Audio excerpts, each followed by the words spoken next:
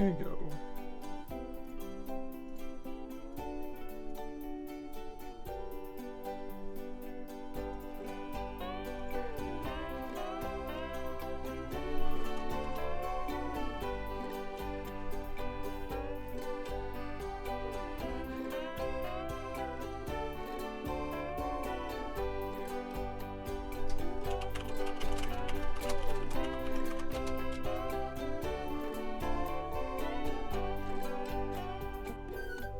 That really is just like the craziest shit ever. Like muscle memory is like actually that crazy, dude.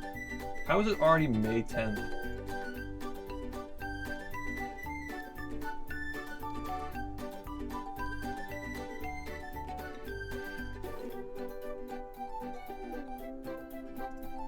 That's insane.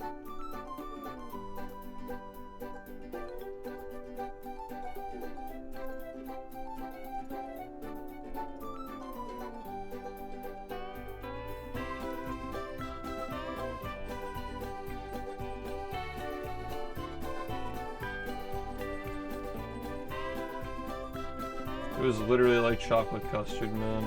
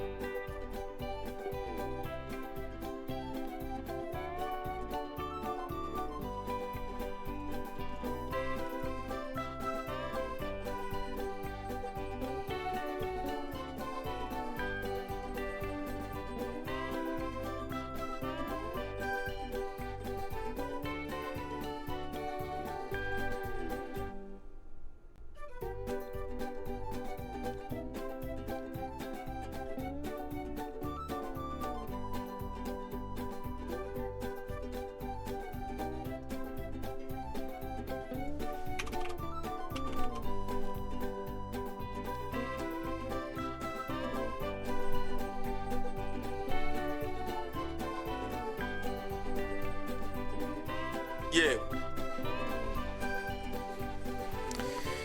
Gelatin, thanks for the 34 months. What happened? Oh, I put it on the clip channel.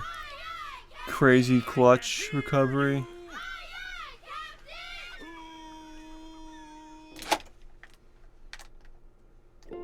Well. Yeah. I'd make myself a snack, but there's no time!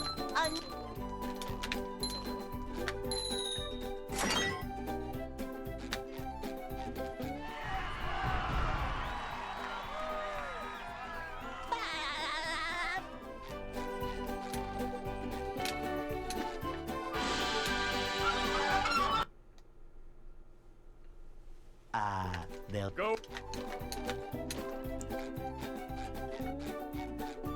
Hey.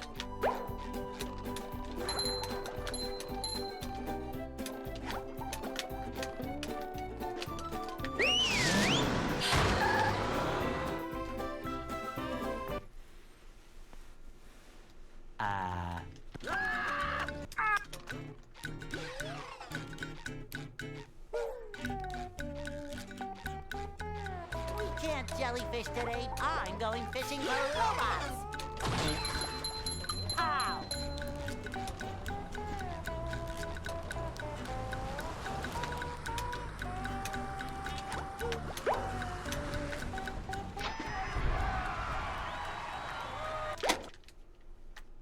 Yo, what's up?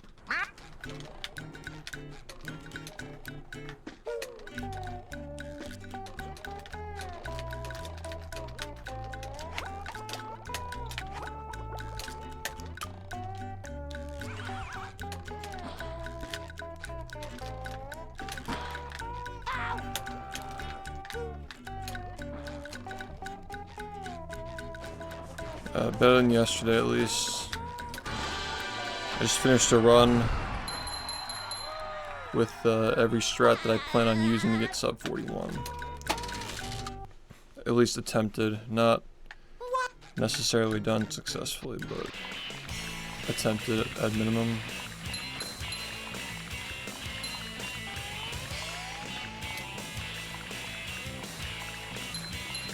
Yeah, sub 250 is free in Graveyard with that strat, man. That was a ton of fun. I should do It's it actually again huge. sometime. Like, having a lenient split right at the end of the game is massive.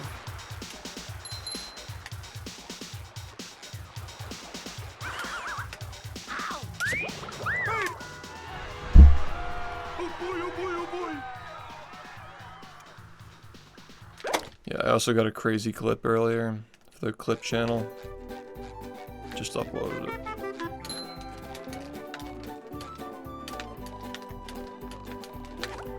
Dude, I can't fucking see when I'm blinking halfway Now I can through wear the 4 fucking... pairs of underwear. This is great.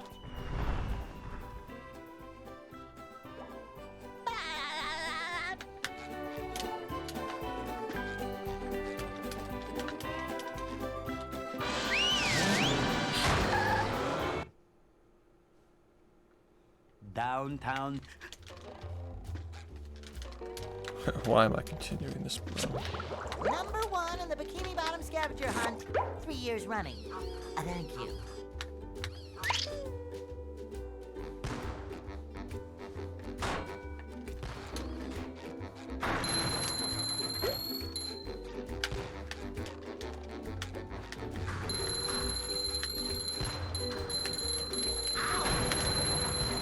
You just met the Sponginator.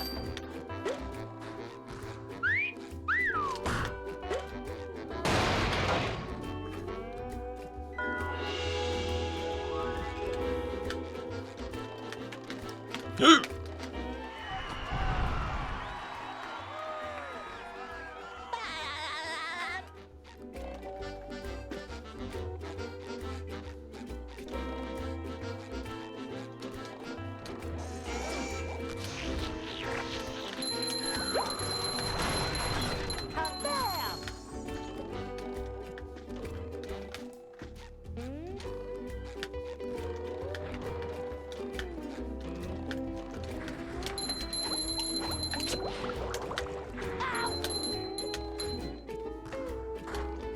Number 1 in the Bikini Bottom scavenger hunt, 3 years running. Thank you. Yeah, what's up?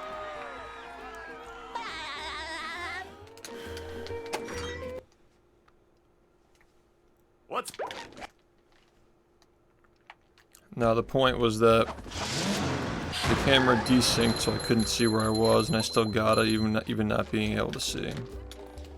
If you understand like what's supposed to happen, if you ever seen the part of the run where that happens, like happen normally, you'll understand like why that was like done. Number 1 in the Bikini Bottom. Fuck this game. Are you ready, kids? Aye, aye, Captain! I can't hear you. Aye, aye, Captain!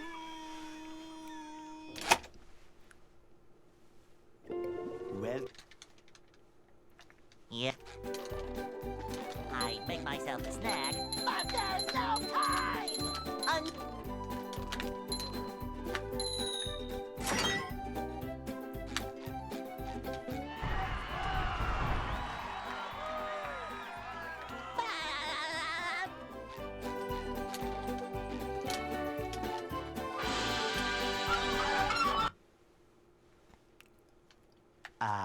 they'll Go.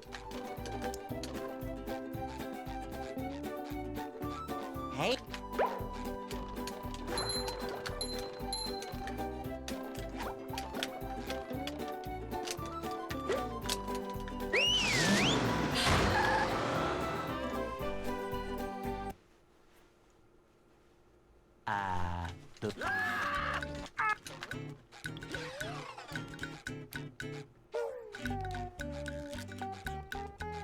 We can't jellyfish today. I'm going fishing for robots. Pow!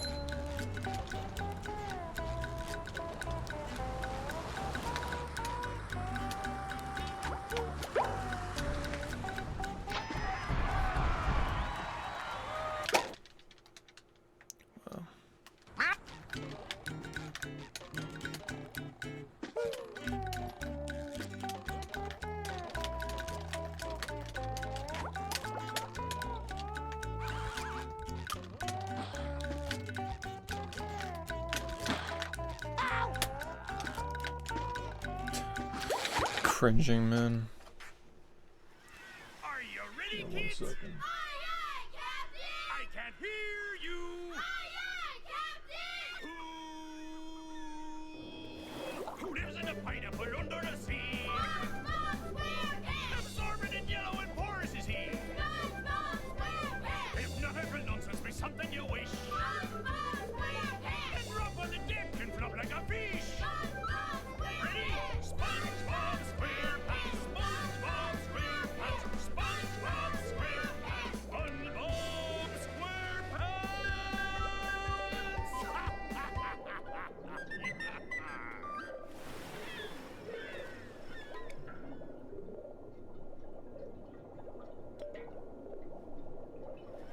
Are you ready, kids? Aye, aye, Captain! I can't hear you.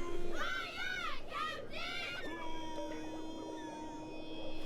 Who lives in a pineapple under the sea? SpongeBob SquarePants! Absorbent and yellow and porous is he. SpongeBob SquarePants! Hypnotic nonsense be something you wish. SpongeBob SquarePants! And drop on the deck and flop like a fish. SpongeBob Ready?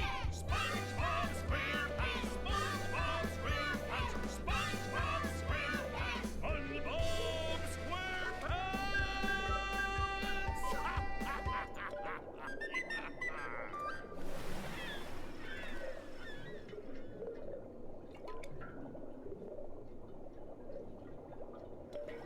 Are you ready, kids? Aye, aye, Captain! I can't hear you. Aye, aye, Captain! Who lives in a pineapple under the sea? SpongeBob SquarePants! Absorbent and yellow and porous is he. SpongeBob SquarePants! Hypnotic nonsense be something you wish. SpongeBob SquarePants! And drop.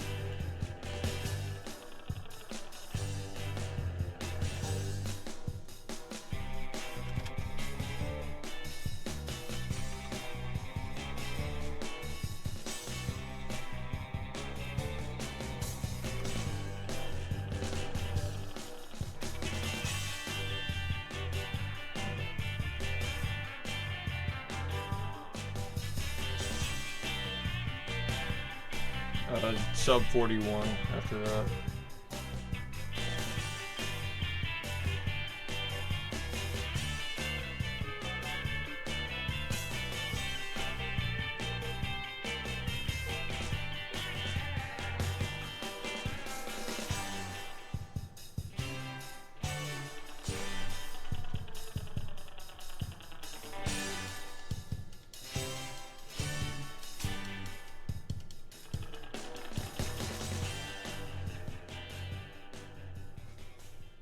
On the deck and flop like a fish. SpongeBob Ready? SquarePants! SpongeBob SquarePants. SpongeBob SquarePants. SpongeBob SquarePants. SpongeBob. Hey, what's up, man? Just gonna get rid of the music real quick. Second.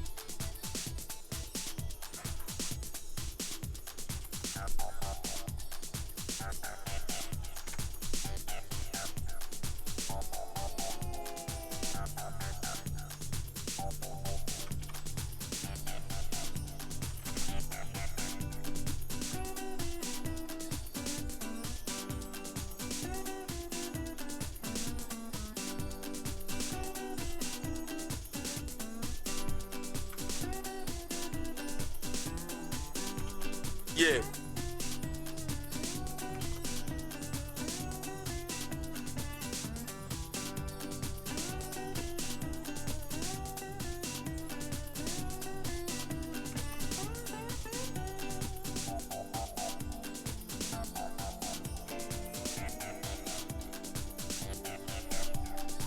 Yo, Chandler, thanks for the 16 months, man.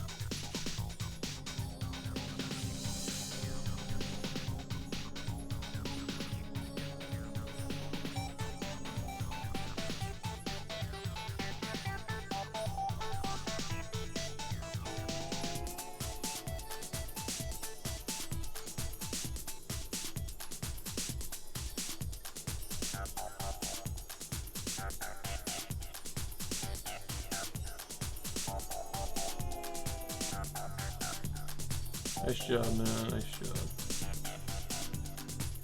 Wait, is live split crashed? Oh.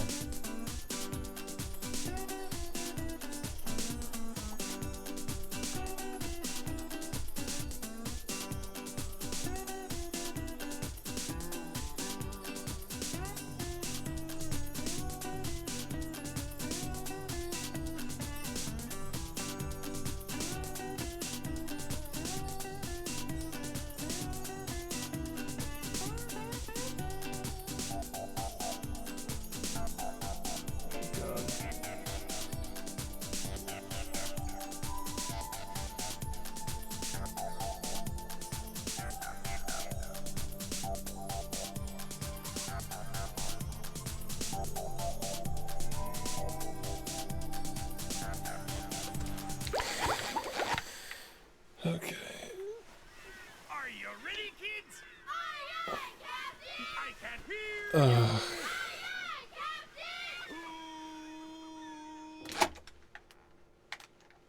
Captain! Well. Yet. I make myself a snack, but there's no time!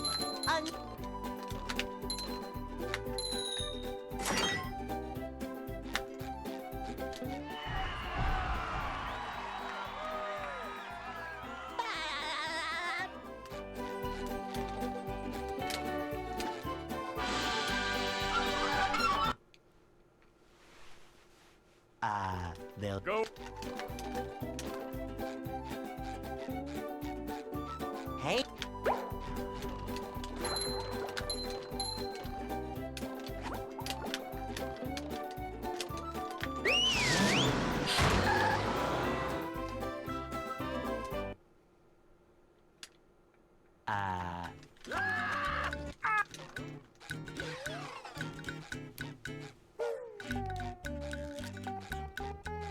We can't jellyfish today. I'm going fishing for robots.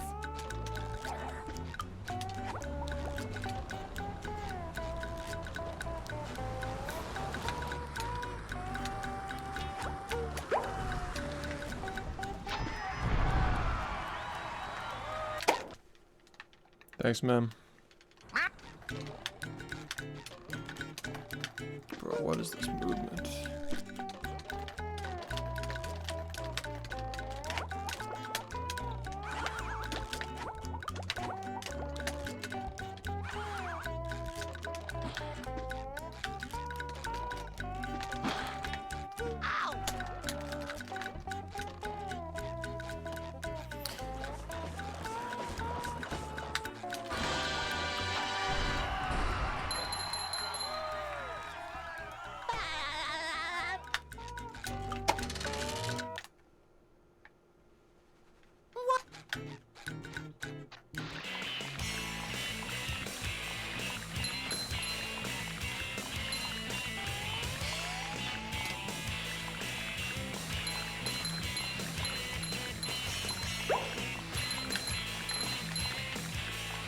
That was a ton of fun. I should do it again sometime.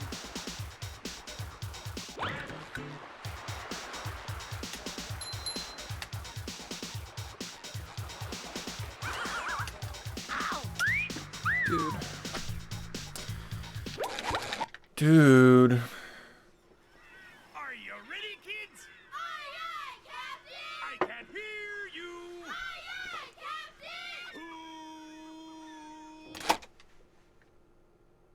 Captain! Well.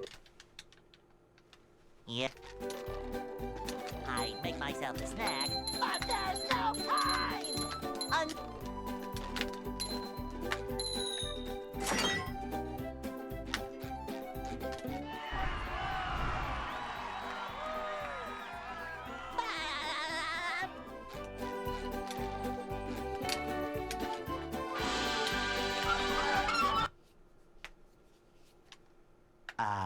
They'll Go.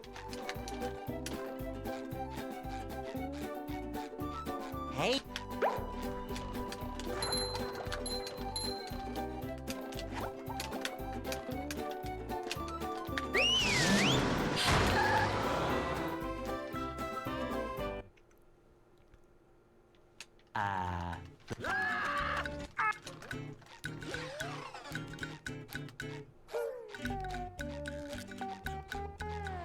can't jellyfish today. I'm going fishing for robots. How?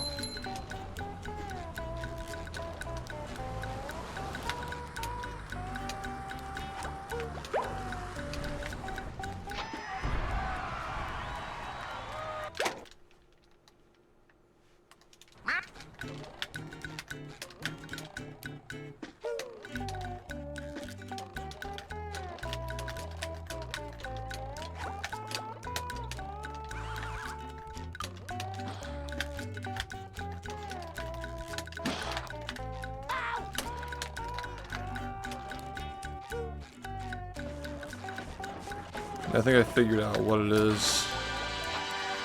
Like, it's not only just the one frames that are just way harder if I'm fucking sleepy, but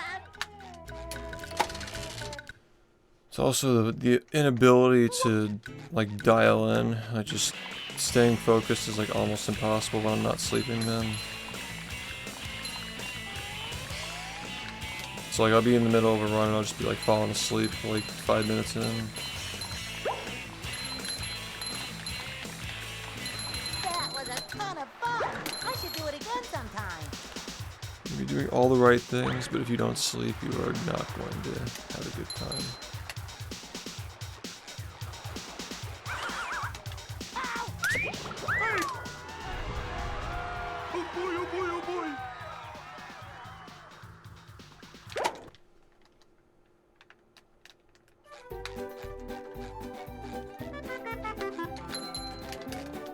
Dude, no.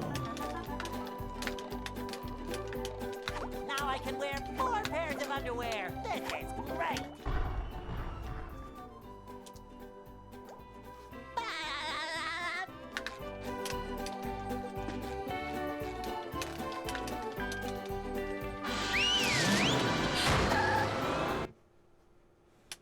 Yeah, I'm awake today, Downtown.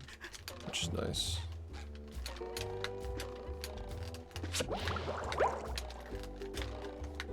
Number 1 in the Bikini Bottom scavenger hunt, 3 years running. Thank you.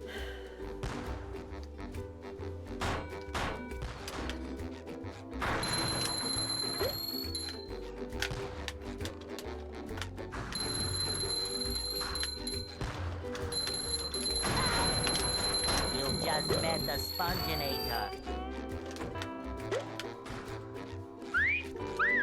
Sometimes pushing a single button is satisfying. Push, push, push, push.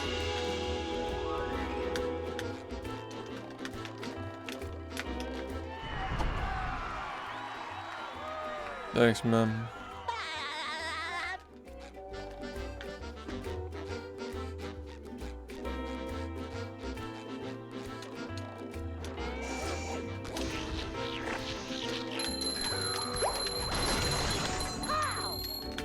Yeah.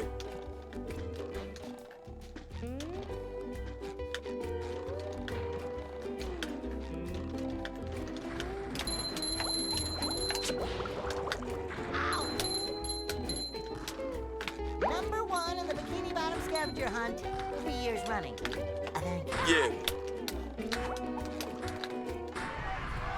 Yeah. Leaving, thanks for the 30 months, and White Town, thanks for the 17 months. Appreciate it, guys. What?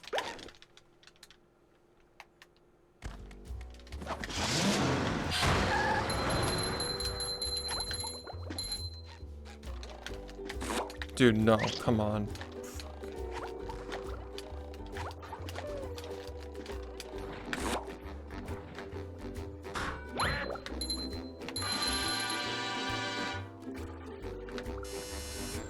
Number 1 in the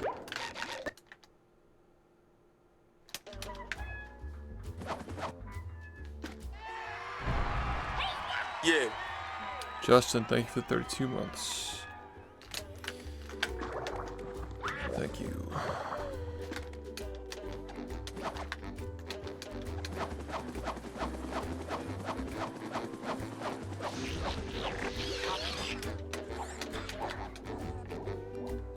There's another one.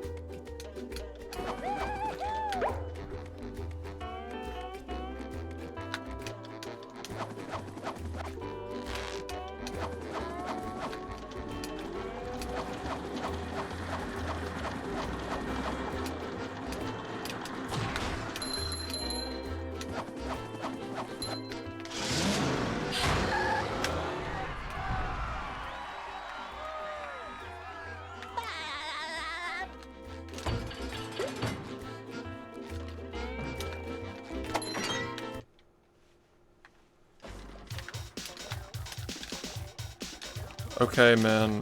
It ain't 2016. Come on.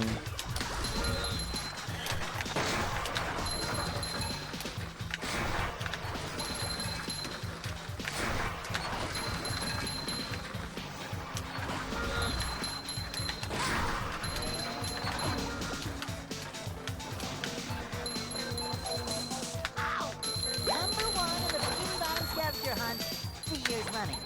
Thank you. Wow, there's still not enough. It's fucking annoying.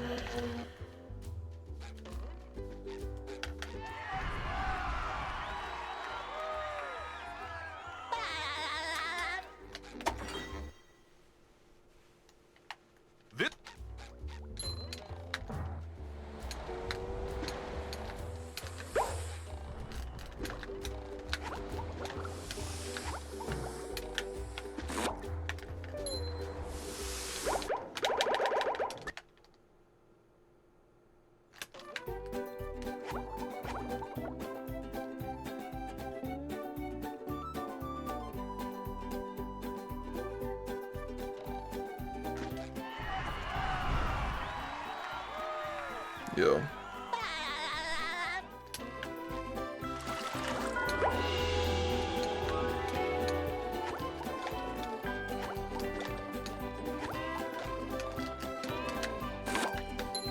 Finished a run earlier. It was bad, but we still finished something, I guess. You know.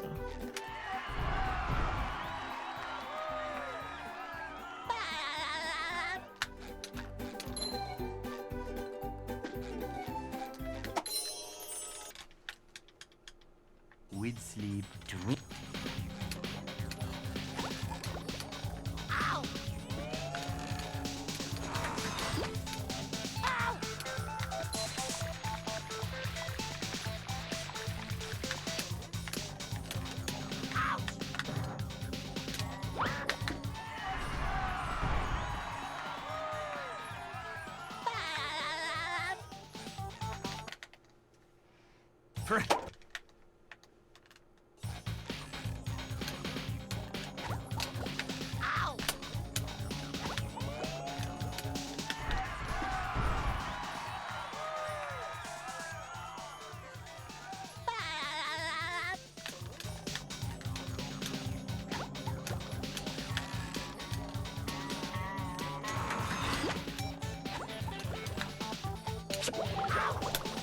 Alright, we're actually getting these 1 frames today. Big difference, man.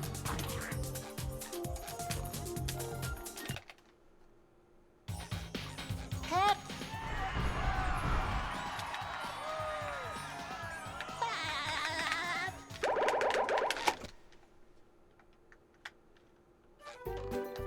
Much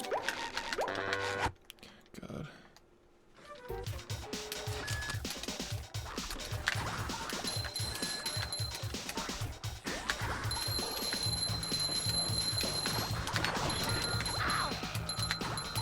I feel like I should be working. Really terrible RNG. So that's Sucks, man.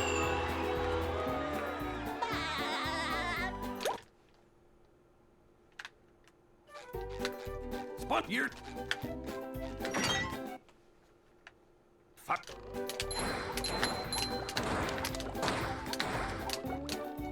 Hi.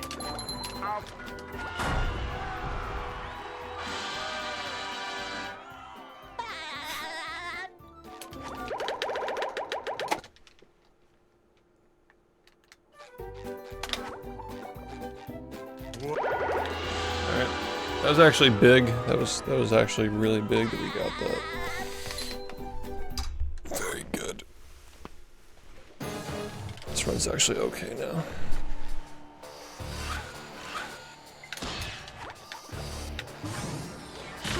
Looks like the robot's left itself vulnerable. Great barrier reef.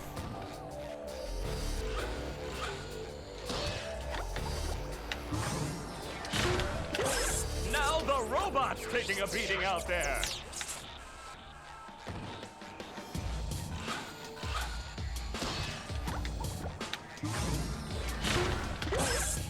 robot better change tactics and fast.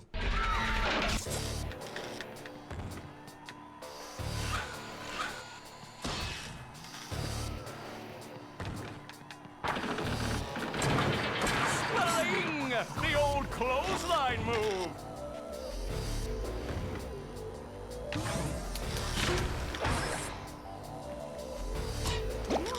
The robot's losing its head.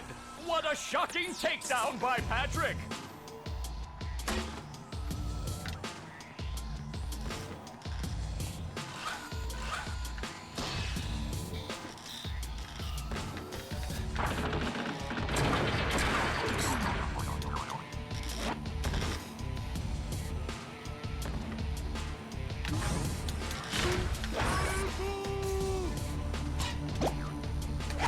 Oh, nice flying, head thing move by I Patrick. actually finished a run earlier, and I attempted all the strats I plan on using in the actual sub 41 attempts, which doesn't always happen.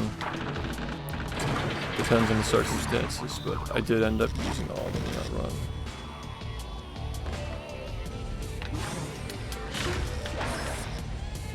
Which I don't think that glideless is going to be a necessary like every run thing until we're going for sub 40.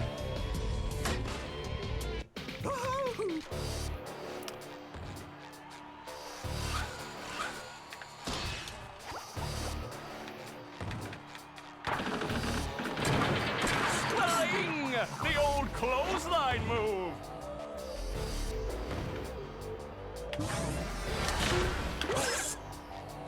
Whoa! What an opening for a guy literally filled with openings! Oh, what an uppercut!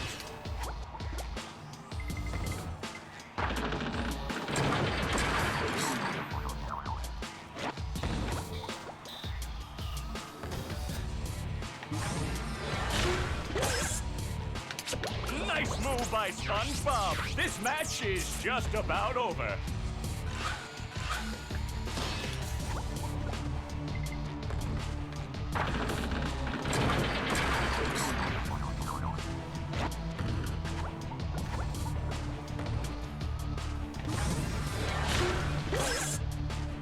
That rope. Eh.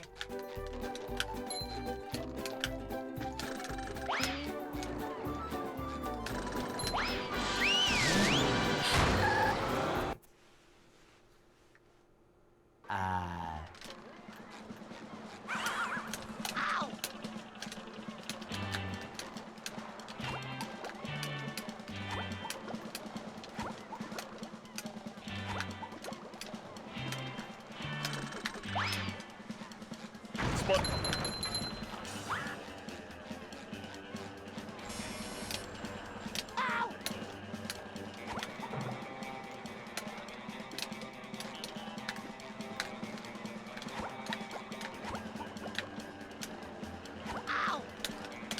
That was almost really bad, dude.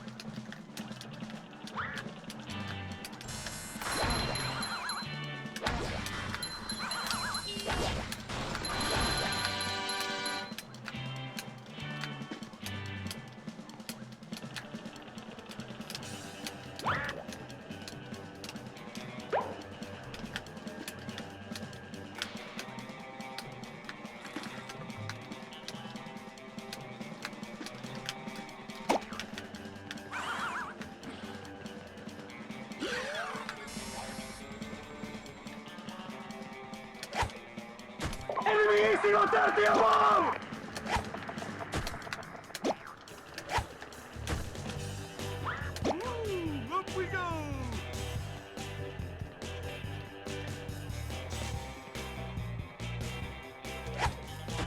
Wow, I think I actually made that work. Yo, Sausage, thanks for the raid. How's it going? Please stay. Come on, come on, come on, man.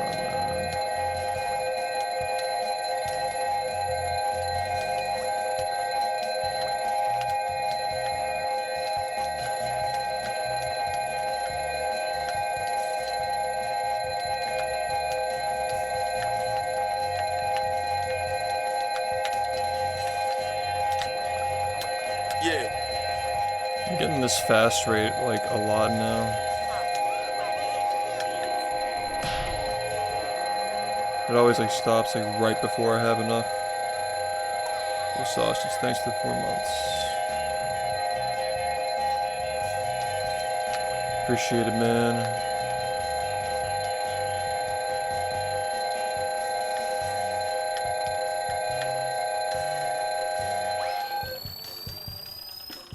Get up, please, sir, mister. I just lost so much fucking time, man. Like the wrong number too. Like these numbers are so bad. It's gonna go 150. We're gonna lose like an additional whatever the fuck later because of the shinies. Like fuck, man. If I did it like a second earlier. Sorry.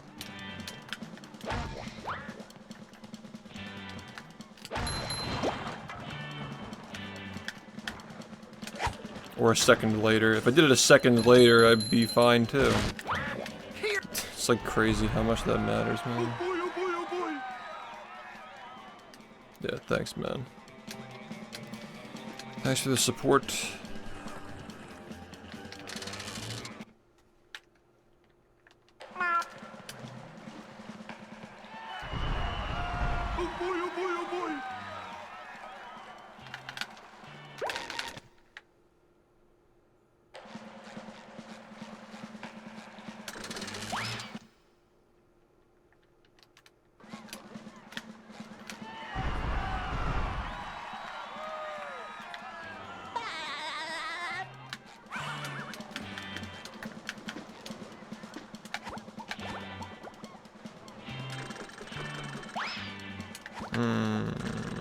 Wait, that was clutch. I think I might have gotten it, actually. Yeah. Wow, that was a couple of clutch saves with these setups in Goo Lagoon. There are actually a few. The glide was almost a fuck up too. I don't know how we still have this run. It's really bad though. Like, I don't know what we're gonna do about this. It depends on what more is. Certain ranges lose certain amounts of time.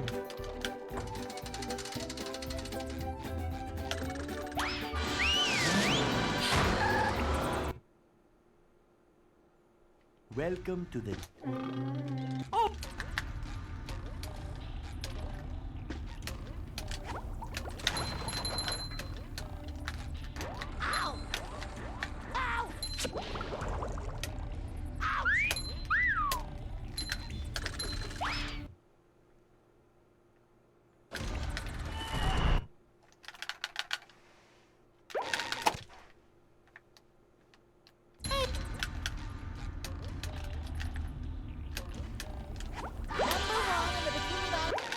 Yeah, I figured that would happen. I think I'm just gonna fucking reset, honestly. Also, what's up, Protractor? How's it going?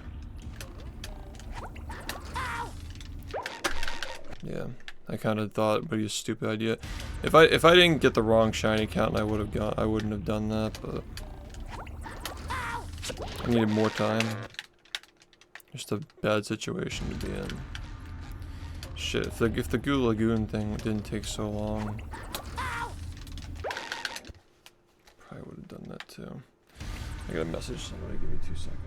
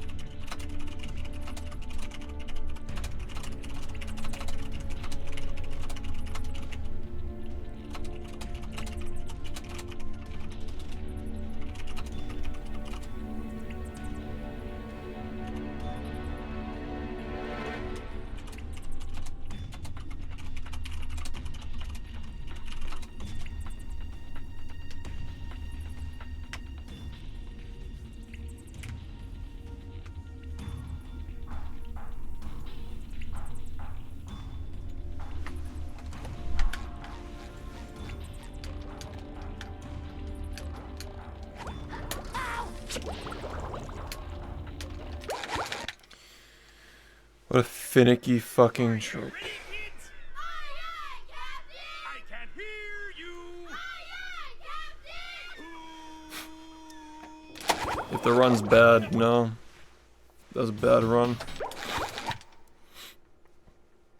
If I leave Goo Lagoon with an adjusted time of 1945 or higher, I usually just do that to save a couple of seconds.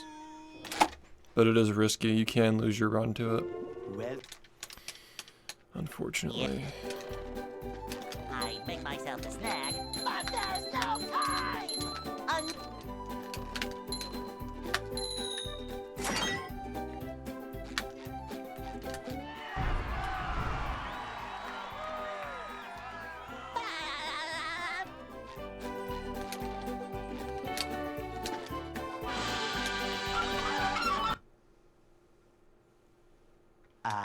they'll Go.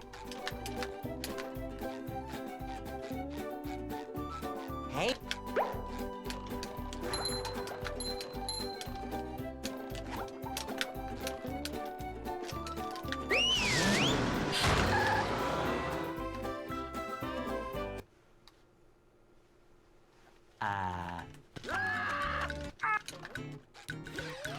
Yeah, freaky ass barber. I like how that dropped like a week after all this shit. Freaky ass barber, buzz cut god, freaky ass barber. He a fan, he a fan, he a fan.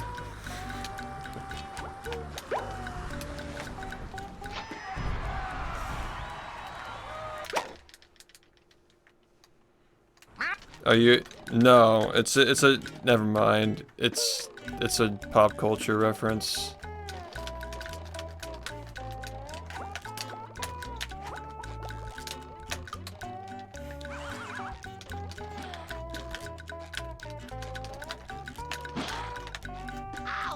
Just seems like freaky is the word of the year.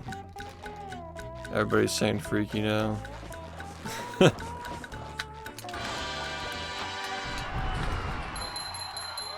Have you not heard any of the diss tracks?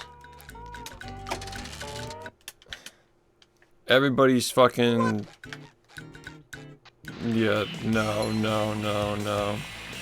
When he calls Drake freaky at the end of the diss track and says he's a 69 god, yeah, that's what I was referencing.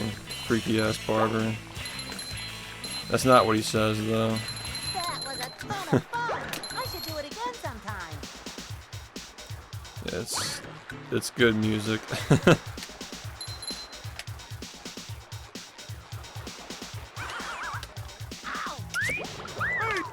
Twitter is breaking over that shit. Every single day there's new stuff. I mean there's no like back and forth right now between the artists, but everybody's just like digging up dirt. It's like crazy. Now I can Freaky wear ass more barber. pairs of underwear. This is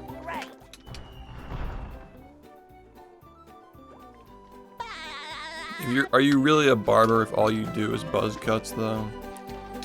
Like this doesn't really like... Can't anybody do that? downtown. Come on, dude. It's just getting ridiculous, Number one in the man. Bikini Bottom scavenger hunt, 3 years running. Thank you.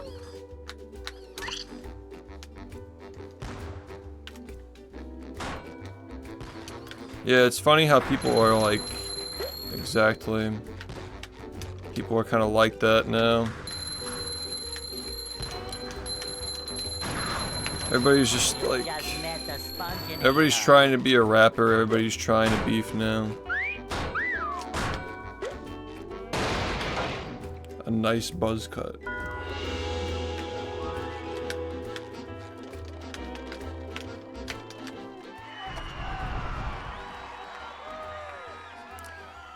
Yeah, everybody's about to start fucking calling everybody out on their bullshit. I've been doing that shit for the last 7 years though. Somebody give me a Grammy. Opening my mouth. I like how he thought that was a diss, by the way. Kendrick just opened his mouth. Somebody give him a Grammy right now. Like, Are you dissing the Grammys? Like, you're not, that's not really a diss on him. You know what I mean? It's like not even a good diss. Like, why do you even say that? It just sounds like jealous when he says that.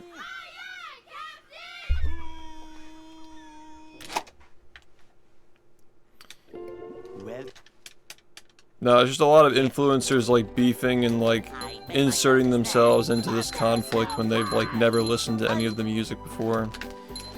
Just like, this Kendrick Lamar beef is crazy, but they've never listened to any of his albums. Just gatekeeping. I didn't even know that LeBron was a Drake fan. I thought he was just a Kendrick fan. I see him mouthing the words to Like That, but like, fair enough. Like That is fucking fire. It's one of the only songs like written in the past 10 years that I actually like.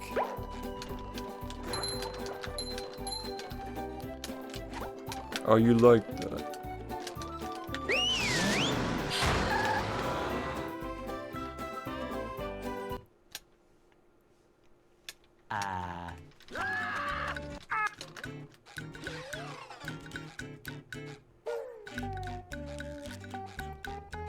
We can't jellyfish today. I'm going fishing for robots.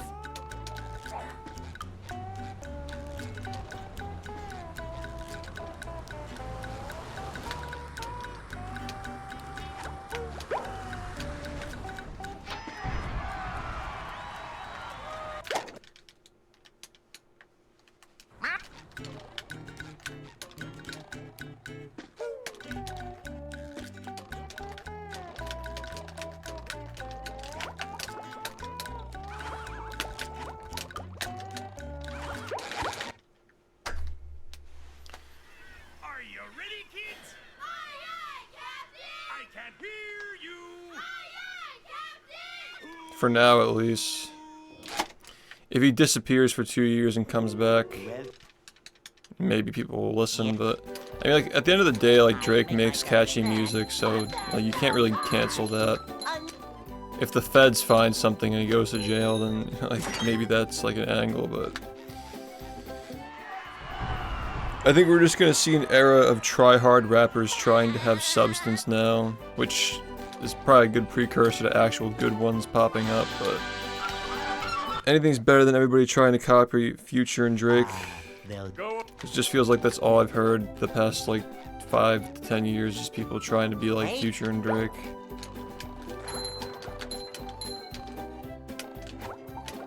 Like, I don't know any of these people by name, I just don't really care.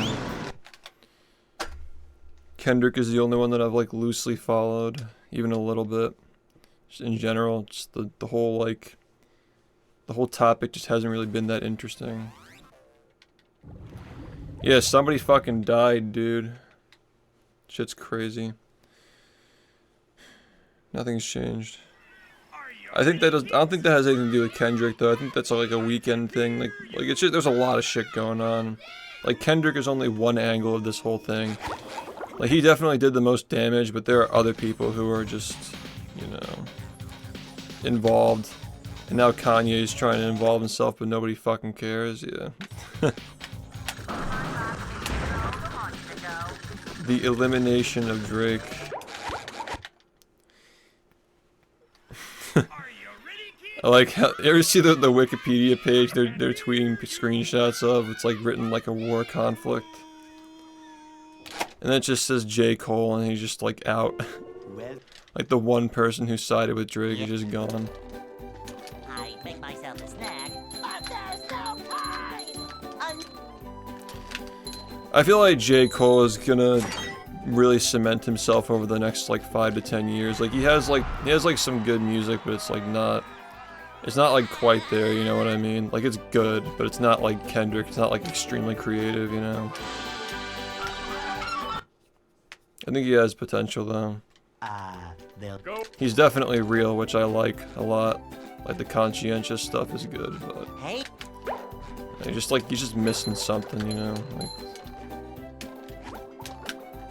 he figures out what that something is. I just find it funny that like this whole idea of like there's just like a group of rappers at the top. You know, but like Kendrick was just sleeping and everybody was sleeping on him.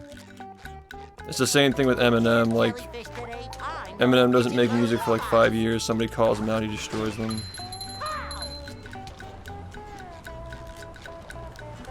Same deal, dude. They're OGs. They're like anybody who's like inspired by like the original gangster rap, you know, like the 90s stuff you were just talking about.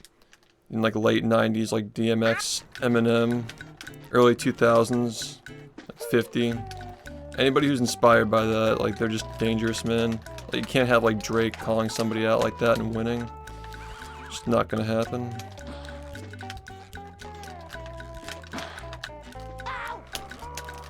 I mean, like, J. Cole is still kind of soft, but like at the end of the day, like he's in a better place than Drake is right now.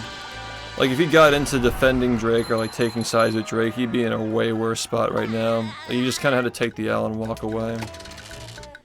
Because if he flips sides, that's even worse. You flip sides, you look like a coward, and you know, like I think he did the smart thing, just walking away. Like he didn't really have any other options. Like what else could he do? Like if I'm J. Cole, I'm keeping my mouth shut. Anything involving this shit. Because I'm not gonna lie, like Drake seems like the kind of person who would flip. If J. Cole even as much as mentioned like, oh, Drake fucking lost, you know that Drake would just like sneak diss him on some future album or something. You know what I mean? You're just gonna like talk shit about him for like backing out and then just not having his back even though he wasn't even part of it. Yeah, Drake literally has artists credited on his diss tracks, like not even like ghostwriters, just straight up writers, dude. Unless that's a rumor. It's a pretty good rumor if it is one, but... Yeah, it's like J. Cole's situation is like... I saw the fucking dumbass, like brain dead take that J. Cole won the beef. Like, when you go to war, you're not getting out without a scratch, man. Kendrick Lamar, like, even though, like... People have brought up like the domestic abuse stuff.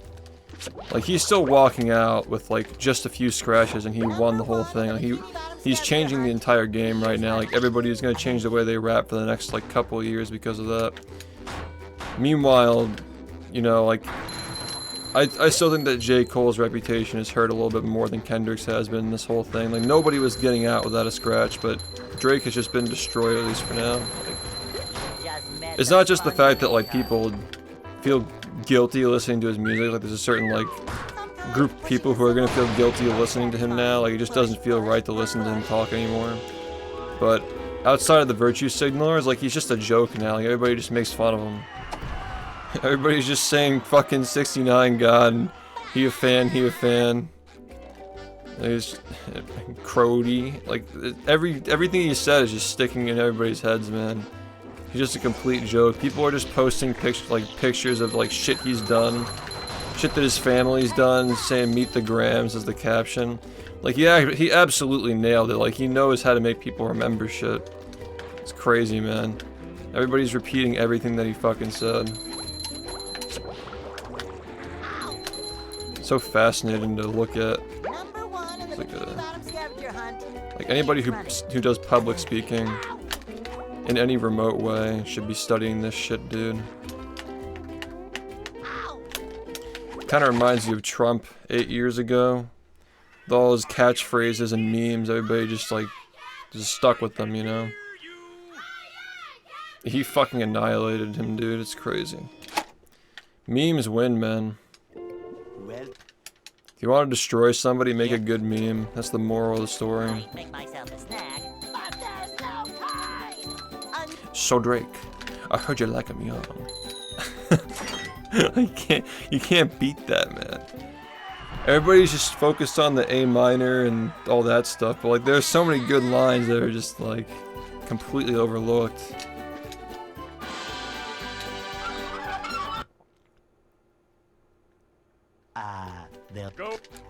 Like how many I got in stock? 5 + 5, John Stockton. Like, come on, dude. Just gets better the more you listen to it. every line is just, it's like almost as good as Hit 'Em Up, man. It's like almost as good. You claim to be a player, but I fucked your wife. It's just never gonna get old, man. Like 30 years later, that's still fucking hilarious. Going fishing for a robot. Ow. God. I love it so much. I missed it, man. The last time this happened, I was in like middle school. Ja Rule got laid out in front of everybody. Dude, it's so fucking funny, man. He hates him so much, but it's like, he just says it in such a funny way, dude.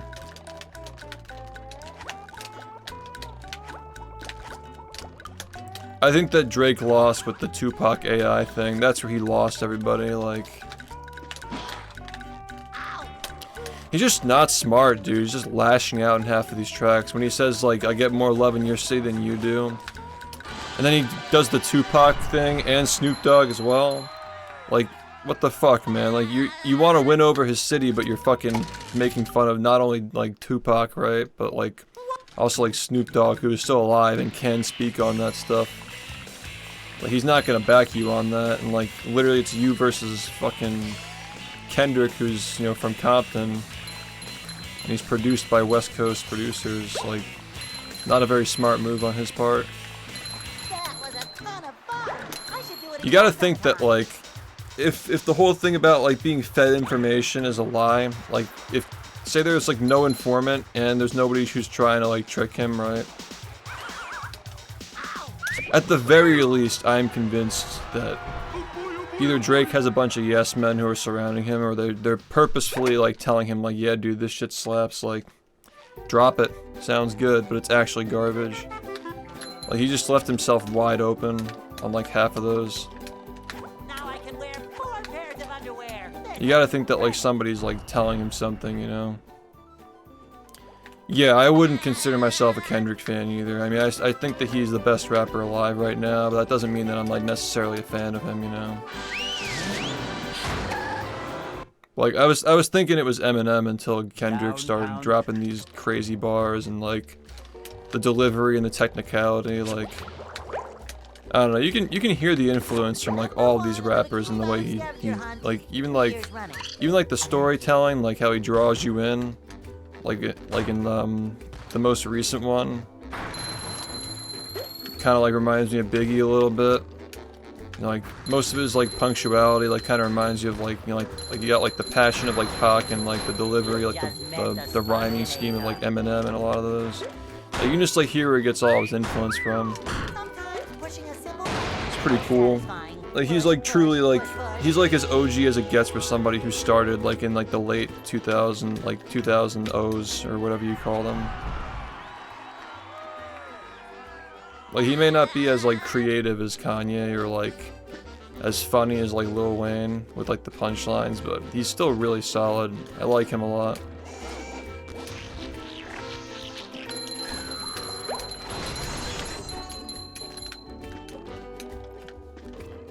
Just haven't really followed it in like 10 years, man. Like, since I was in like high school, I haven't like listened to anything.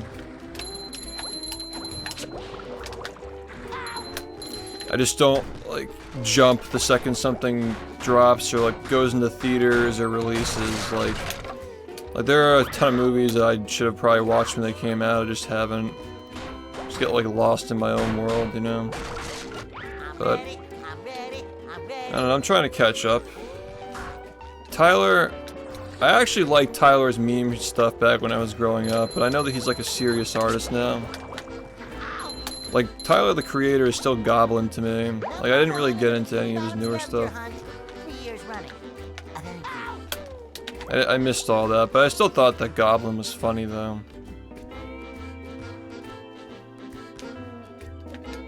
Yeah, Exhibits is a good one. Not a lot of people mention him. That's a really good one to mention. Nas doesn't get enough credit either. Definitely gets overlooked. Especially because Jay-Z is more like in pop culture, but like Jay-Z got fucking owned by Nas back in the day. And you'll just... It's like how people, like, there's still some people like 50 Cent who are still so petty to like talk about that kind of shit. Or, like, No, like the OG Nas, yeah. I was about to get mad. Yeah, exactly. Well, Yeah, thanks, man. Yeah. Yeah, I've only listened to Goblin, dude. Make myself a snack. Back with, Odd Future. Back when he was like a meme rapper. I still thought he was funny though. Like, Eminem was a meme rapper. I liked Eminem better as a meme rapper. Like Slim Shady LP. well, I mean, that... Yeah. Obviously, people are gonna cite, like, Doom if I mention this, but, like... Aside from, like, not, like, literally being based on a cartoon, like, inspired by cartoons, but... Like, listening to the Slim Shady LP is like listening to, like, a cartoon in real life. Like, the antics are just insane, and, like, the rhyme schemes are so good. Like, it's still one of the best albums ever, in my opinion. It's still Eminem's best album, and it's still one of the best rap albums ever, in my opinion. Shady LP. Hey. Like, I liked Eminem back in the 90s when he was more of like a feature artist, just saying like off-the-cuff crazy shit. Like, as soon as he got famous, like, he was still good. But it just didn't really have the same like desperation, because like he switched up his style to like try and get famous, like get noticed with the crazy fucking like I'm gonna fucking throw a stroller at you with a baby in it shit. Going fishing for robots. Like that kind of stuff didn't really start until he like really started to like try to blow up. But once he became famous, it was like so much about like dealing with his fame and like, you know, like flexing his status and stuff. I don't know, also, the conscientious stuff too, like it's good, but I'm not listening to it, I'm not gonna lie.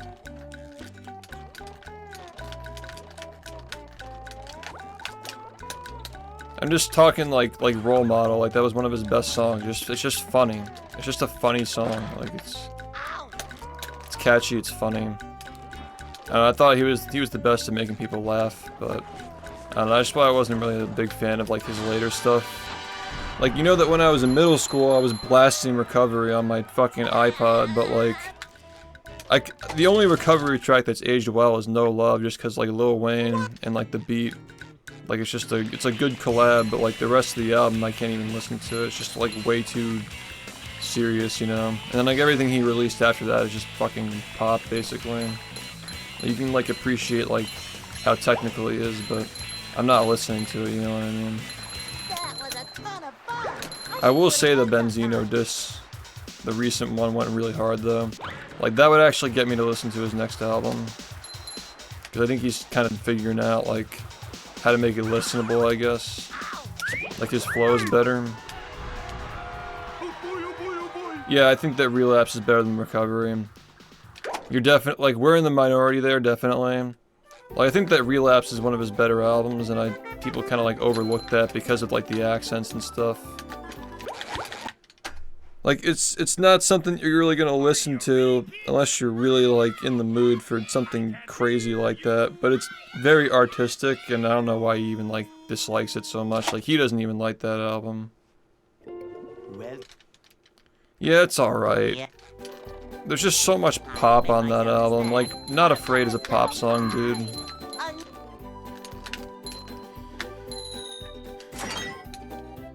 Yeah, I mean, I just gotta say, like, I still think that, like Pac and Biggie are still the greatest of all time. I know that's just such a milk take, but, like, Pac is the only man who could get, like, real gangster rap to, like, touch the mainstream and actually stay popular for a long period of time. And he just fucking churned those out, dude. Like, they were releasing albums 10 years after he died. And what, his album is still in the Billboard Top 200, like, 30 years after being dead. Like, his rhyme schemes are very basic, but, like, his passion was, like, literally unmatched. And he still got people to, like, listen to, like, real rap in the mainstream, you know? Like, nobody else could do that like he did. Like, even Eminem was, like, still, like, poppy and, like, meme rappy, like, in the early 2000s when he was still, like, dominating the charts. Like, it's still, like, Tupac and Biggie, like, head-to-head, like, I think that Biggie still beats Tupac, like, in a head-to-head, but, like, as far as, like, popularity and, like, the influence on the whole game is, like, Tupac is, it's, like, hard to beat that, man.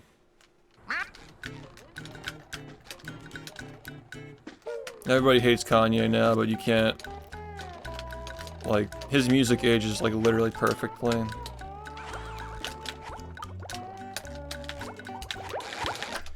It's just like so unique, dude. Like Kanye's music is like, he has like so many like perfect 10s as far as like hit songs. So many of them. Well, Yep. I make myself a snack, but there's no time.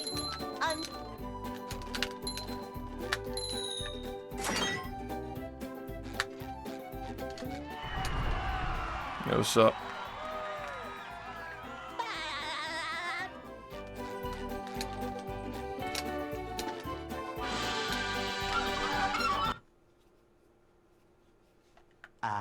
they'll Go.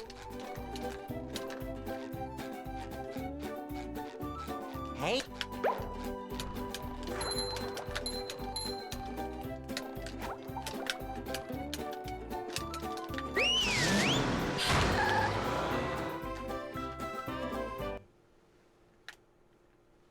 Yeah, that's what I'm saying. Is like for me personally, like Biggie and Tupac are still the best to ever do it. I don't think that that's just like it's kind of a milk take, but it's kind of true, man. Like nobody really draws you in like Christopher Wallace, and nobody gets you hyped like Tupac. You know.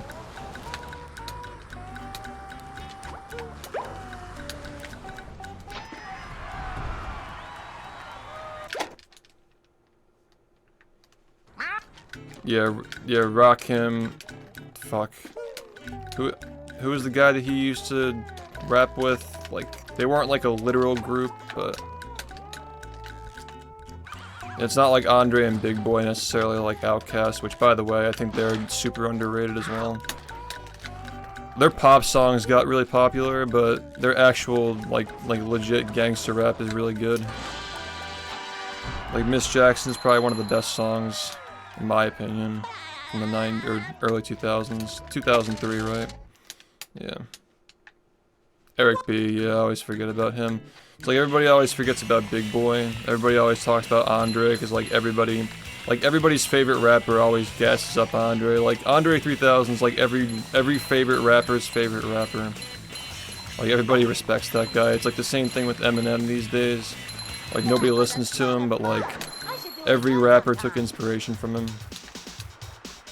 Like I just hear Eminem's rhyme schemes and Kendrick like all the time, dude. But he does it in a way where it's like it still sounds like his though.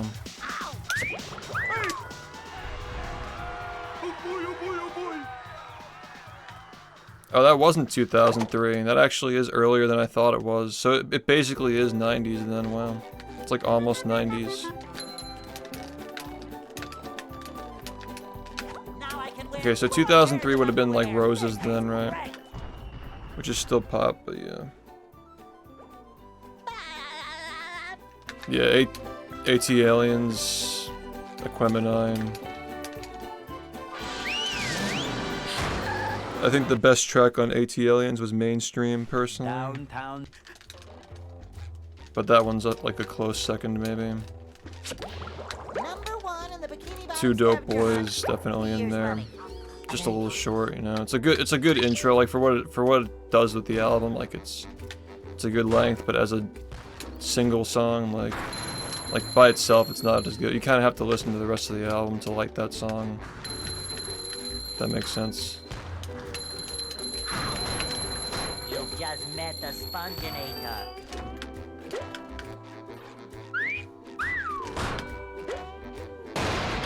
Yo, Cold. What's up?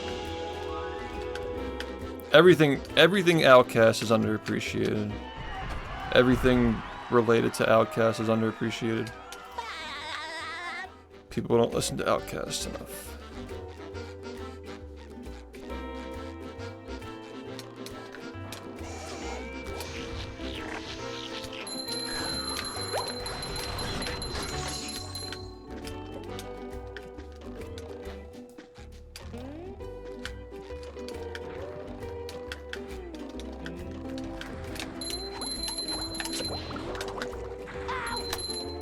Nobody ever talks about Joey Badass either. The Bikini Bottom scavenger hunt, 3 years running. Thank you.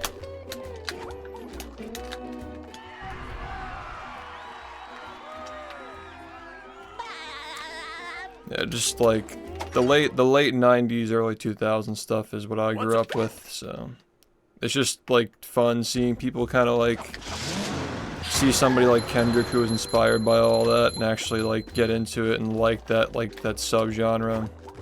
Because like it really just feels like everything up until this point has just been like certified lover trash for the last like 10 years. Massive hater, by the way, and also like trap music.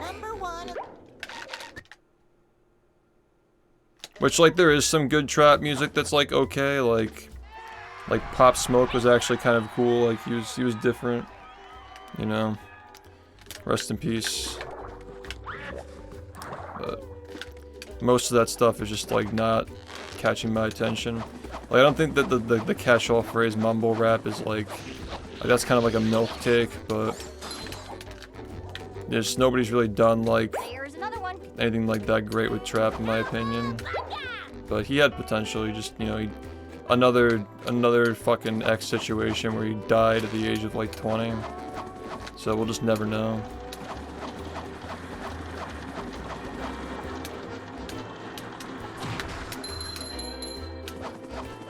And I never really like listened. I couldn't really get into X's music, but like, just gives me another reason to hate Drake.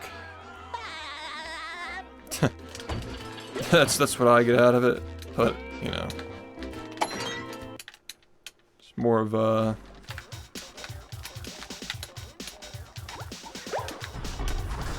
the Pop Smoke thing. Really, I mean, they both suck, obviously. Like Death sucks, but I was like really excited about seeing where Pop Smoke went with his music, but just didn't get enough time.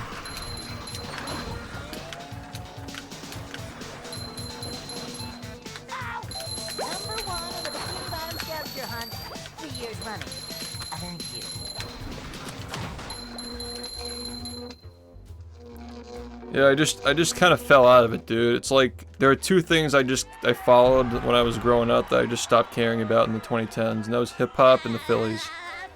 Because they both just disappointed me over and over again. What's up? Better than yesterday, at least. But we're back, dude. The Phillies are, like, arguably the best team right now.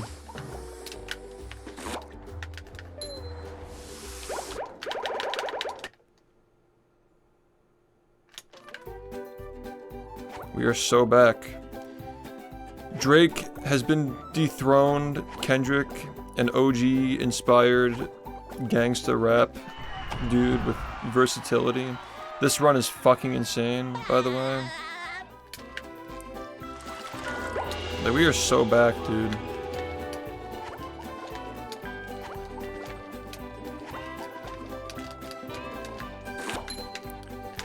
They're gonna have dudes walking out onto the plate to not like us. Peak. I use that on runs that suck, currently.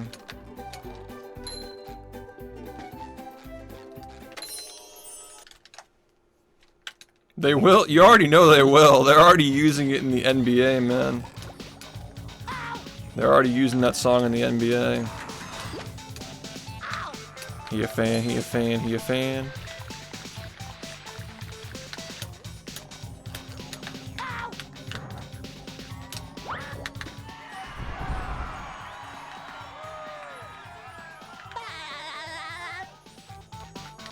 On the Xbox version, the camera can get stuck. It's just a weird, freaky thing. Freaky ass camera, 69 god. Run, run, run, run, run for your life.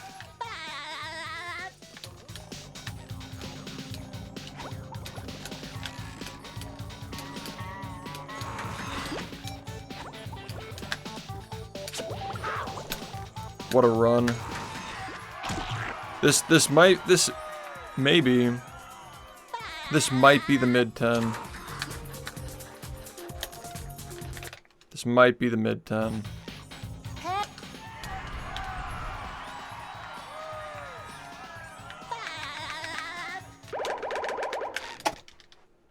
that's fucking... Alright, hold up.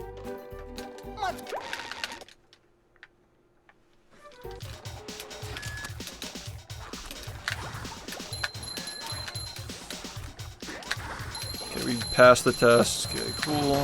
RNG. I feel like I should be working. Alright, we can deal with that. I think we got it. So that's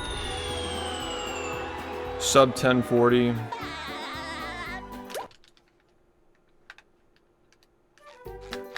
spot here.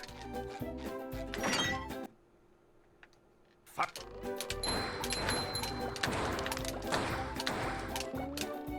Hi. Okay. That's kind of sloppy. Yeah, imagine, dude, like a 0.1% chance. 1038. Oh my god, no, dude. Okay, I was like, oh shit. Fucking 1038.7, dude, wow. And that can go lower too. We can get like a few seconds off that, like 1035. Looks like the robots Fucking left mad, us man. vulnerable. That's my best by like 3 or 4 seconds, I think. No, it's like 3, I think, yeah. Maybe 2. Doesn't matter, that's my best now. I've been saying for the last 2 weeks, we're gonna start getting sub 1040 soon. And I just fucking ate shit for like 2 weeks, but yeah. Like I said, we are back, dude. 1038. It's like...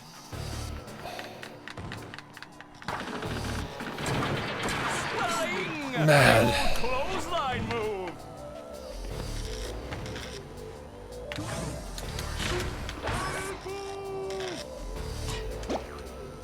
So fucking good, dude.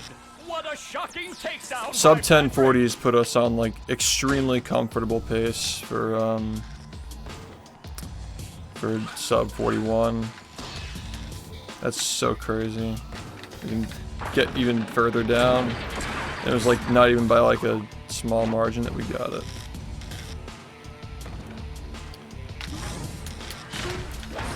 I don't... Oh, nice flying. I actually don't know how much time it costs to lose it in that way. Like if you miss it the other way, you lose like 4 seconds. I actually don't know how much you lose missing it this way. I just know the fastest way to recover it. Don't remember how much it loses. It's a little bit everywhere, just how it is with these runs.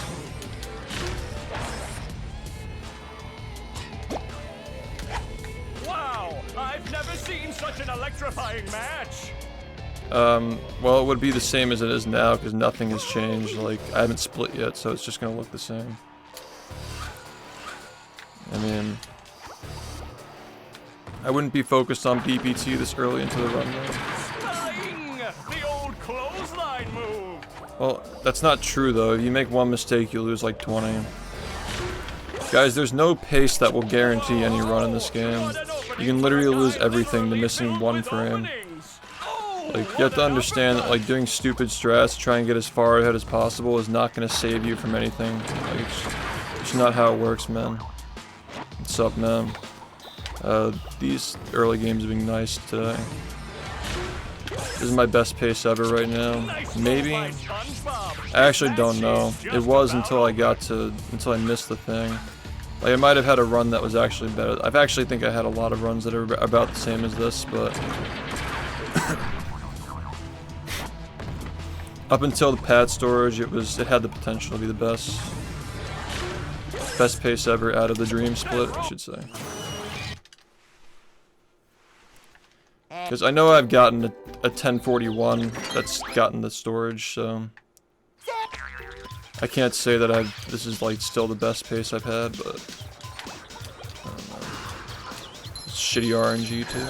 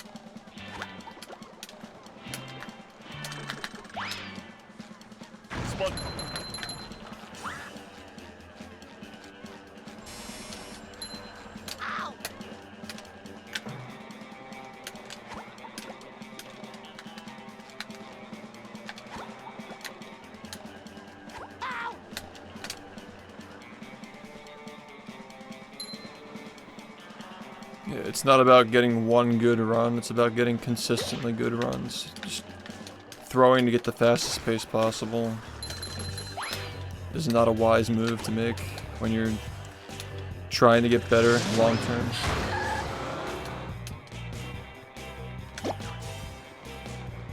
Like, there is no run that I will get right now that is the final run that I will ever have to do in this game.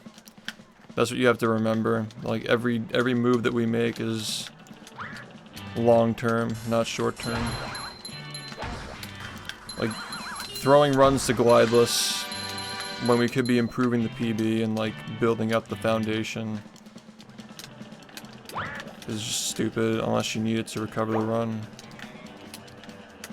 Because there'll be a time when we have to do that, not when it's an option. And that's when it's more appropriate to use that every run. So right now we can accomplish our goals by getting more runs and playing more of the game, instead of just resetting to a stupid trick that works like a fraction of a percentage of the time.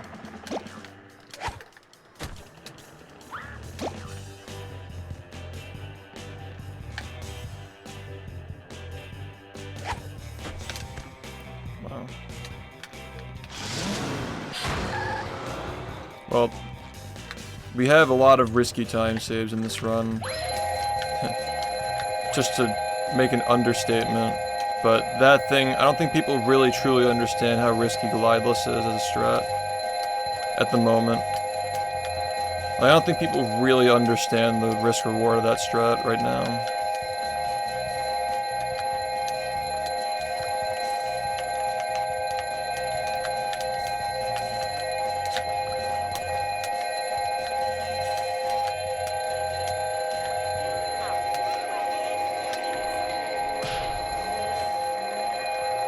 Like, I understand, like, you might not realize it, like, just from, like, watching, but, like, every 30 seconds there's a, like, an all or nothing, like, risky strat that can kill your run if you miss it. But that thing just, like, it's just mostly out of your control at the moment.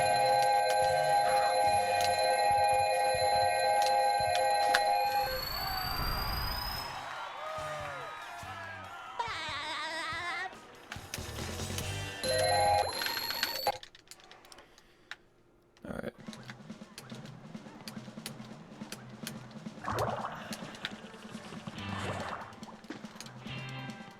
Sort.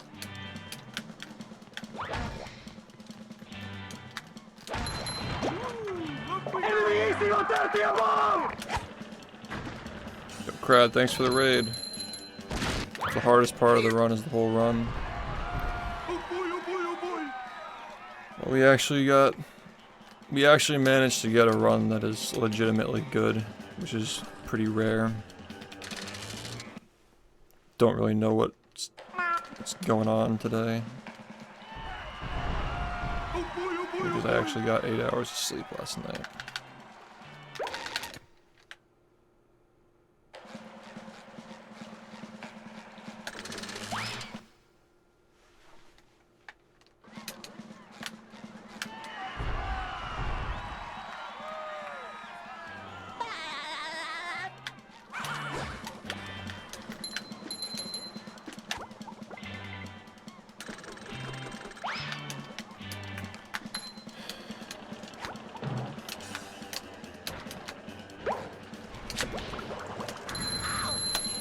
just met the Sponginator.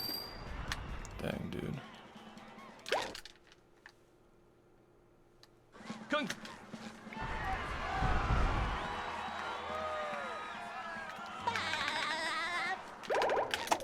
Oops. Yeah, I base my decisions based off of the results I get in runs, though. Like, I'll do glideless in all my runs for like a week or something, and based on that, I'll decide like how often I should do it. Welcome to the You know, same thing with like all the other minor optimizations and like risky all or nothings and shit. Ow! Ow! Ow! There eventually comes a point where you kind of have to do everything, but you gotta work your way there. Move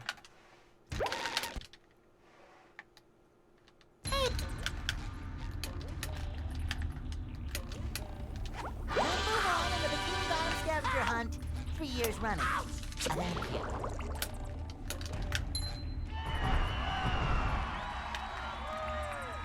Yeah, I did, just to see like how it was. Like when I would need it, how much it was helping. Let bubble. So that's bubble. Thought for a second that wasn't working.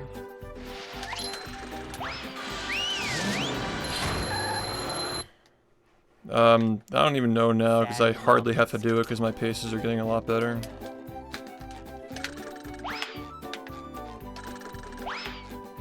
Okay, we're doing Murmulair then. Fine.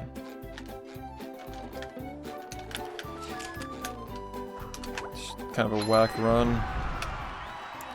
Low key falling off a bit.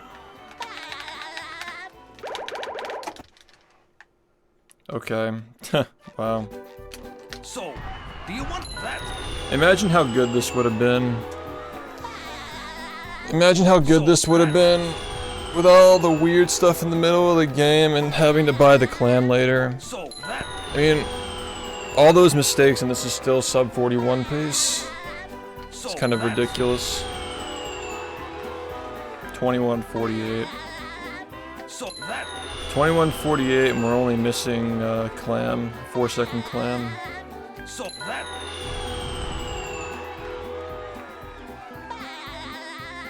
So that.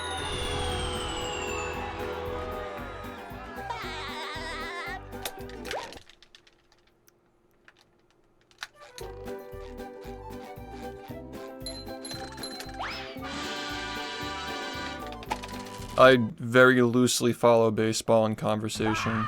Yikes. Like, I Looks couldn't like name like any of the SpongeBob's in players. for I a rough couldn't ride. like it's been too long since I like really followed it when I was a kid. And even then, like it was mostly just like knowing players and positions. I've never been too deep into it. Great Barrier Reef. I just like to talk shit. It's usually just talking shit about my own team, so. That's the ticket.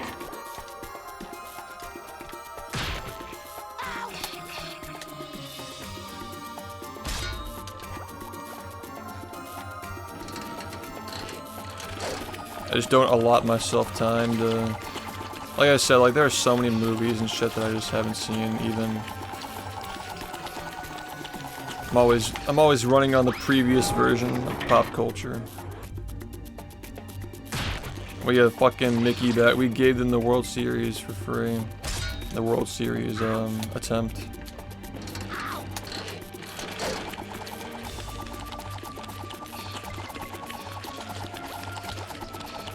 Complete choke, dude. Ow! I guess what is Sandy going to do to get SpongeBob unfrozen? Yeah, it is. This run, as far as pace goes, is the fastest run I've ever had, though. We're down a clam, though, and the shiny count's gonna be in a weird spot. But if you can't really ignore that, obviously. But like, yeah, what I'm saying is this run's good. Could melt anything. It's still a good run. Yeah, we're ahead a lot on time. We just have to Make sure the shinies are handled properly.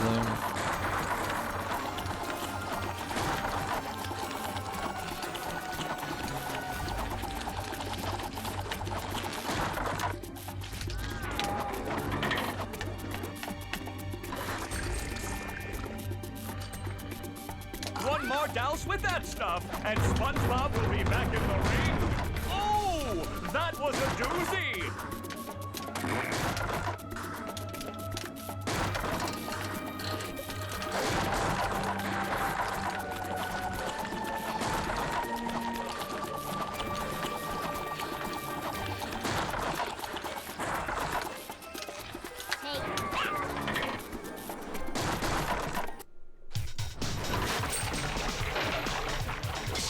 That does it! SpongeBob is back in the fight!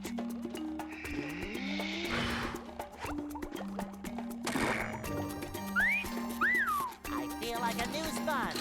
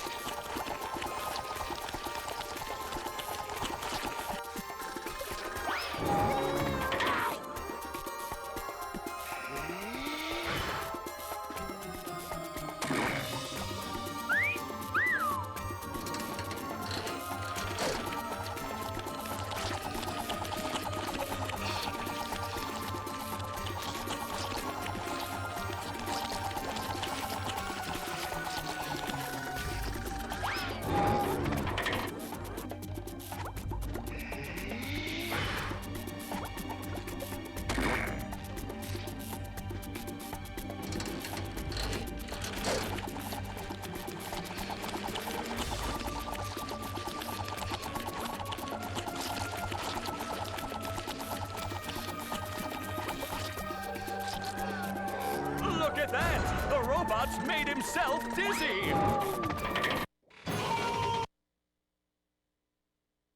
I'm...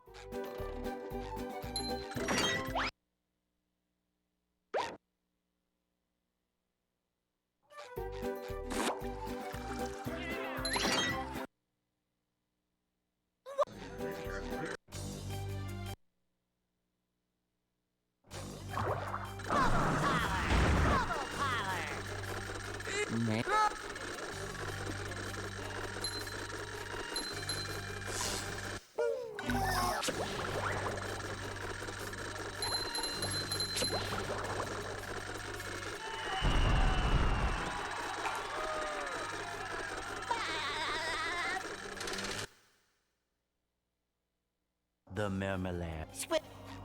Bubble power! Say hello to my little bubble friend.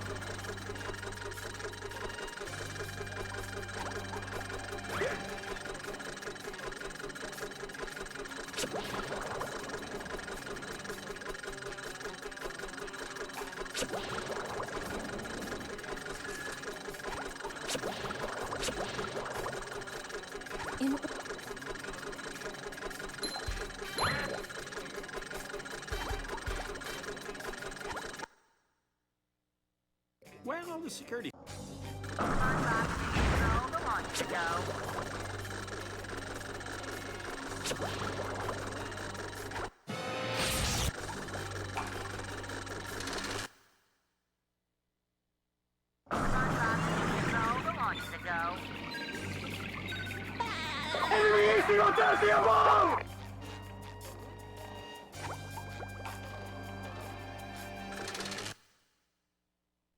Get... Bubble power!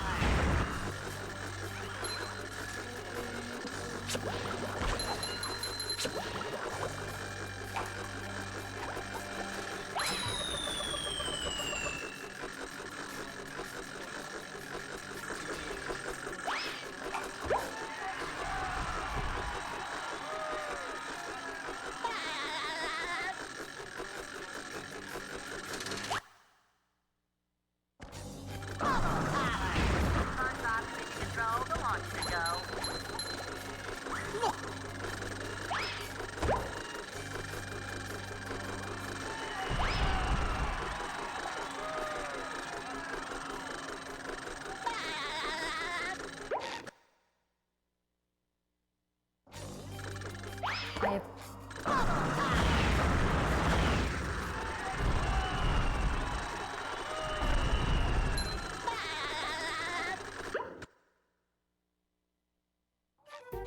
keep up. Bubble power!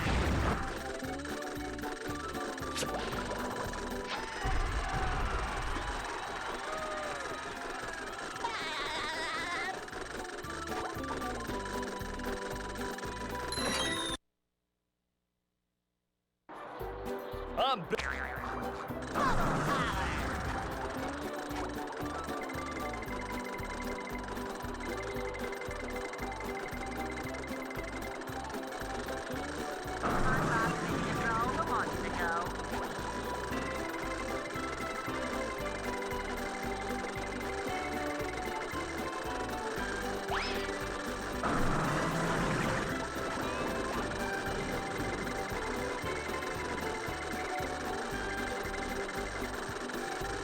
Say hello to my little bubble friend.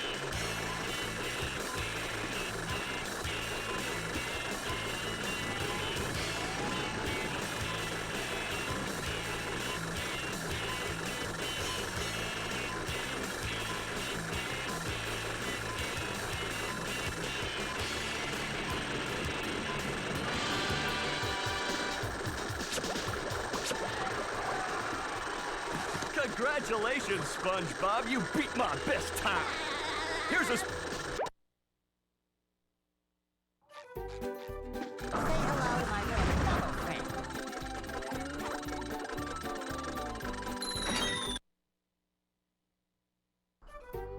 I've got. Say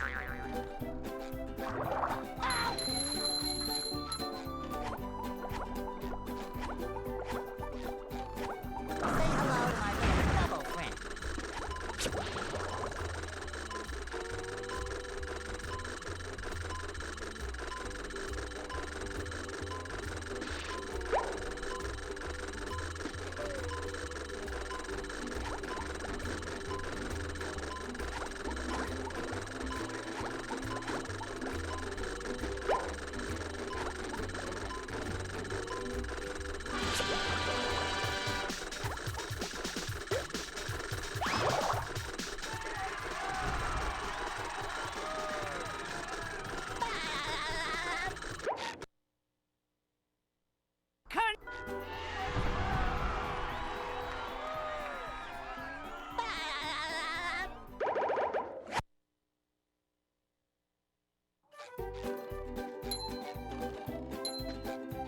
Bubble.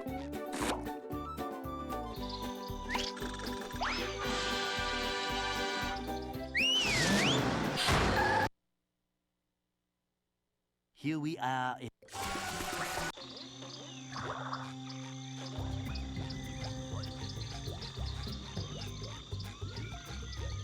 hello to my little bubble friend.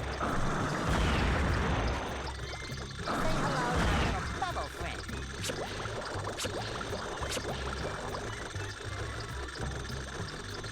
Huh?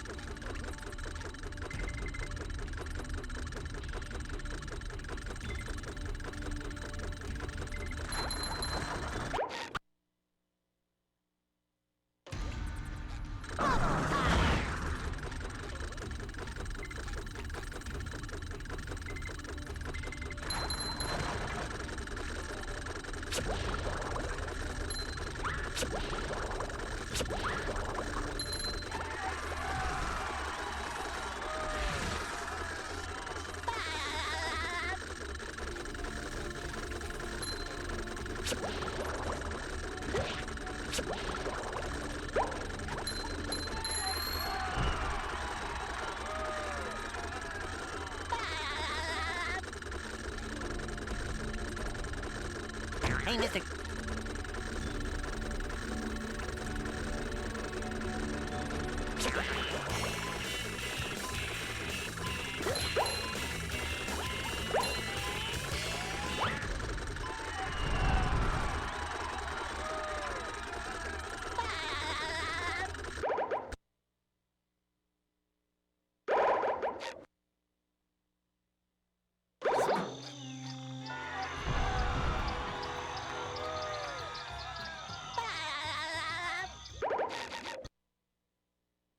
Say hello to my little bubble friend.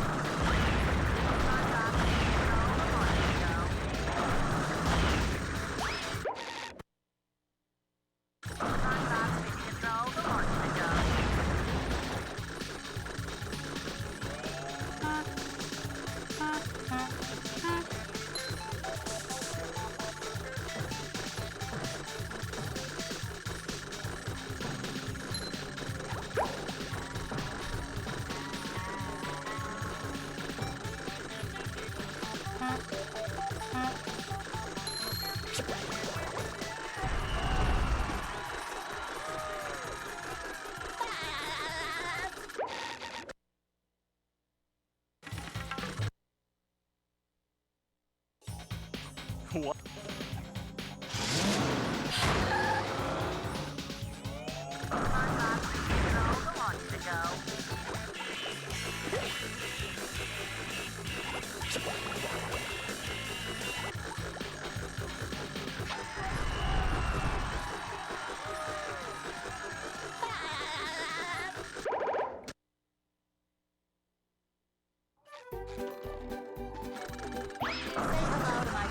So that's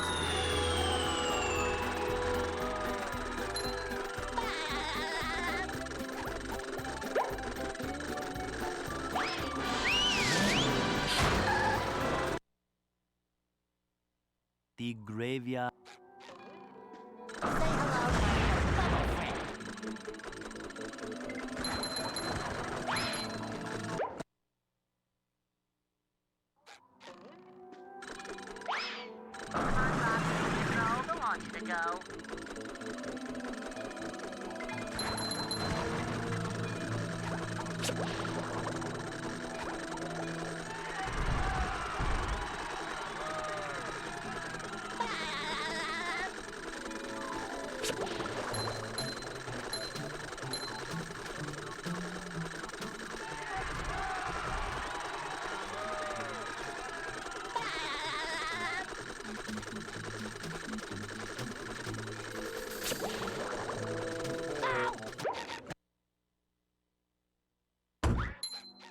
Say hello to my little bubble friend.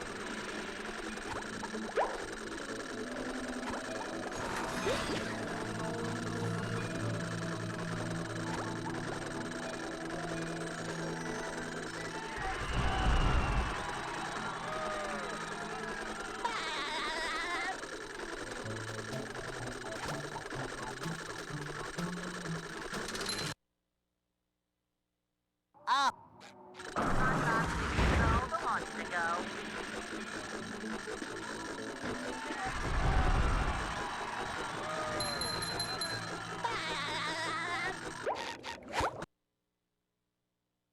Yeah. Say hello to my little bubble friend.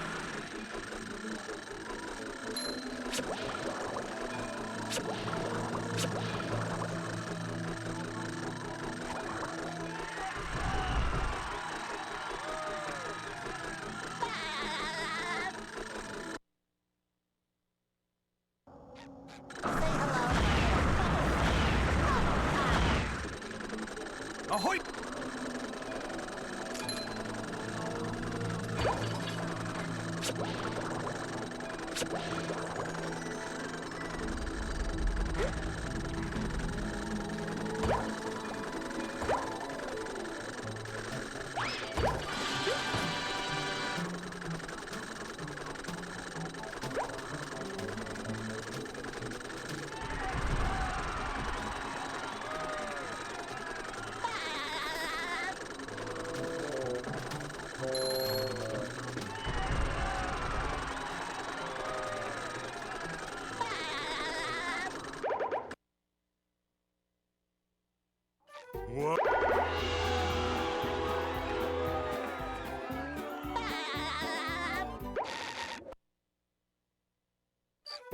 Hello to my trouble friends. They serve food here, yes, but they don't serve love.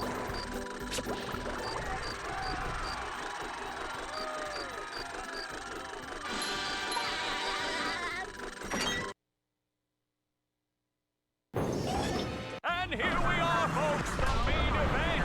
A gauntlet of ever-increasing ferocity. SpongeBob has an opening, but will he get the drop on the robot?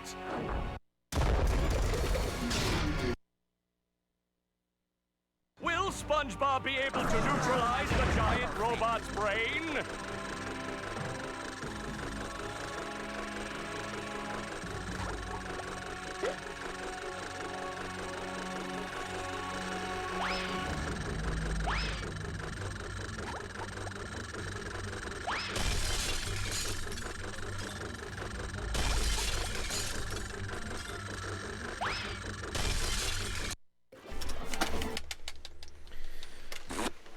Too many big fuck ups everywhere.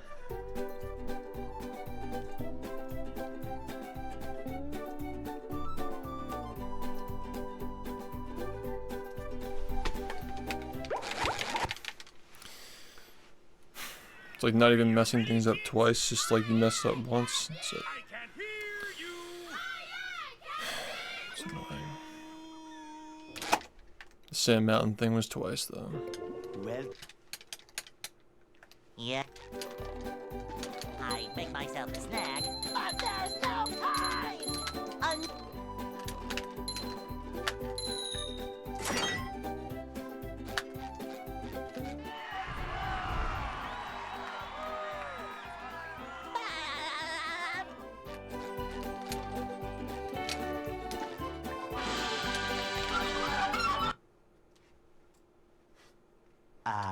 they'll Go.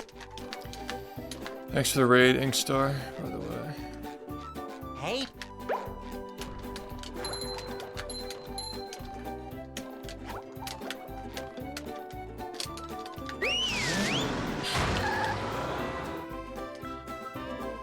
That was an easy 41 if I just didn't fuck up. Stupid.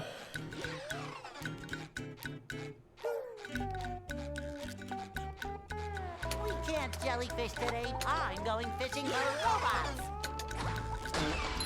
A graveyard had actually been good. Easy 41 off of that run. There's like so many mistakes. Still could have gotten 41.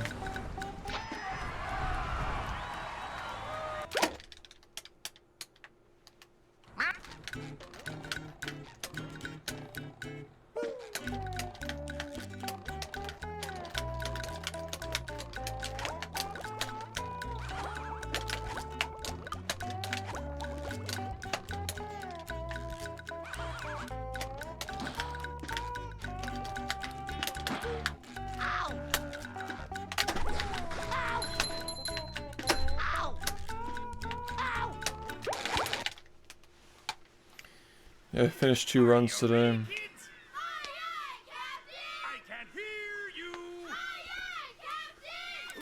Just keep messing up. well, Yeah. I make myself a snack, but there's no time!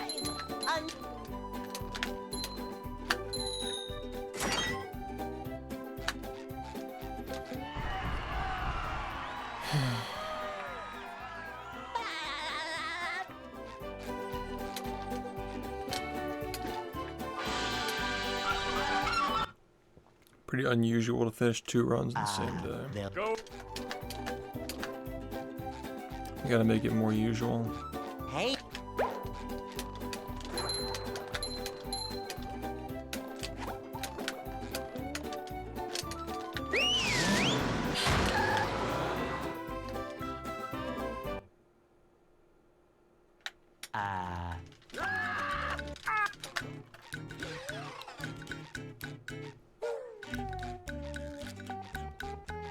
We can't jellyfish today. I'm going fishing for robots.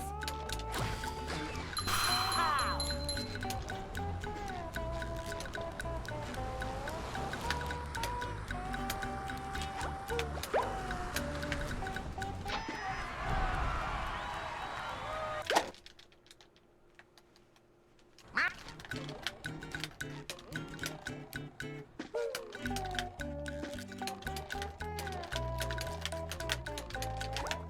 It's bullshit. Come on, man.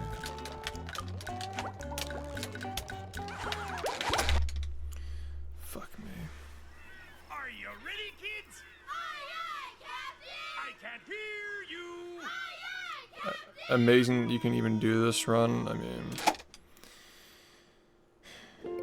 Well, the problem with that kind of mindset Yeah. is that, like, I've already done it. Snack, but there's no time.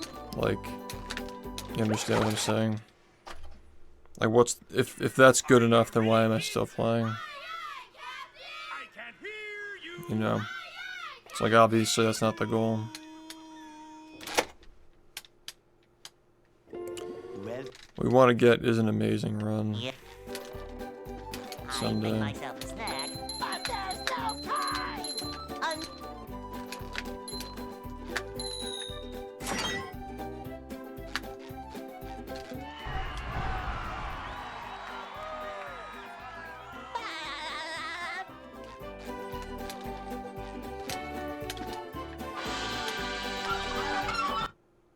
Yeah, I do. they'll Go. Last improved it in February. Hey.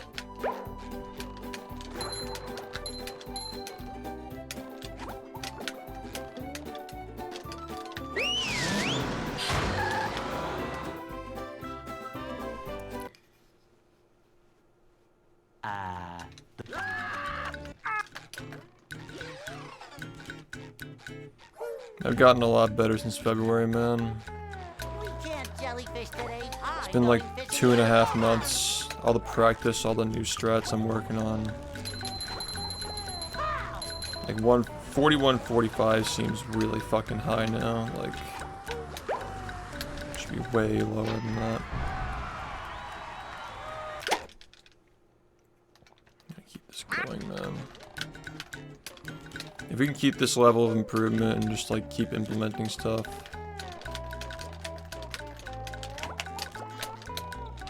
Shit. Come on, let me go.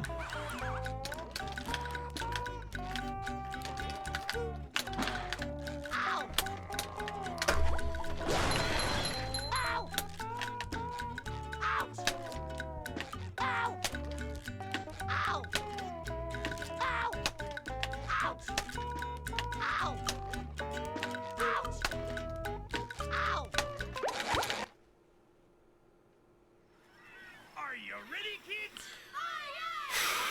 I can't hear you. I mean, having a world record in this game is not well, even close to my biggest accomplishment, streaming and speedrunning, but I make myself a snack. it's more of a responsibility to continue improving it.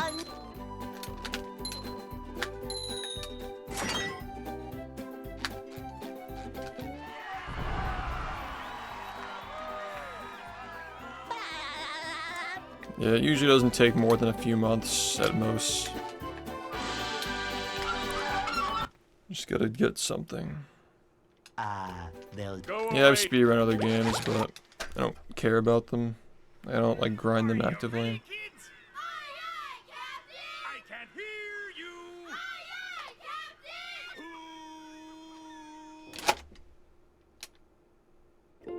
well, Yep. I make myself a snack. But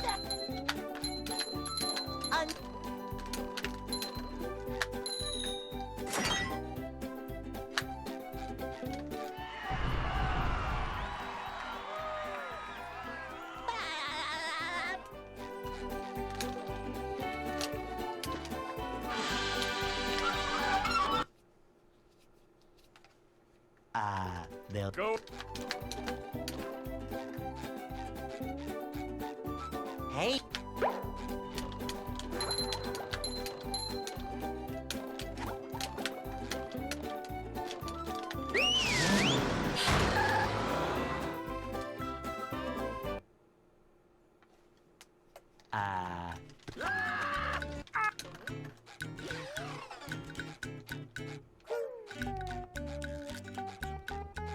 we can't jellyfish today. I'm going fishing for robots.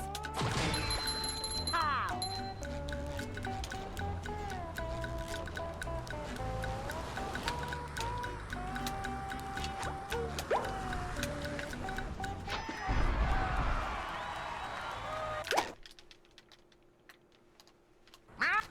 Yeah, thanks.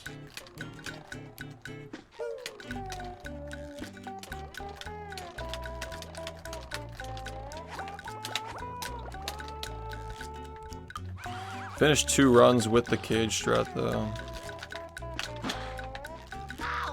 Today, alone. Still feels scary though, man. Still Pushing a simple button. fucking Oh, scary that's fine. strat, dude. Push, push, push, push.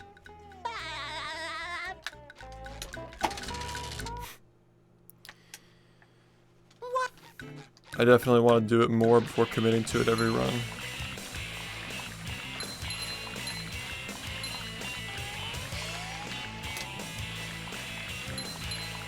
Where are we going?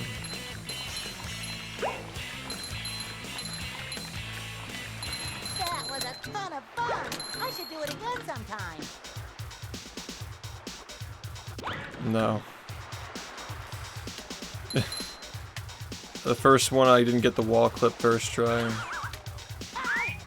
Second one had a fuck ton of mistakes. Is the move set good? I don't understand. Like, would I be playing the game for 8 years if it were a shitty game? Probably not. Now I can wear 4 pairs of underwear. I think the gameplay speaks for itself. I don't know what I can really say about it without like trying it yourself.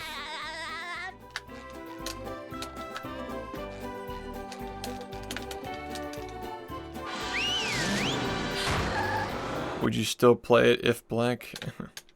downtown.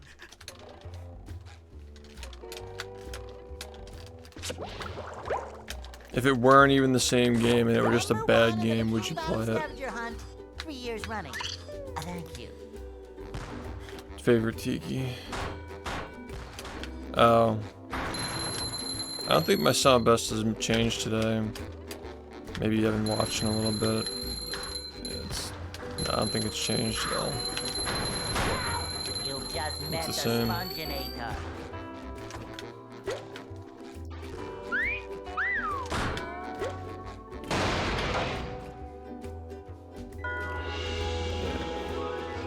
Tiki.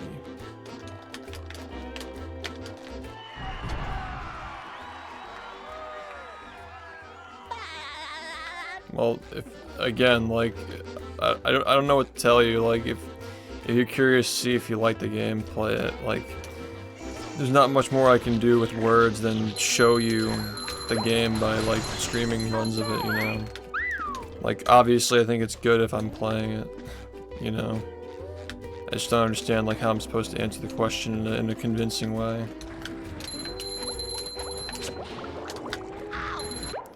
It's not logical to give a straight answer to that. Are you ready, kids? Aye, aye, Captain! I can't hear you. Aye, aye,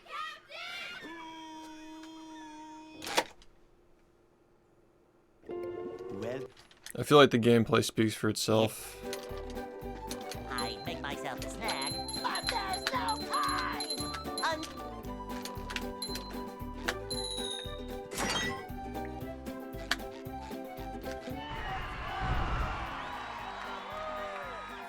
probably just improving buttonless, just resetting in the beginning of the game. That's all I was doing for like 2 weeks, man. And we're getting good runs now, though. They'll Go. Hey,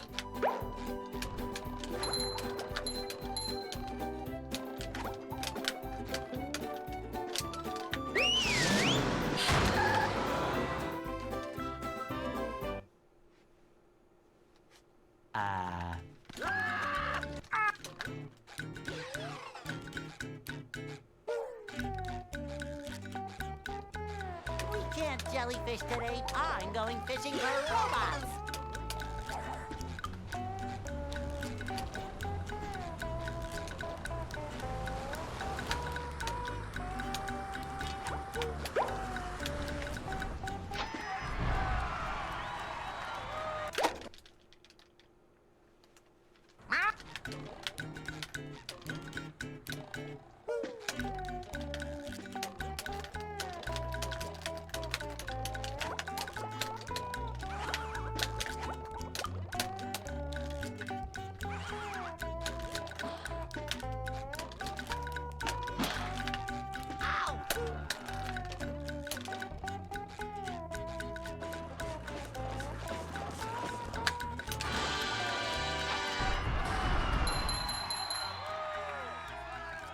Yeah, man.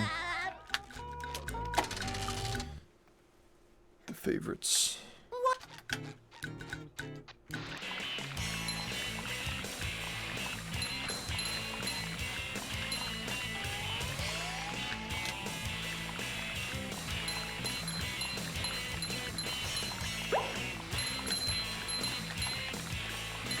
That was a ton of fun. I should do it again sometime. Yeah, that's like one of the things that's like bothering me about the trading card series is like it doesn't make sense in my brain because like obviously the most valuable one is the 4 petals, but the way that I have it right now is we're gonna have like rares 3 petals, legendaries 4 petals, and then mythic will be 5 petals, which like in my head doesn't feel right, but Now I can wear 4 pairs of underwear. well, I guess. Right. Yeah, because five petals can also be like the multicolored one. Maybe we can like do it that way. There's like a little like inner glow or something.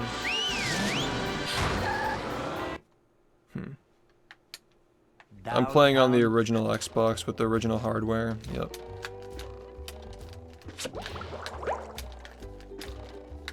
Number 1 in the Bikini Bottom scavenger hunt, 3 years running.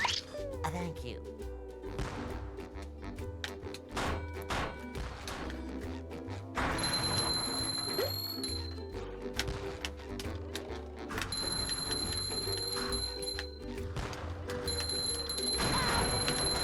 You just met the Sponginator.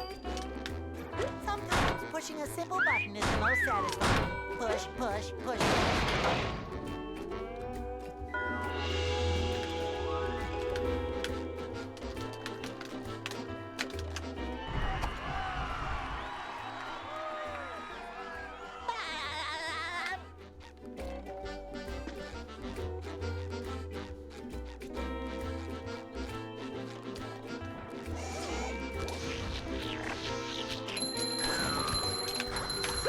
Take that!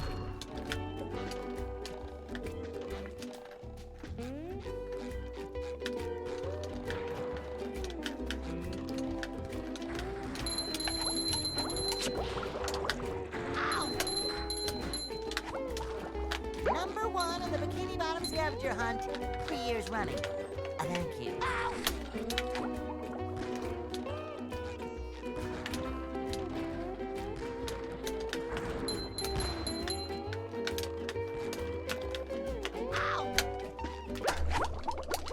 I feel like a new sponge.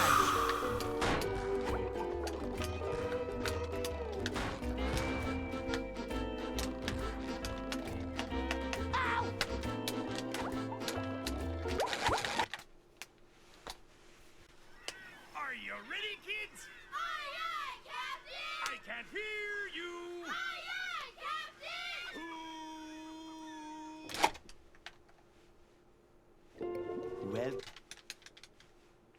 Yeah. I make myself a snack, but there's no time!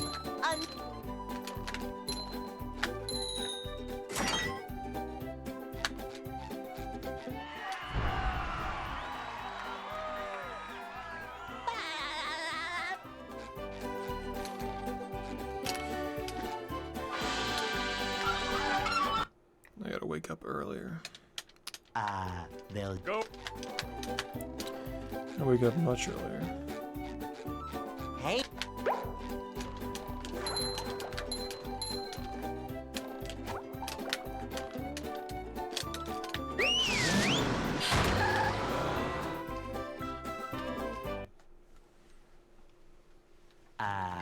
the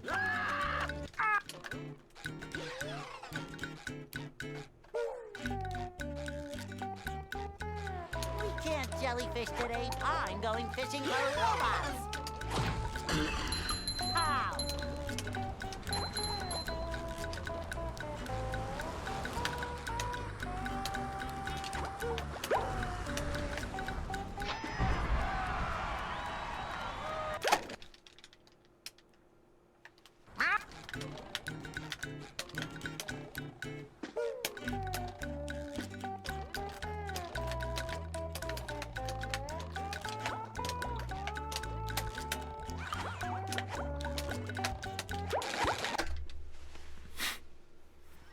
Are you ready, kids? Aye, aye, Captain! I can't hear you.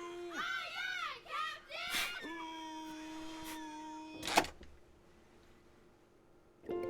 well, Yeah. I make myself a snack, but there's no time!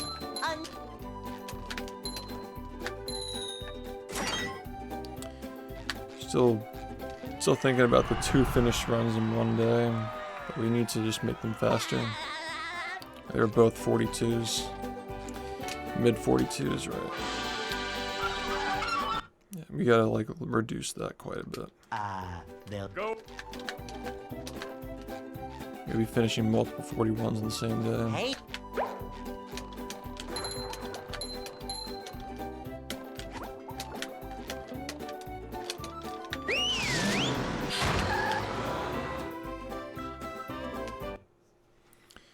It could be progress. For all I know, we could wake up tomorrow and not be able to finish anything, but We can't jellyfish today. I'm going fishing for robots. it's progress. How? For today, at least.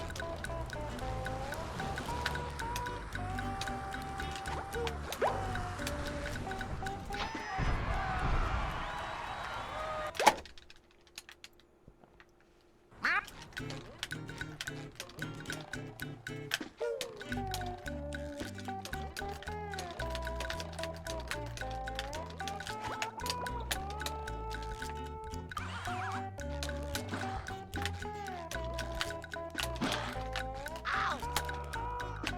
Ow! That's just so shitty when you miss it and then you get the ledge grab. It's like you're losing so much fucking time, dude.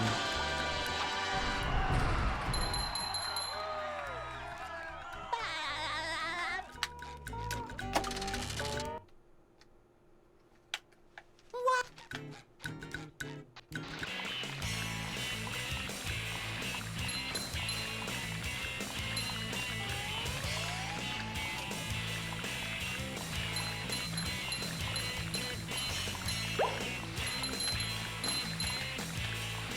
That was a ton of fun. I should do it again sometime.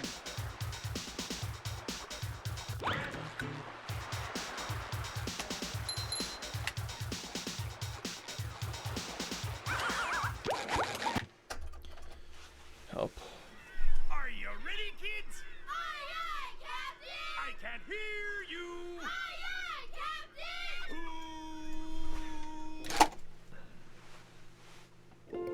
well, Yeah. I make myself a snack, but there's no time!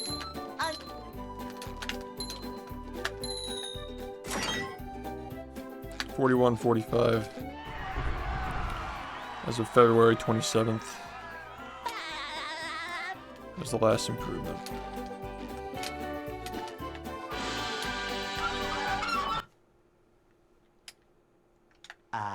They'll Go. Majora's Mask. Hey, Yeah, I guess you're from the raid earlier, yeah. Fuck me, man. Fucking bullshit.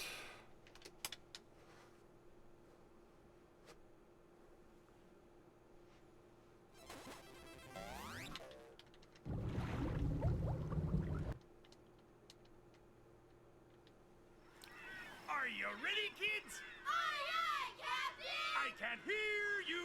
Aye, aye,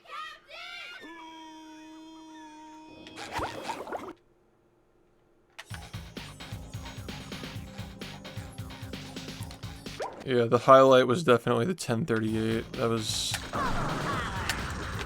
That shit went stupid, honestly. 1038 was fucking crazy. Are you ready, kids? Aye, aye, Captain! I can hear you. Aye, aye, Captain! Eventual 1035. well. Excuse me. yeah. 1035 eventually. So if we can get a sub, if we can realistically get a sub 41 as is, you add glideless and a better early game. That's gonna give you a mid 40. Well, Yeah, so we gotta find like Yep. 40, still 40 seconds. Yeah. I make myself a snack, but there's no time. I'm still solid on those 40 seconds though. I feel like that's a good estimate. 40 is a good estimate. For, realistic sub 40 attempts, we need to find 40 seconds. And get a lot better at the game. they'll Go. There are some RNG parts, but they cost minimal time. Hey, The majority of the run where you lose time is frame perfect tricks. Just 1/60th of a second, you don't get it, you just lose your run. So most of the run at this point, like hard movement, 1 frame tricks, momentum related stuff that can just go horribly wrong if you just like don't slide the right way. You know. we can't jellyfish today. I'm going fishing for robots.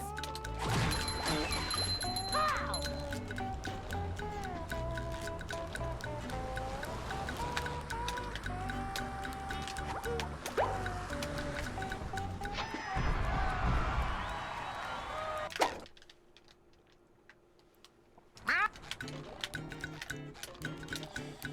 Yeah, we've pushed this game very far.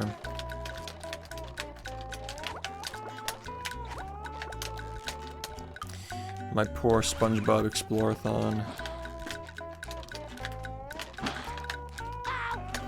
Just a 1 frame gauntlet.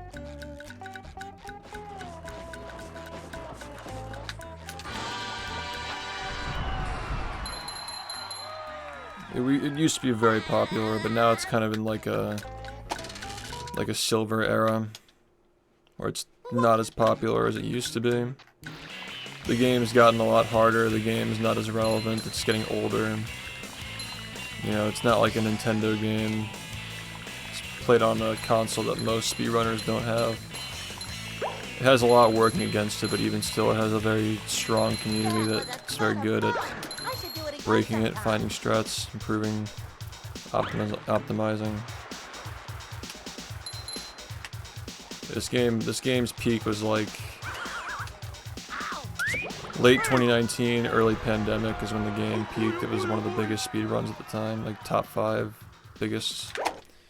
Speedrunning got a lot different after that though, like when Minecraft blew up, like when speedrunning ended up on TikTok, the community kind of got overtaken by like a lot of youngsters who play a lot of different types of games than like the original retro speedrunning grassroots community.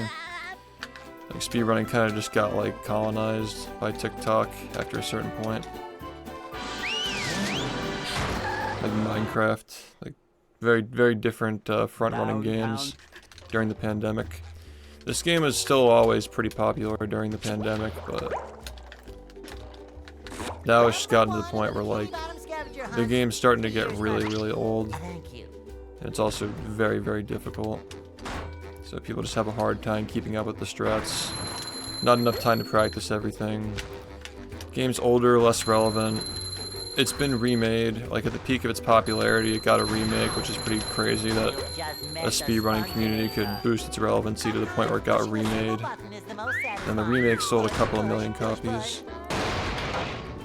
That's another thing that's kind of working against the game now in a way, is where like, back in the day, like word of mouth kept people streaming the game, but now most new streamers they just play Rehydrated on Steam.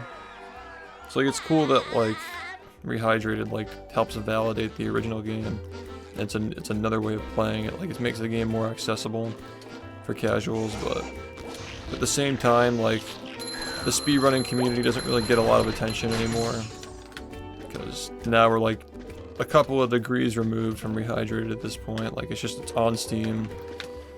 A lot of people might not be aware that people speedrun this game. Fuck that fucking annoying fucking cycle, man. Are you ready, kids? Aye, aye, Captain! I can't hear you. Yeah, this game used to be really popular like half a decade ago. So, Well, at this point, that's like an entire generation. Like, kids who were in middle school are now in college.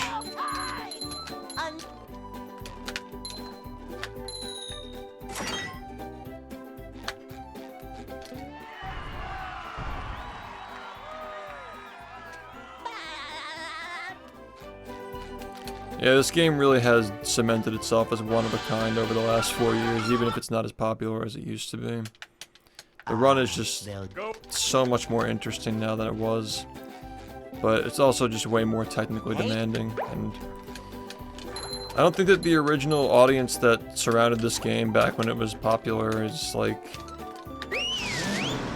the kind to really grind out a lot of this tech, man. Like back in the day, like if you could cruise boost and do SBA, like it was enough to be able to play, but it's just not enough anymore at this point. Like there's so much more tech. I think it's cool that people still try to play and try to get into it, but like most people aren't willing to spend like a good like year or two before they actually start getting good. So it's just not as popular to just pick up and play anymore. Also just the fact that like it's no longer shiny new. Now there's not really any community drama going on. There are a lot of shitheads who surround the community and give the game a bad name though. But within the community things are fine.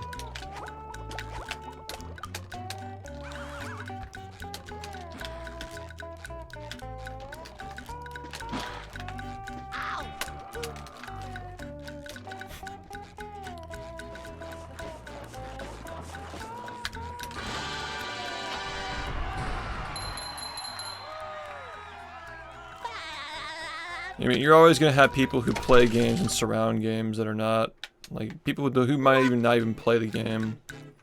They can still, like, you know, stream it or talk about it or make their comments on it, but you just ignore those people and you just stick within, like, the main community. You know, you're not gonna interact with people like that, you know. That was a ton of fun. I should do it again sometime. You can't really control who streams a game or makes videos on a game, people who play the game. There's always going to be a little bit of that. It's the internet, you know. Oh boy, oh boy, oh boy. Yeah, this community does have some really hateful people who surround it, and you know, I've had private conversations with people who, you know, they look into stuff like that, like crazy people on the internet. And they say they've never seen anything like it, like how strange and obsessive some of these haters are who surround my stream and the game. So we definitely do have like some pretty crazy haters, but there aren't a lot of them. Downtown. They're just very loud and very cope. They just really just spew a lot of shit, try to get people to Number 1 on the Bikini Bottom sympathize with them, 3 years but running. Thank you. after a few people, after a while, people just like start to realize, like after seeing a few of those uploads, they're like, okay, this guy is just a fucking bitter, angry narcissist, and just literally taking clips out of context to make the guy look bad. You just met the sponginator. Sometimes pushing a simple button is satisfying. Push, push, push, push.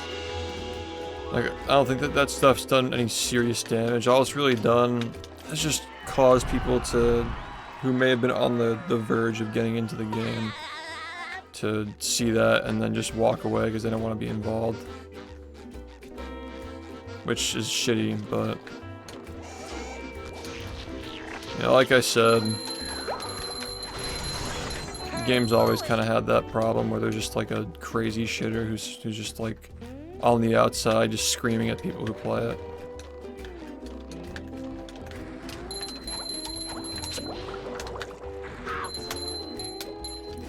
I mean, it's SpongeBob, man. It's gonna attract weird people. 3 years running. Thank you. Ow! Not unrealistic like that, you know.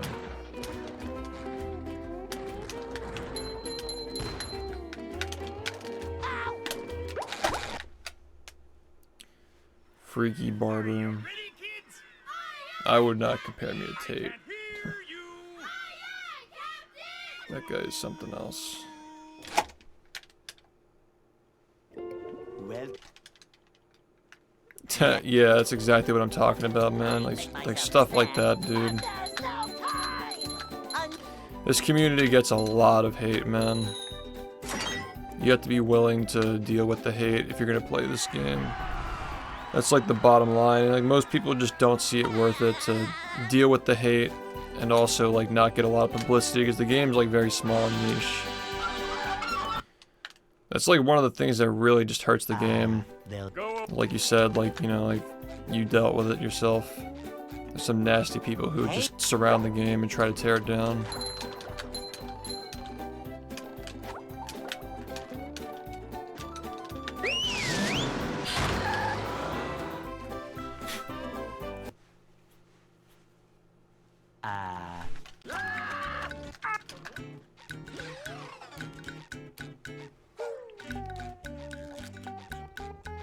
We can't jellyfish today. I'm going fishing for robots.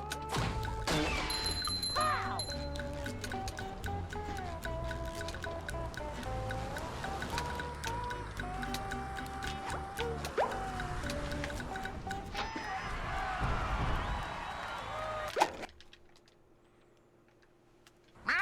This is also the reason why, like one of the many things keeping me playing the game, because like we've carved out like a really nice community for this game, where you actually can enjoy it and not have to deal with shit like that, because the moderation's on point. Ow! Ouch! Literally wouldn't exist if we weren't streaming, man.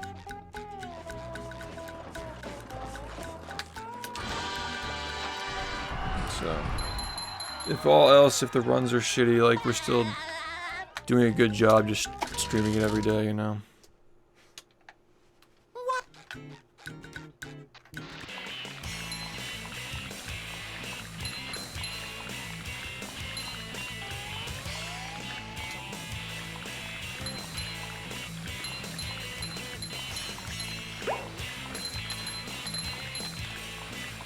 That was a ton of fun. I should do it again sometime.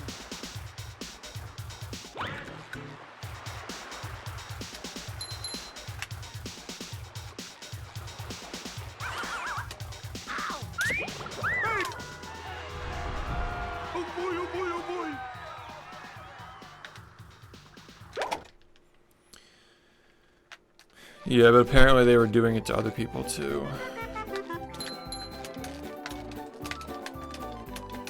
Which, you know, like we don't really have control over that. This is great.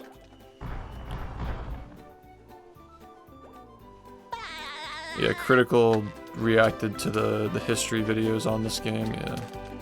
Which had some people coming after some runners in the community, yeah. Downtown. Just by merely existing and speedrunning this game, we just attract hatred. Like, it's kind of crazy. Like, people will just see that and be like, oh my god, I have to hate on them. It's fucking crazy, man.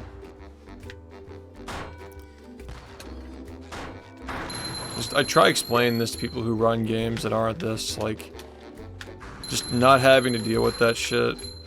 Like, just being able to play a game that, like, its esteem and respect, like, precedes its own title. Like, the reputation is already there. And you just stream it. Maybe you get good at it.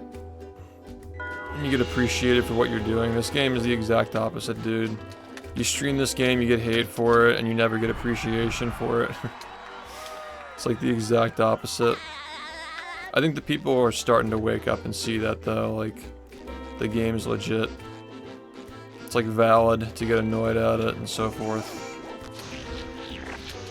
I just think that a lot of my old audience that broke off over the past couple of years, and I've taken the game a lot more seriously and been more honest about how I'm feeling about streaming and how I'm feeling about people in my chat and stuff. Feels like a lot of those people just wanted to watch me for the memes and they weren't interested in the game. Which we kind of always knew.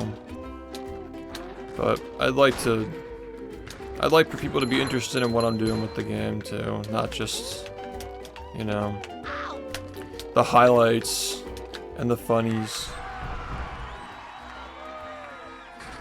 Yeah, it's like, you know, people from outside the community, like, unironically saying, like, it's not that serious, it's just a game. It's SpongeBob. It's like, alright, holier than thou. You never gotten mad at a game, you never competed in anything. Maybe not.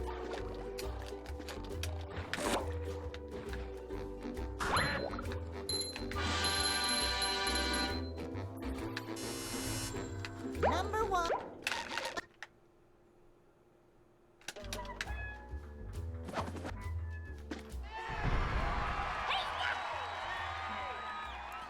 Yeah, they're just sour, man.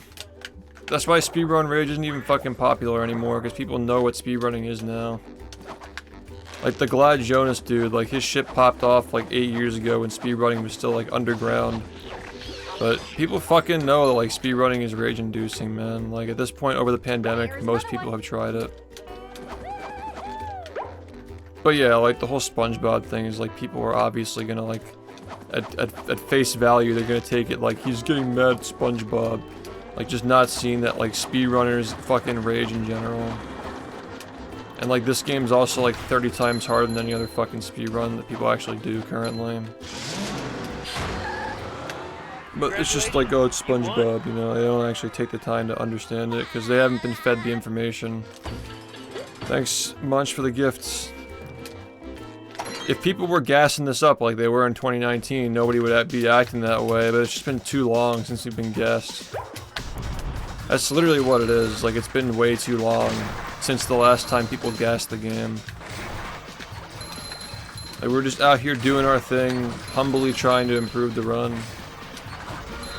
But if we were getting gassed up, people wouldn't be fucking attacking me. Like, it wouldn't hold any ground, because all they really have, like, we all know the whole Ludwig thing was a fucking lie.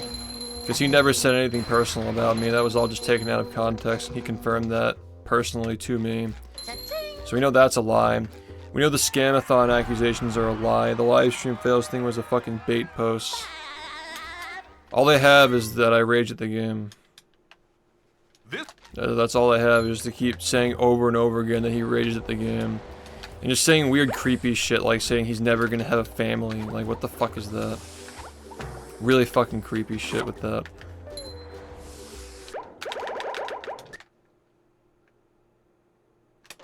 If people actually had respect for the game, then those fucking videos would never get clicks, man. Because the whole thing is just like, he rages at SpongeBob. But in reality, the fucking person who makes those videos used to run this game too. So, It's all just a lie. The whole thing is a fucking lie, dude.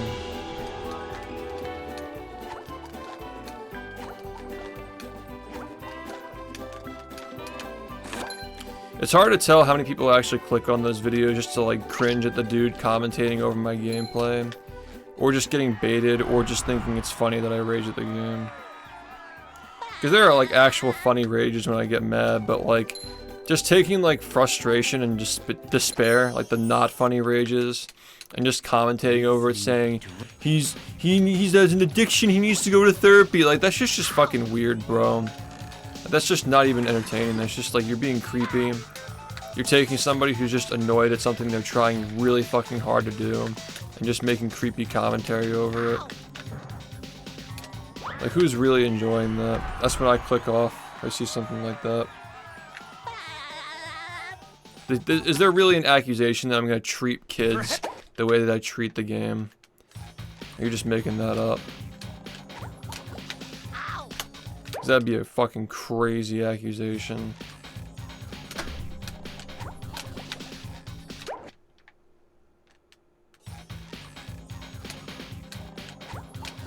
Pretty ironic accusation too, coming from the person who tried to protect the pedophile. It's crazy how that server didn't get deleted after that.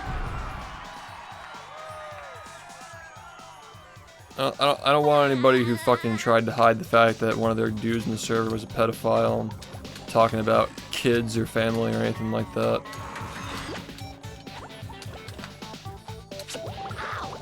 Yeah, the guy who runs that channel is a fucking creep, and there are just creeps in that server too. Are you ready, kids? Aye, aye, Captain! I can hear you! Aye, aye,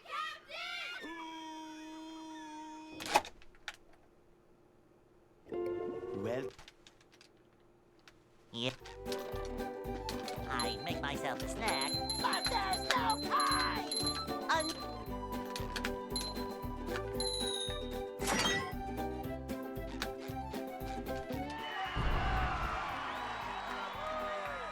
No, dude, it doesn't smell like shit everywhere I walk, but, you know, as somebody who's just onlooking and doesn't understand the history of the game and how people in this community have come in and come out, Go away! how we've been treated over the years by the overall Twitch and YouTube communities and speedrunning community, like, we've come a long way, but still get a lot of disrespect, man. well, Yep. Yeah, like, I mean, there are obvious moments when I'm, like, mad at the game or I'm playing it up.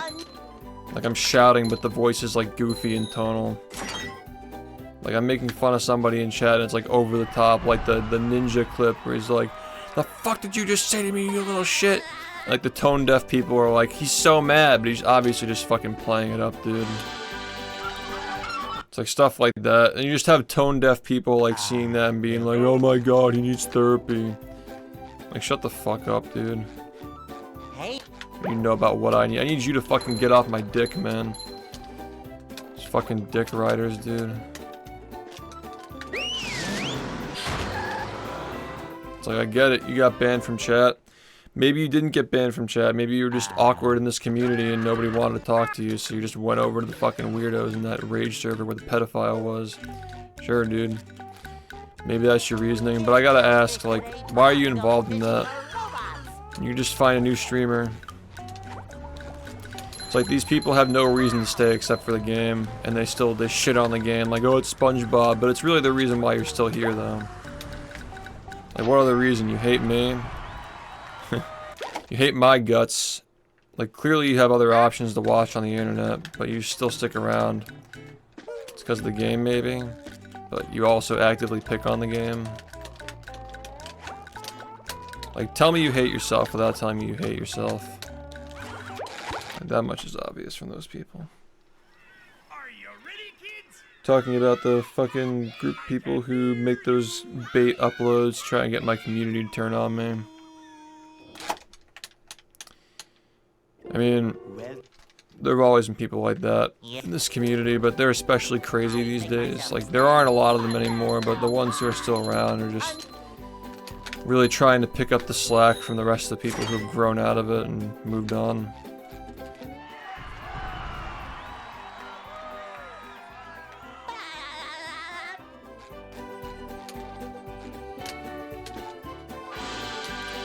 Yeah, and he flipped because he got banned on chat because he was fucking weird. Like, he was always a weird, creepy person. Nobody's ever liked that guy in this community. Hey, When the pedophile comments came up, I'd like to say that I was surprised, but he always kind of came off as a creepy dude. Yeah, these people just flip because they get salty when they get banned. If you're like awkward and creepy, I won't hesitate to ban. If you make chat worse, I'm just not gonna allow you to talk. fish today. Doesn't mean that I hate you. Robots. I just don't want you to talk. Like, it's as simple as that. But they just take it really personally and just go off the deep end. Join these weird cult servers where they just fucking talk about my stream all day. And then they'll be like, he's obsessed with us, he talks about us. It's like, yeah, we have like a little like 30-minute segment in an 11-hour stream where I talk about something that is constantly bothering me and poking at me with a needle, you know. Just like even mentioning the fact that these people are constantly harassing me is like, oh, why is he so obsessed with us? Like, your server is literally a fucking like SHiFT rage server. And I'm the one who's obsessed. Like, imagine if you go away tomorrow, that server gets deleted and the channels get taken down. Doesn't even get brought up again except for like memes over the years. Like, oh, remember that time when Farmer Johnson tried to dox the entire community? It's like that. Remember that time when ID Active raged at everybody who plays the game and started fucking taking it out on me? Yeah.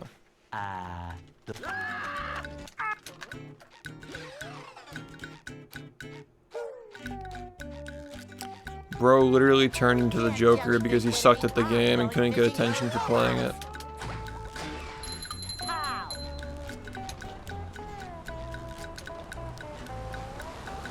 That's where they all go, dude. They don't fit in here, so they just go to the place where they do fit in with the other creeps and weirdos in those servers.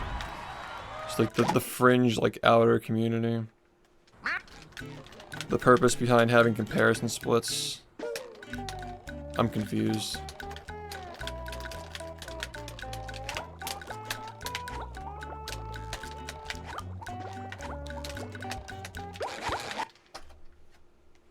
Nah, dude, like, unironically, like, that was, like, some of the people who used to do this to me were just like, yeah, we hate BFB, let's play movie, but it wasn't because they liked movie, it's because they just wanted to, like, stick it to me. It's like, yeah, we're playing the other SpongeBob game. Granted, I'm not sure if the community is still like that now. Like, nobody really plays that game anymore except for, like, 1 or 2 people. But those who do, like, I don't think they're playing it to try and stick it to me, you know? Like, maybe the original reason why they got into it was to stick it to me, but that can't still be the reason if they're still playing it, you know? The majority of the people who were banned from this community and went to play that game is like... most of them were just doing it to try and stick it to me, but... that shit happened like so long ago at this point, man. I'm sure most of the people don't even speedrun anymore. Now the people who try to stick it to me just like do the rage clip thing. It's like cringy. Yeah, it's right. Like they just fucking like, it's like, dude, you're like owning yourself by It's the same thing with like, we're gonna speedrun the game. We're gonna do this extremely exhausting activity that requires a lot of dedication. And is genuinely not fun to stick it to this guy who's doing the same thing but for a game people actually give a fuck about. Like, alright, have fun. I'll just do Movie Madness for a month and make $80,000. Sounds good to me. And that's the same thing with these fuckers who are doing this rage clip shit now. It's like, we're gonna stick it to him by dedicating all this electricity and time to recording every single VOD you ever fucking stream. And we're gonna go through all of them and find you raging. It's like, you're promoting my channel. At this point, like, what could they possibly be talking about? They have no angle except for the fact that I get mad at the game. I thought you said grift, and I was like, yeah, that too. Yeah. I make myself a snack.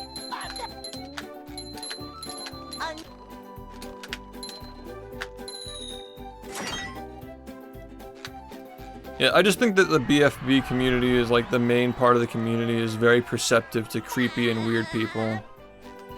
And we just typically ban if you just have any signs of like being weird or annoying. Some people are just underage, they gotta just grow up, but we've had our roundabout with like people like fucking saying creepy stuff about minors and just like being obsessive and like stalkery in general. And it's no wonder that like these people get kicked out of the community and they end up in a server full of people who are just dedicated to harassing me and just stalking me at every turn. So it's like, where are they gonna go? They're just gonna go to each other. Yeah, it's like, it's exactly what it is though. It's like the easy way out instead of like actually running the game and like being a contributing member of the community without getting like the attention. The negative attention from like clipping the most popular streamer who plays the game and trying to get people to attack him. But that's just the easy way out, objectively. Just like be the hater and just get the haters to follow you. But as soon as they find a reason to hate you, they're just gonna turn on you anyway. So like just backing yourself into a corner. And with how insecure ID Active is, just like backing down and putting his tail between his legs whenever anybody calls him out. I really don't see this ending well for him at all. It's only a matter of time until somebody calls that kid out and exposes him for being a fucking weirdo. Yeah, what's up? Yeah, we finished a couple of runs today. I actually had my best Sandy start today. 1038.7. Yeah. First sub 1040 as well. So that's really good. It's like 7 seconds ahead of sub 40 or sub 41 pace.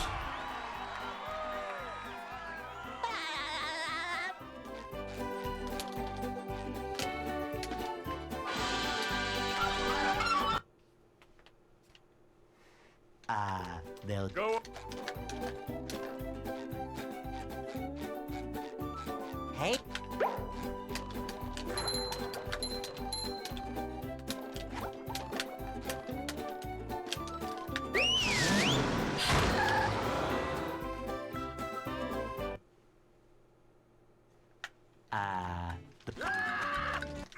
Well, yeah, I mean, that's the thing is, like, people have tried to do that, but they just don't have the motivation to keep up with it. Like, I'm serious, man, like, it's cool that people have tried, but, like, the fucking ID Active kid has so much fucking hatred that he'll do this shit every fucking day until the sun explodes, dude. There's nobody in this community who has, like, that, like, undying of a passion for my stream. He's literally my biggest fan. He a fan, he a fan, he a fan. Like, it's literally that shit, dude. Freaky ass barber, 69, god. He's literally my biggest fucking fan. Records every single stream that I do. It's actually wild, dude. Records and re-uploads every fucking stream daily. Never drops the ball on it. Ever. Like, you know that he wakes up thinking about me every day. Literally every single day, just wakes up, first thing he does is check the analytics, see if anybody left some nasty comments about me, check the Discord server to see if anybody talked about me raging at the game. Like, this kid's life is just the most predictable, sad thing ever, dude. Making dollars for fucking ad revenue and these shitty videos that don't even break 1,000 views most of the time. It's pathetic, man.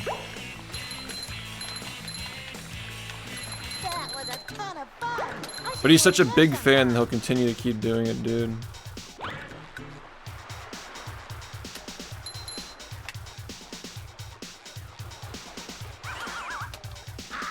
It's literally, the dynamic is like psycho fan, ungodly obsessed with getting my attention, plus other weird creeps who got banned from the community and just went there because they're creepy and they still want to be around.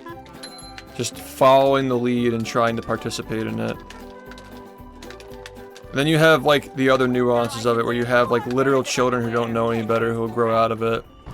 And then another segment of, like, adults who are, you know, unfortunately, because they happen to be autistic, they're being manipulated by this dude who's just a fucking psychopath. Trying to teach people these conspiracies. It's, like, insane, man. The stuff that they say about me in that server is, like, completely unhinged, dude. They said that I was using Mid-Journey to make these Creo cards. They said that I was using Mid-Journey to fucking do the art. Thank you. And bro tried to make up some lie about like the Japanese community, like over on I think it's called like Nico Nico or whatever they stream, like the Sunshine runs. Like laughing at my rate, like as if that's like a Japanese culture thing to like do that. That's such a fucking like, that's such a fucking American like privileged child thing to do, is laugh at somebody getting mad at a game. Like it was unbelievable at first glance, obviously, but yeah, they just keep trying to like say like put these lies out here, and then whenever they get called out on it, they're just like, oh, it was a joke. It was a joke. Just spread as many rumors and lies as possible, and then when they get caught with their pants down, they're like, it's a joke. Like the whole Ludwig thing about him talking shit about me was a complete fucking lie. I heard that from him personally. It's all just a bunch of fucking bullshit. They just make it up. I still don't like the way that Ludwig treated me. I still think he's kind of weird the way he has these double standards with how subathons are, but completely different topic. That's not personal.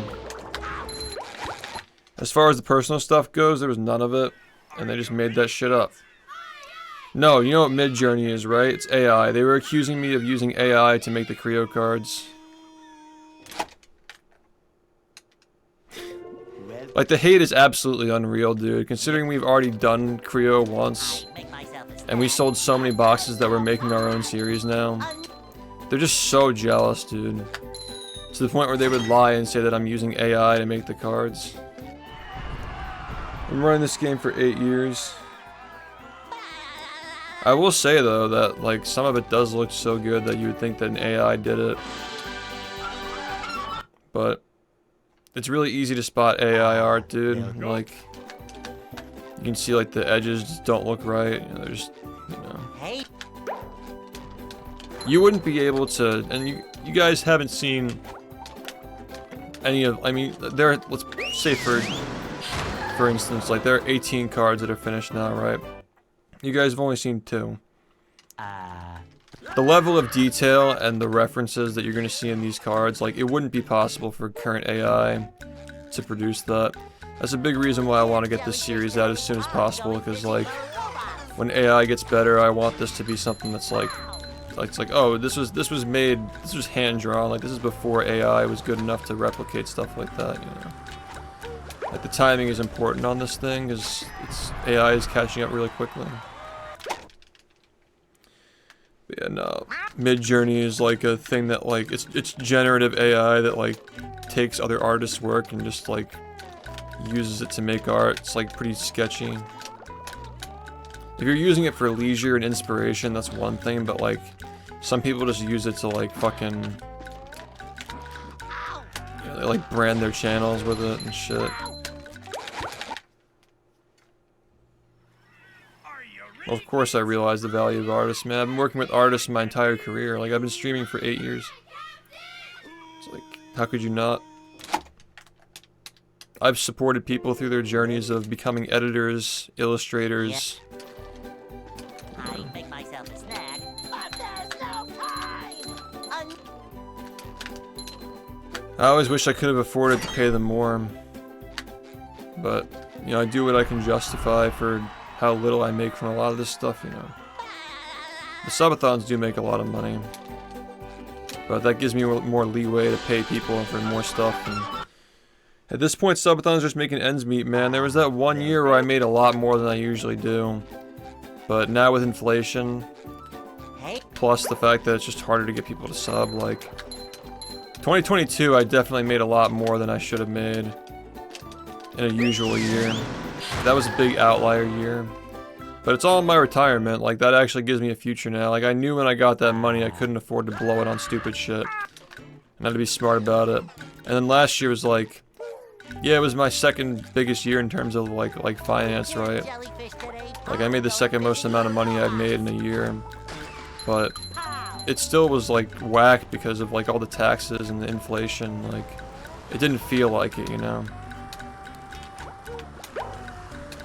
So, like, subathons are just now, like, we have to make ends meet with them at this point. If I don't do one, It's like, just hurts the rest of the year, you know?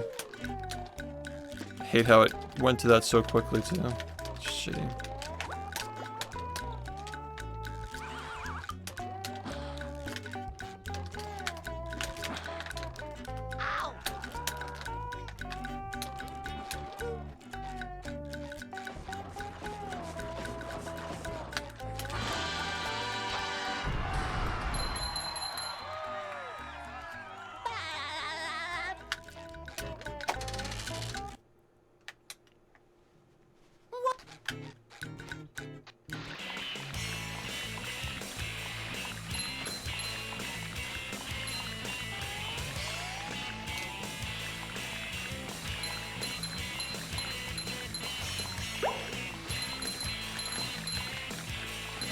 That was a ton of fun.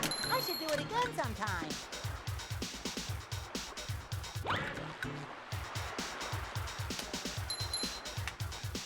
What, using AI to, like do commissions?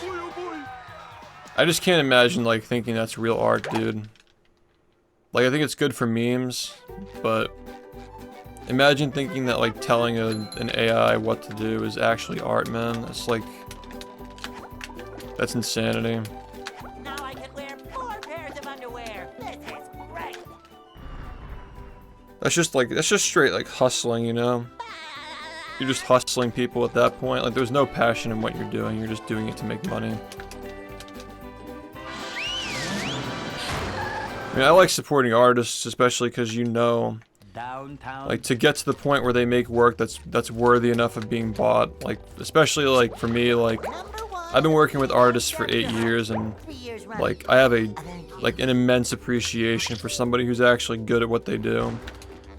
Like, people who really, like do the colors and the details and the angles and the movement, like, perfectly for illustrations. Like, I can spot it instantly, and, like, that's somebody that I want to support, and that's somebody that I want to pay. But, like, they wouldn't have gotten to that point if they weren't passionate about it. Like, by default, like, the passion weeds people out. It's like, I know it's something I feel good about supporting, because, like, you're always helping somebody who actually gives a fuck, you know?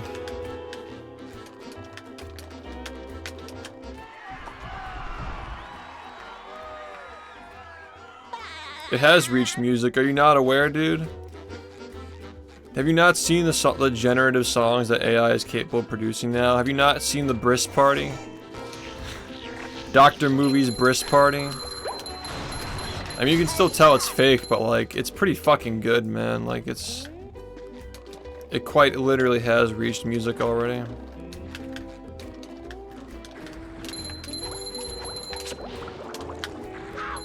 Yeah, it's kind of cancerous, dude. I'm not gonna lie. I don't like this AI stuff. Bottom scavenger hunt. 3 years running. Thank you. At least, like, it should just only be used for convenience of life, like improving quality of life. Anything that doesn't improve quality of life just shouldn't be allowed, man. Or, you know, I think that just the general sentiment like that is gonna cause it to be stigmatized enough to not make it popular, but some of these, like, tech zoomers, like, scare me a little bit. Like, the ones that are like, oh yeah, you just have to get with the times, bro. Nobody draws anymore. Like, those people are just fucking insane, dude. It's like, yeah, people do draw. It's the reason why your shit works, is learning from people who draw. Number 1 in the... Crazy.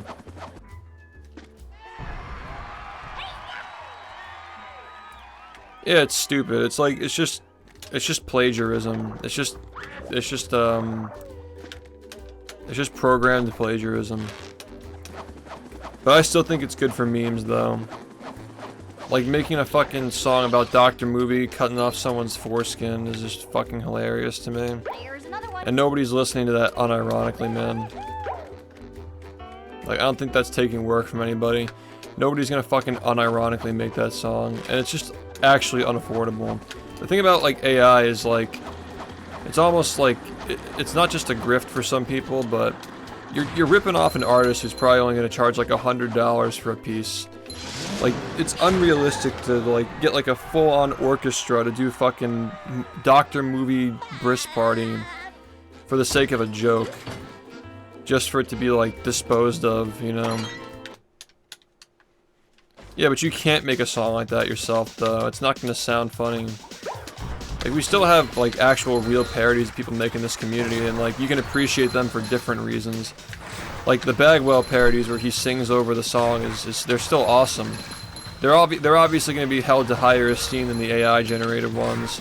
But, like, a meme is a meme, and, like, that balance of, like, this guy went way too hard on the joke it makes it less funny, you know? So the fact that, like, the AI is coming up with this stuff makes it funnier. And it's still disposable. Yeah, the Glorb guy who does the SpongeBob stuff, he still writes it. He just uses the AI to, like, change his voice, which is, like, you know, like, how else are you gonna do it, you know? And it's a joke, too. Like, he's not impersonating anybody. He's not trying to, like, make his own music, like better, you know? It's all just for a joke. It's tasteful, you know?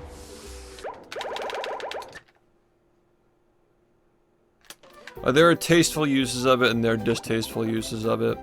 I think that saying that AI in general being used for art, like all forms of art, like memes included, saying that it's all the same level of offense is pretty tone deaf and lazy. I think that's just people who are trying to pick a side in a controversial topic, who aren't actually trying to understand the nuances of it.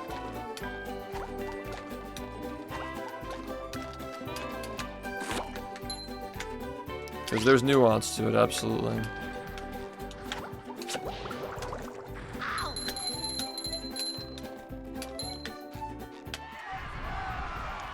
I'm just kind of tired of the whole, like, picking sides thing.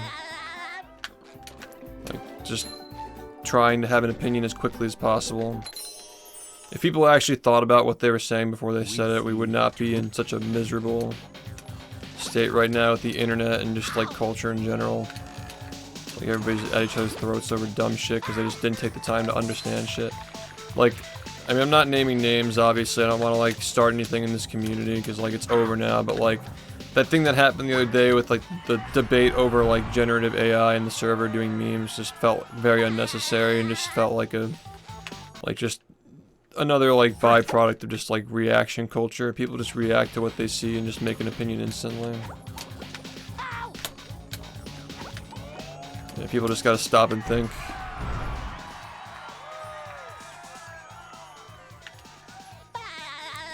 Yeah, there are times when I'm really interested in a topic. Like the Kendrick Lamar stuff is like right up my alley. But I don't need to have an opinion on literally everything. I learned that like 4 years ago. I learned that lesson. I've held on to it since. Like, you don't need to have an opinion on literally everything.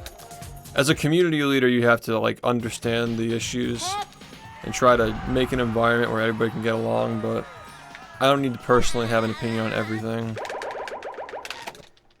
Yeah, it's much more relaxing that way too. Like, you don't always have to like have an opinion. It's like relieving. It's like, why don't more people do that?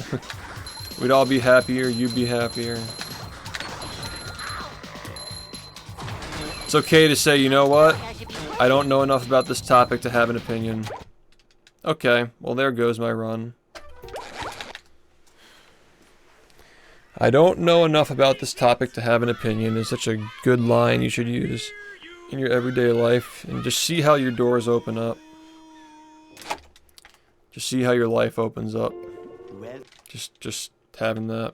Yeah.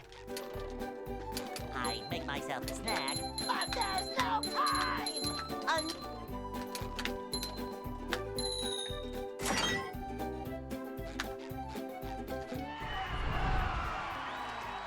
Yeah, you have a good one.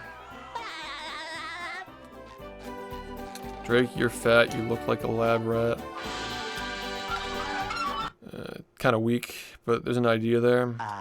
They'll Go. Hey. People are being so mean to Drizzy Drake, man.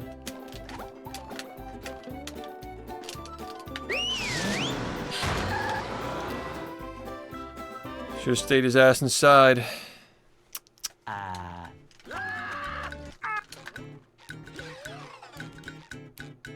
freaky ass rappers stay their ass inside. We can't jellyfish today. I'm going fishing for robots. Wow!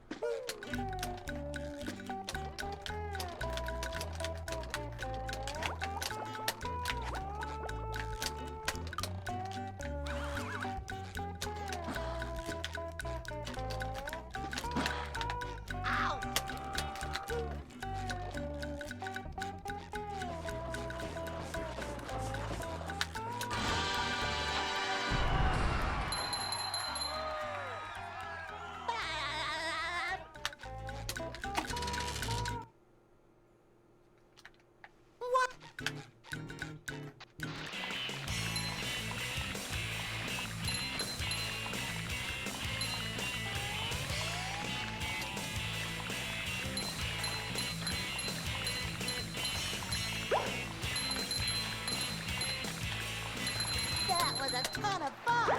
I should do it again sometime.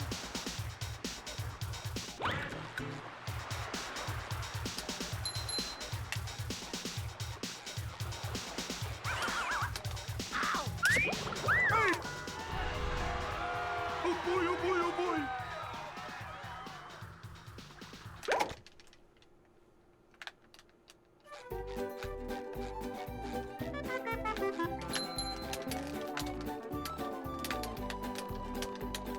Now I can wear 4 pairs of underwear. This is great.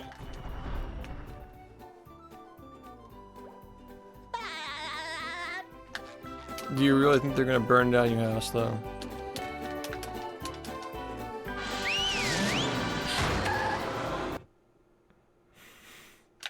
Downtown. People are crazy, man. Number 1 in the Bikini Bottom scavenger hunt, 3 years running. Thank you. The Drake fans are kind of coping, dude. They're really just, well, they're kind of crazy, but we know they're coping. Like, it's kind of insane. Like, they actually think that Kendrick Lamar is going back into people's tweets and looking for bars. Like, as if he even fucking uses Twitter. Sponginator. Meanwhile, Drake literally made a song that responded to people's Twitter controversies and, like, conspiracies. Pushing a simple button, satisfying. Push, push. Like, it's, like, actually insane. The projection from the other side is just, like, nuts. Yeah, mega cope going on there. Everybody knows it, though. Like, everybody is having the what the fuck? I almost called it like that. Not like us. Everybody's got that on replay right now. Even like Drake's fans are listening to that song. Cope is unreal.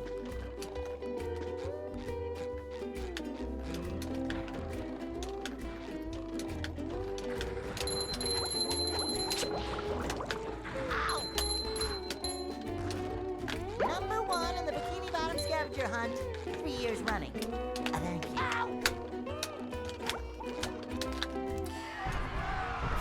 Getting better at recovering that angle.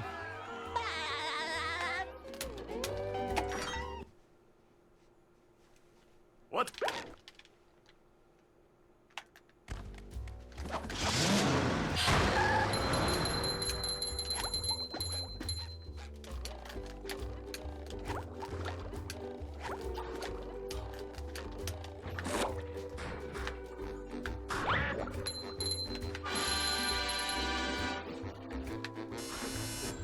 Number 1 in the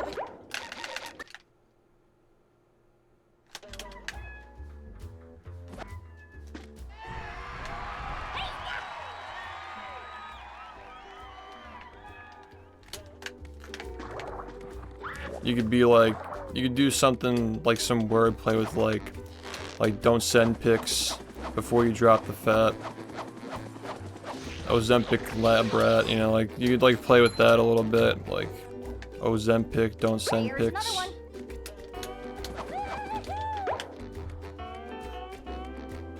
I'm not gonna do all the work for you, but that's like 70% of the way there, you know.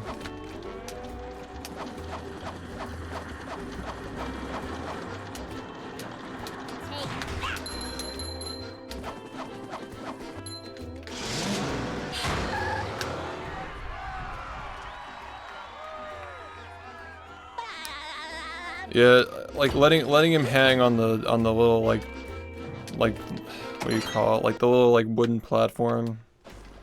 Sometimes that works.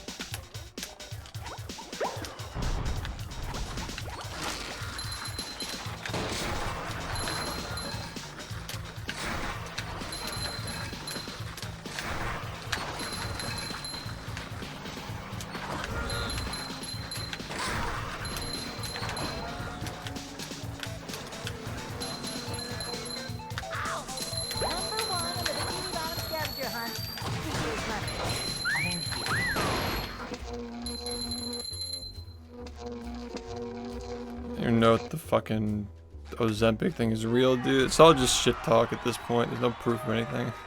Just like alleged shit and like weird videos and stuff. Nothing like incriminating. People are digging deep though. They probably got the dark web on that shit now.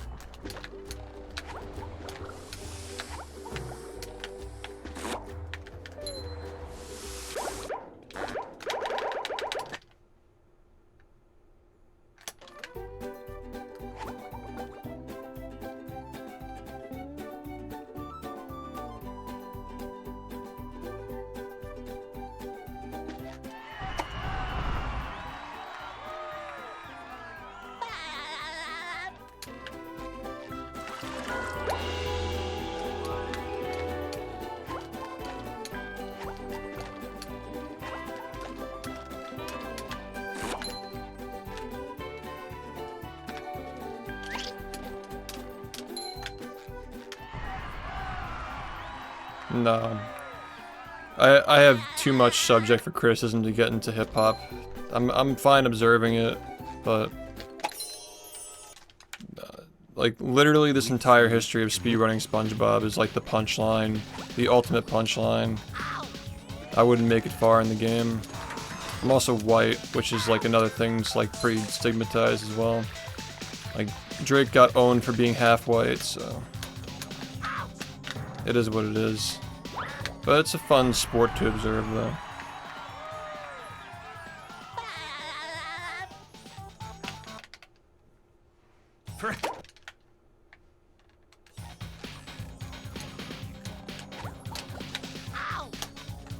Great.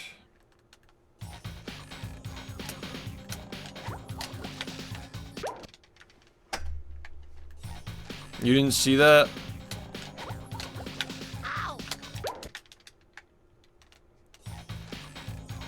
Drake got laid out. They were calling him a colonizer. I don't know if you're like following the beef, but like, yeah, but they're also like, they also earned their place, and to even get to that point, see, that's what I don't understand is like, if you don't know the history, especially behind Eminem getting signed to Aftermath, he had to claw his way to even be on those records because nobody wanted to give him a chance because he was white. That's like one of the things people don't talk about is like how hard it was. He had to be literally the best by far for anybody to actually give him a chance. Yeah, but Logic is a joke though. Like, let's be honest, man. Like, it's really just like Eminem and Mac Miller, and then like I guess like Jack Harlow is like cool. But, like, nobody's really like talking about Jack Harlow in like a serious way though. It's just like, oh, his flow is nice. Like it's definitely like a contentious point, you know. Well, because it's again, like, it's the culture, man. Like, you have to understand like the history of hip hop to like understand it. Like all the way back to like NWA even.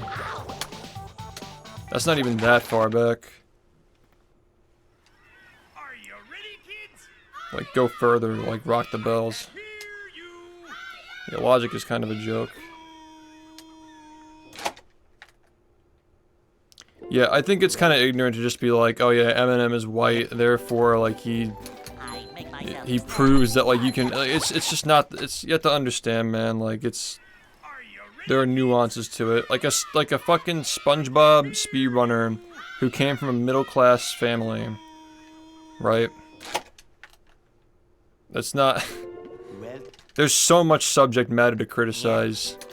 Like Eminem grew up in a trailer park on the other side of 8 Mile, like feet away from Detroit. You know, he literally lived in a trailer. He grew up with the culture. He lived the culture. You know, like that. He was accepted not only because of that, because there were a lot of people like him who were the same way, but he was literally the best at the time. He was better than everybody. So like on top of all that, he was also the best, and he still got shit from people. You know? It's like even somebody like Eminem, like with all of his background and all of his accolades, like he still had a very hard time. But when he broke through because he brought rap to like a whole new demographic of people who would have never listened to it otherwise. I mean, it's again like I'm not like a racist or anything like that, but it totally is true. Like he's rapped about it as well, like how he brought white America into the hip hop game. You know, it's like early 2000s hip hop. Like he had a massive influence on letting people like you know like Kanye and Wayne like jump on with like how much bigger of an audience there was for it at that point after he'd done all that stuff. You know? Yeah, but like Yellow Wolf was also like Eminem brought him on though. That's like Eminem's fan base listening to him. You don't understand, y'all, like it's just not like that.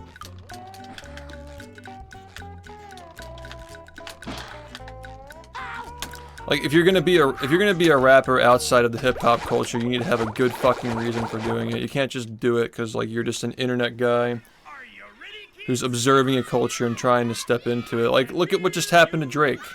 If it could happen to him, it'll happen to anybody who's a fucking fraud, you know?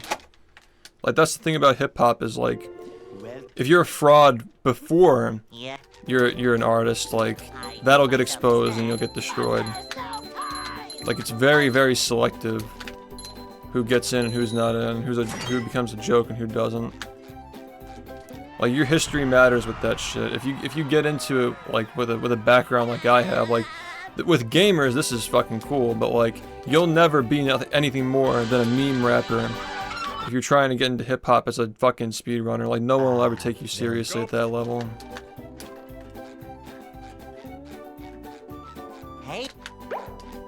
Like even like Post Malone, like people like his music, but he's not like part of the game, like the game, you know? Like the actual rap game. Like he's a hip hop artist, but he's like a different like vein of it, you know? He's like the Fortnite Minor type. Fort Minor was derivative of Linkin Park, right? That's like still not like the hip hop game. That's like it's like hip hop music, but it's not hip hop music, you know. If you're ever gonna start like coming out and like disrespecting people and like throwing hands at people in the actual game, and you have a history of like being like a white middle class gamer who never had to sign an employment paper because he had the fucking streaming job, like you just get laid out, dude. You literally get laid out for that. Doesn't matter. Doesn't matter how good your bars are, you'll just get laid out. Yo, what's up?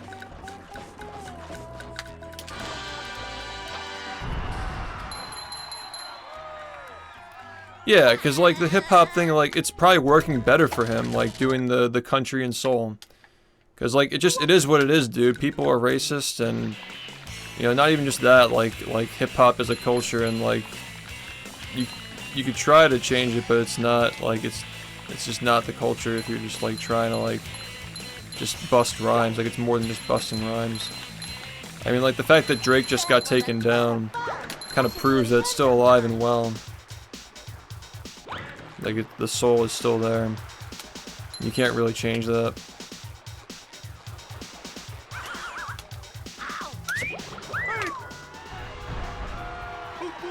not our culture. But it's fun to observe, though. Yeah, it's been going alright. I finished a couple of runs today.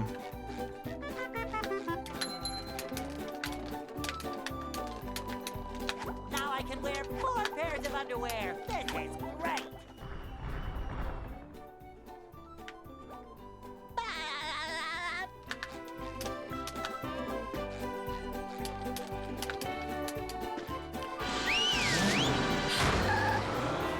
People, even with Drake, like, people didn't like him. They were just playing nice with him, dude. They were just like, oh yeah, you know, he was like the Degrassi actor guy, and like, he kind of just makes like R&B, but he's trying to get into rap.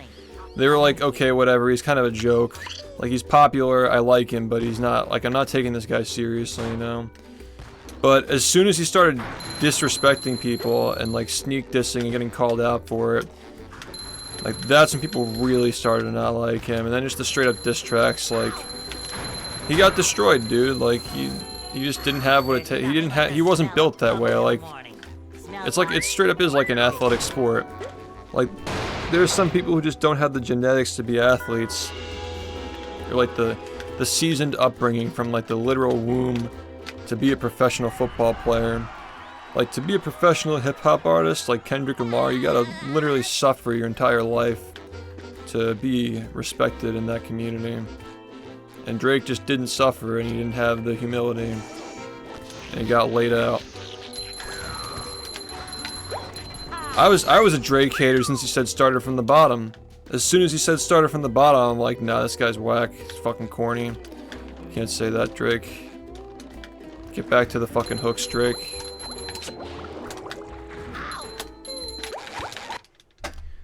Get back on those hooks, Drake. Go make some drums. I can't hear you.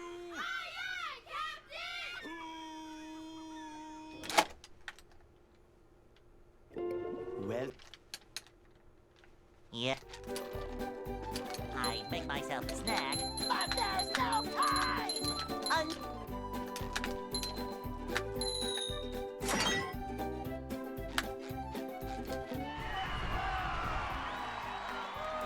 Dude, not even, man. He was above the suburbs, dude.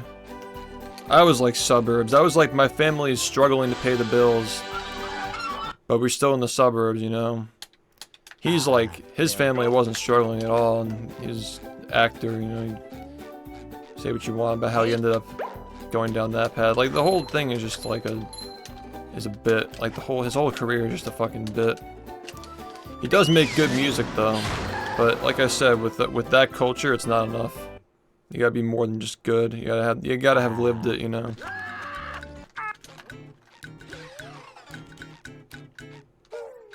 I think that a lot of people who lived in the suburbs look at stuff like the hip hop culture and think like, oh, like I'd like that, you know. Like that's the reason why it's like corny, because like it's like an escapism for like a boring life.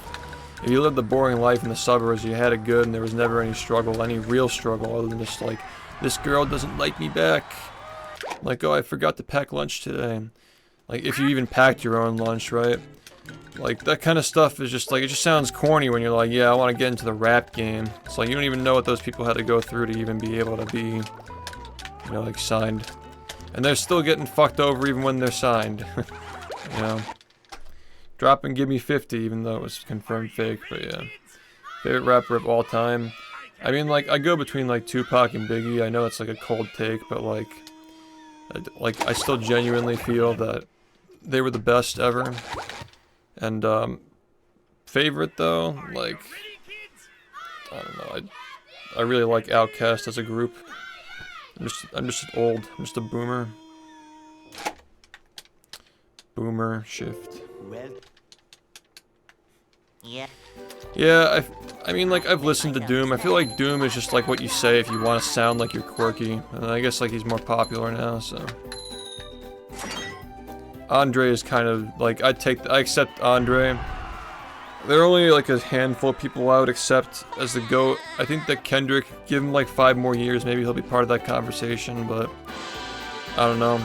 I'll take, like, Biggie, Tupac, Eminem, Wayne, Kanye, Andre. I don't like Jay-Z, but I'll accept Jay-Z as well. Even though he's kind of, I don't know, it's complicated with him. Nas as well. As far as like all things considered, like bars' impact on the culture, you know, how good the music is. I think it's hard to call somebody a GOAT if they didn't impact the culture. Like if they're just like unknown, like didn't impact during their time, but were appreciated later. You know, I think it's kind of hard to call them a GOAT.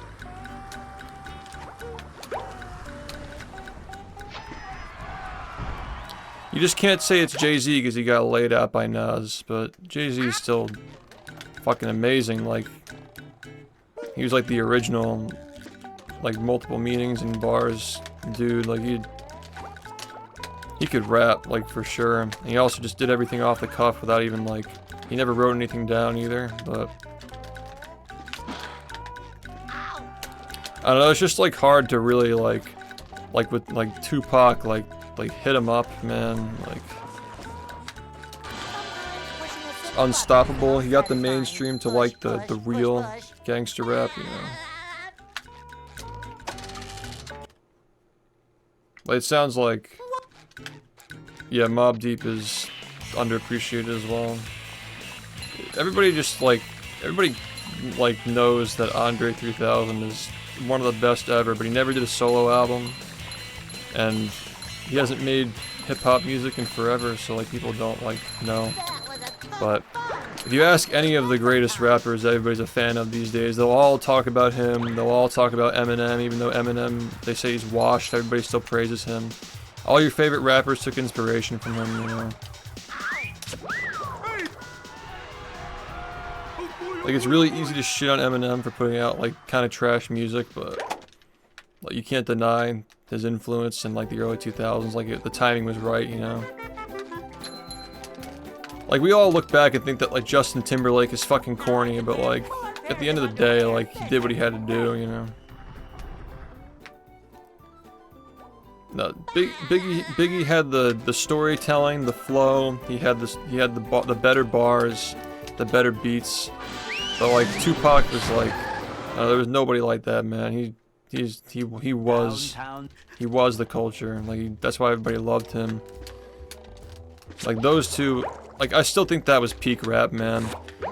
Like seeing Kendrick destroy Drake was a catharsis, but it wasn't peak, dude. Like peak is Biggie and Tupac. Like that beef is peak. If Kendrick actually has a formidable opponent, then like maybe someday, but that shit was fucking weak, dude. Like Drake's just fucking weak. We all knew who that was. Like anybody who really knows the game knew how that was gonna go as soon as that shit started.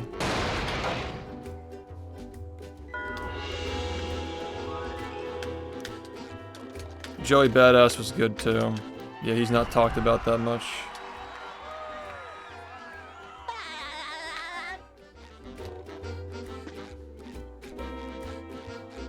I think that J. Cole has potential too.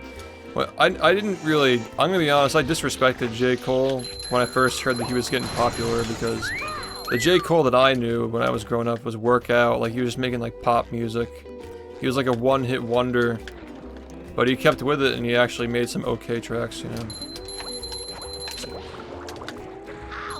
It's still a little bit corny, like super like try-hard, self-aware.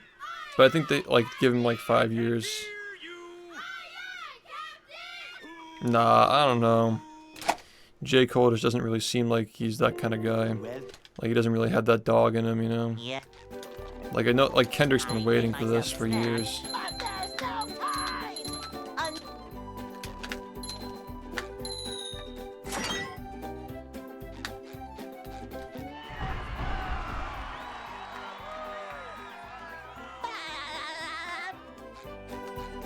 Oh yeah, when Ice Cube laid out literally everybody. You got a good point, yeah. That's, yeah.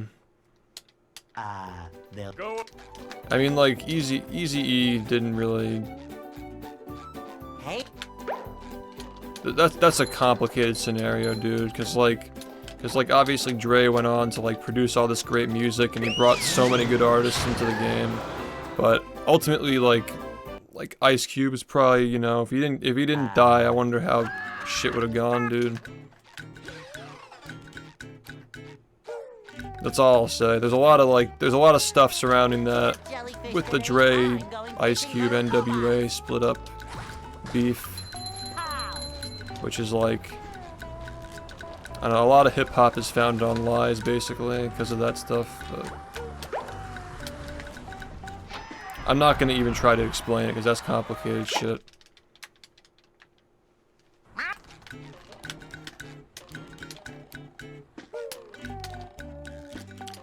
It's hard for me because, like, I grew up listening to all of Dre's beats, and I wish that I'd put more attention on, like, going into, like, Easy and, like, appreciating his music for the time, but...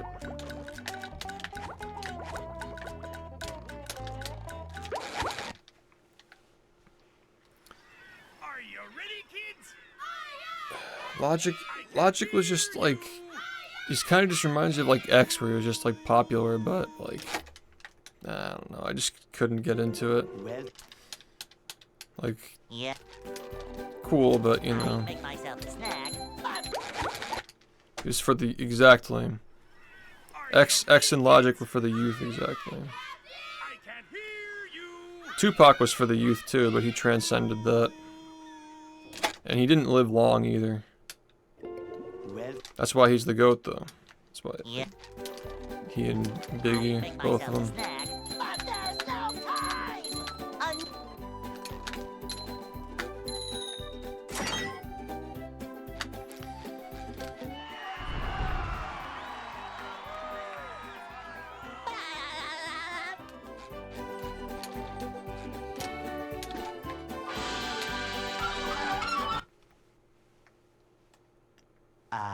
They'll Go.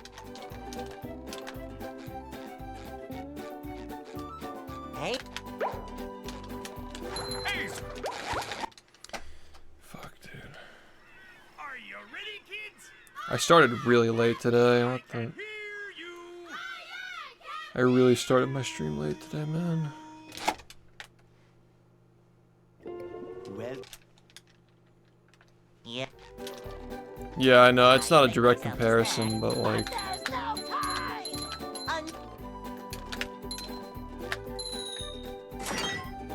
They were both for the youth.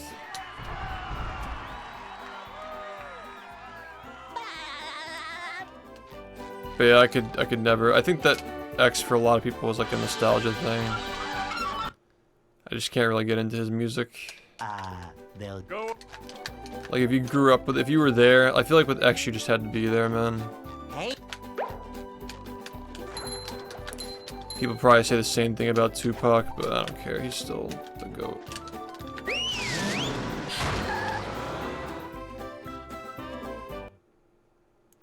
I actually finished a couple of runs. They weren't bad earlier. I had my best pace ever into Poseidon. I was up to the out of Squidward's house. I'll just say that. fishing for robots. It's the same way people say that Tupac is overrated. It's like the same thing. Like, oh yeah, his bars were so basic. It's like, yeah, he knew how to get people interested. Like, I mean, look at Drake. Like, his bars are fucking, like, literally shit. But it sounds good, so people like it.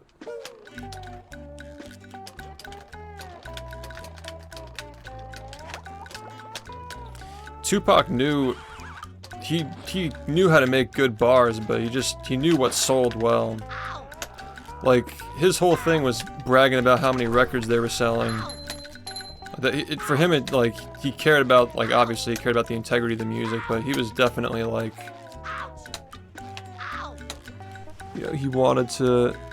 He's actually kind of similar to Drake in a way, I'm not gonna lie.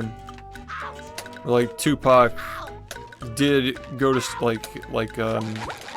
like art school and, like, used his, like, knowledge to become a rapper. Yeah, he's an interesting one. Because, like, it's I don't want to compare him directly to Drake in that way, because like they both had like a similar origin story, where they both kind of like, you know, like I don't think that Tupac's family was like that bad off. They were able to send him to school for art and all that, but Tupac like lived the life that he was rapping about. Like he actually went out of his way to get involved with gang violence, and not saying it's a good thing, but I think he realized that he had to do, like he couldn't just like talk that way and just like not live it. Like he paid the ultimate price for it. He died because he became a gangster to get it to really like fit in with the hip hop.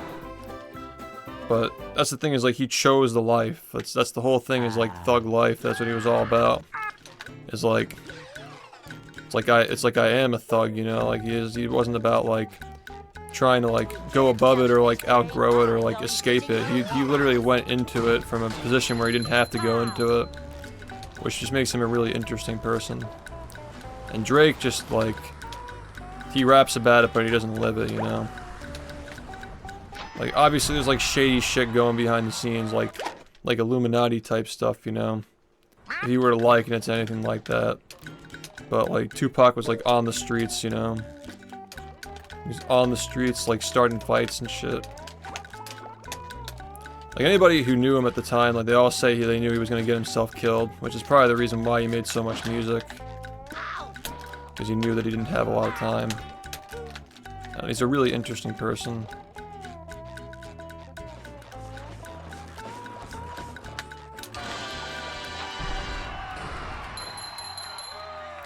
Yeah, I mean, I put X into like the, again, like,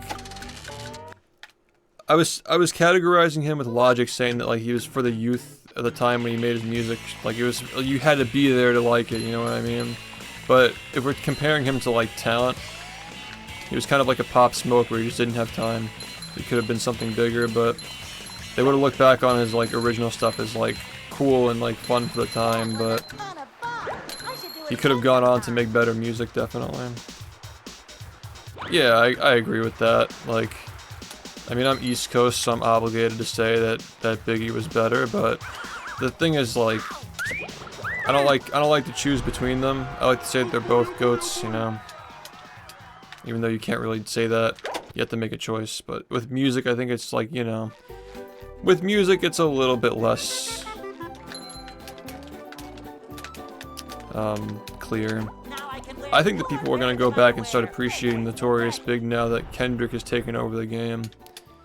It's like Tupac is still kind of like in that like Drake vein, where like it's more just about like the punctuality and the delivery and the beats and stuff. And it actually was about like having like complicated lyrics and shit. Like people are probably gonna go back to Biggie and start liking him more now. Number 1 in the Bikini Bottom Scavenger Hunt, 3 years running. Thank you. Yeah, I couldn't really get into X. I mean, same thing with like Pop Smoke. Like I like a couple of his songs, but even then, like, it's still just a palate cleanser from what I usually listen to. So it's not even like, you know, it's not like I'm like looking forward to it necessarily, if that makes sense.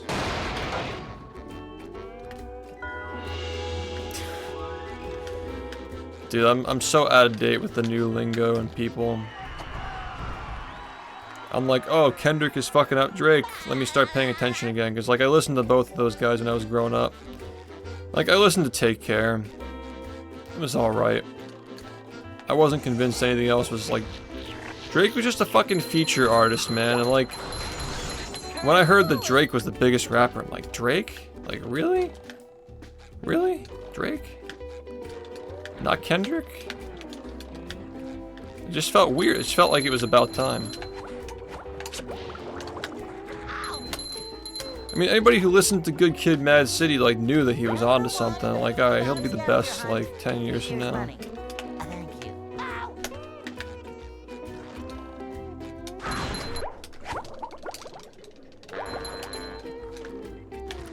Yeah, no.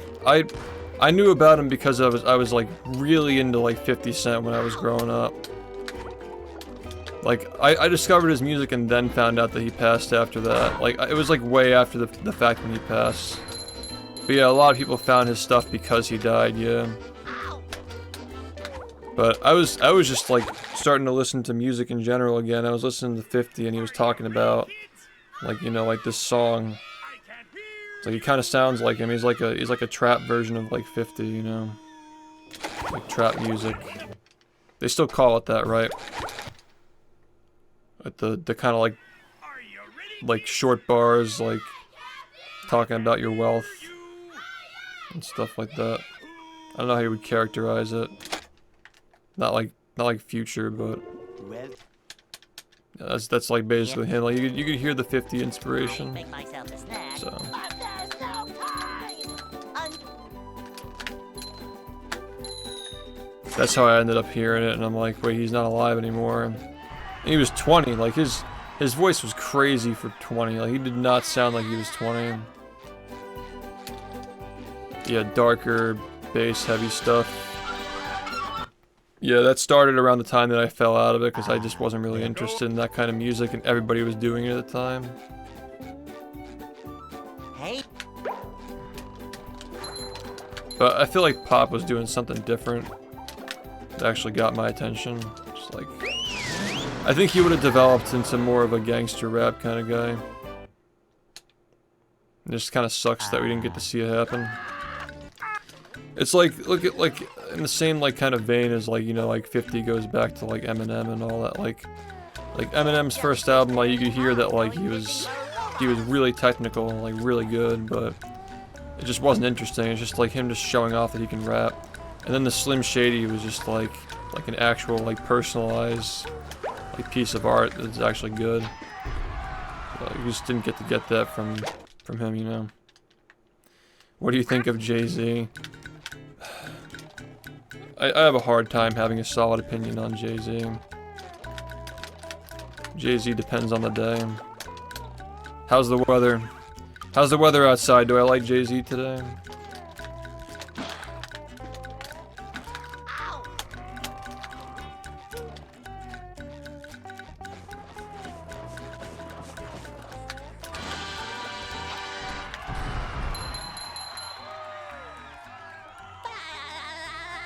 You think so?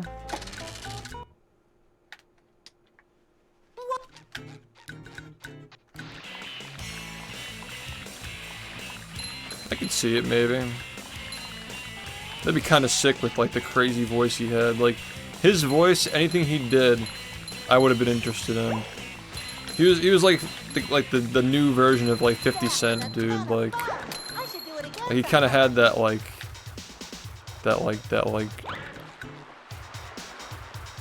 He just had that sound, man. It was just so different.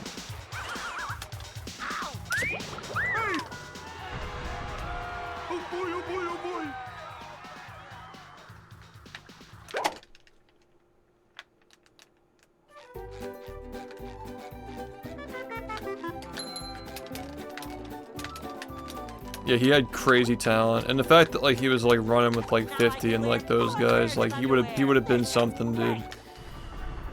Just sucks. He would have absolutely been something. That was just pure talent, like the way he could talk like that.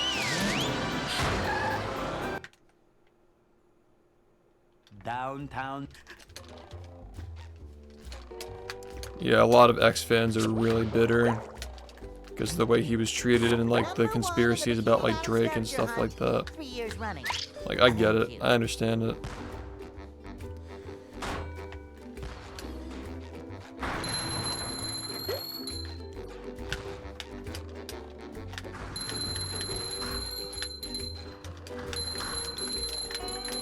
I was literally in the coffin for 10 years waiting for Drake to get laid out.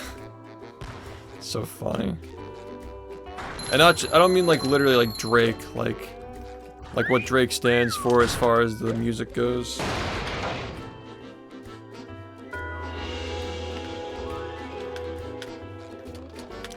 Like, it really just felt like Drake was only succeeding as a result of hip-hop getting popular. And not, like, actually having anything of substance to say with it. I'm literally the biggest hater.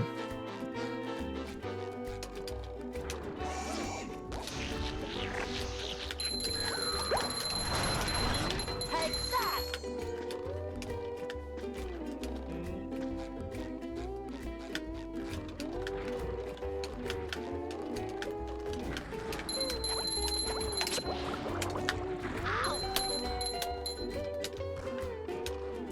Number 1 on the Bikini Bottom scavenger hunt. 3 years running. Thank you. Ow!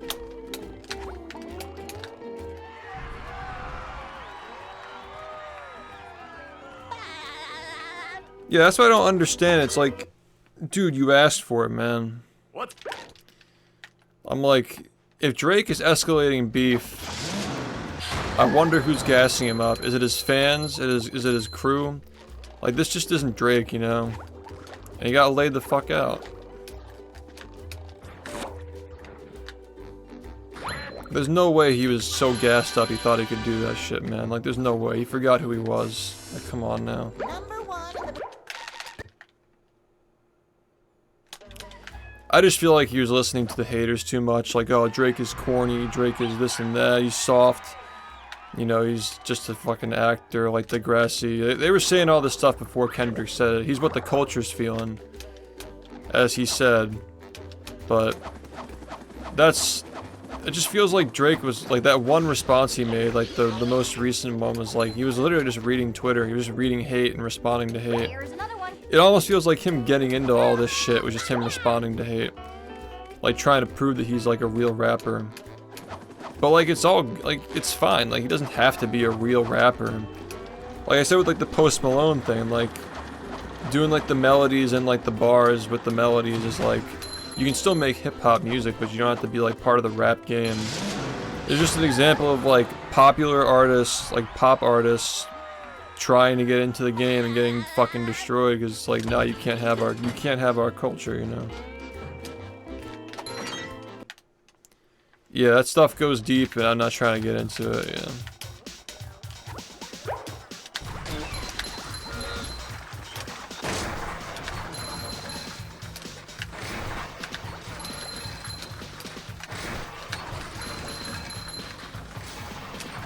Yeah, I'm out of the loop, dude. I've missed every single Kanye album beyond Watch the Throne. Like, I haven't listened to a single one, and everybody's gonna fucking rage at me because I said that. But like, I'm telling you, the last thing I fucking listened to was Good Kid, Mad City.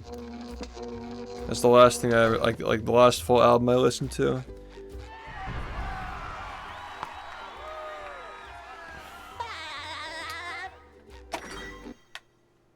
Because I just got bored, like, when I heard that, I'm like, alright, this is probably the best we're gonna get for a while. And then, you know, Butterfly came out like 2 years later or something. I never listened to it. It was literally next on the list, but I just never got around to it.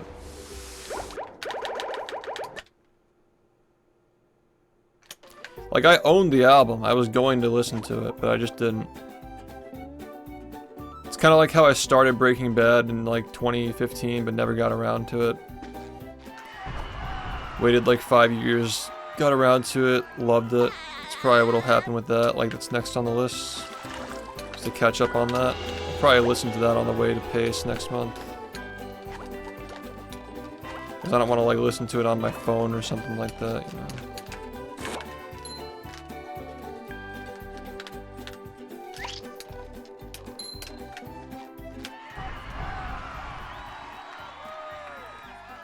Dude, it's crazy how much cope there is with the Drake camp, man.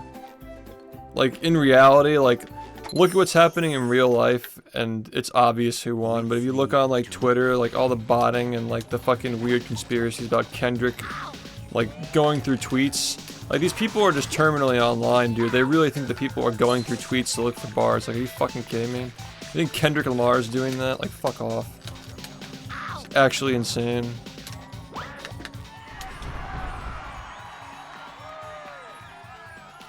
Well, that genre plus like the Drake copycats and the people who just want to be Lil Wayne, Like, I just got tired of all that. Just fell out of it for a while.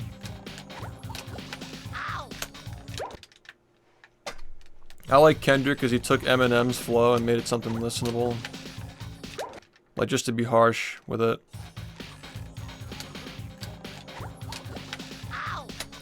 It's like Eminem's flow, Tupac's passion. He kind of takes a lot from a lot of different people, but like I hear that a lot having grown up listening to those guys. Hey Rumi, thanks for the raid. What's up?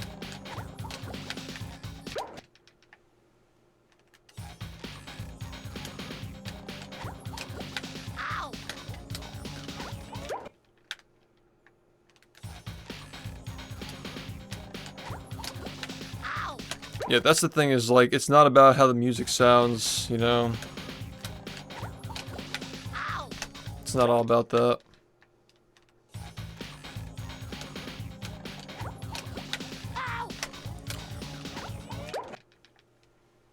Is this Mario Sunshine? Nah, dude. How dare you compare a shit game like that to a god game like this? I had some good runs earlier, but yeah, we just kind of fell off. It's true, man. I mean, Sunshine's not a shit game, but it's like good at best, you know? Even calling it great is like a stretch.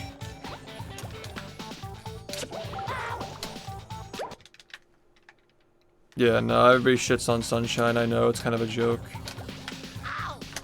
Saying that Sunshine is a shit game is kind of just a meme.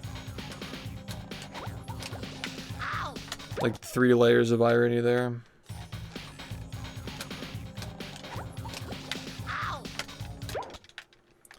Dude, Hylian, you're so funny, dude. Look at this guy, he's such a fucking joke playing SpongeBob. I'm just gonna fucking clown on him. This'll be easy. This'll be easy, dude. Come on.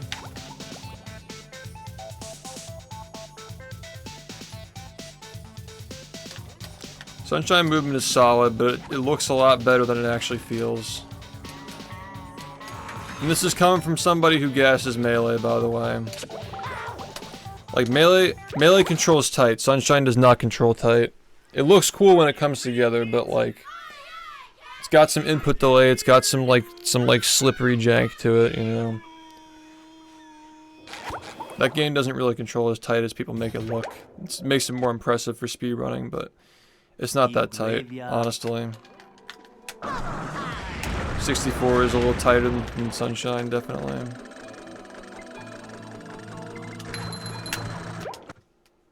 Yo, what's up?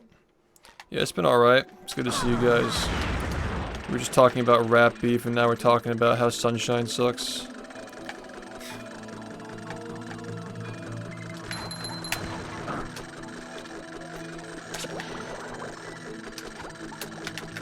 It's crazy how consistently I'm getting over that now.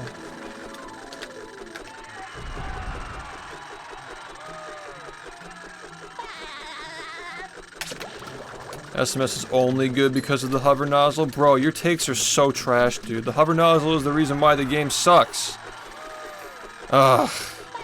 This guy's takes are so shit, dude.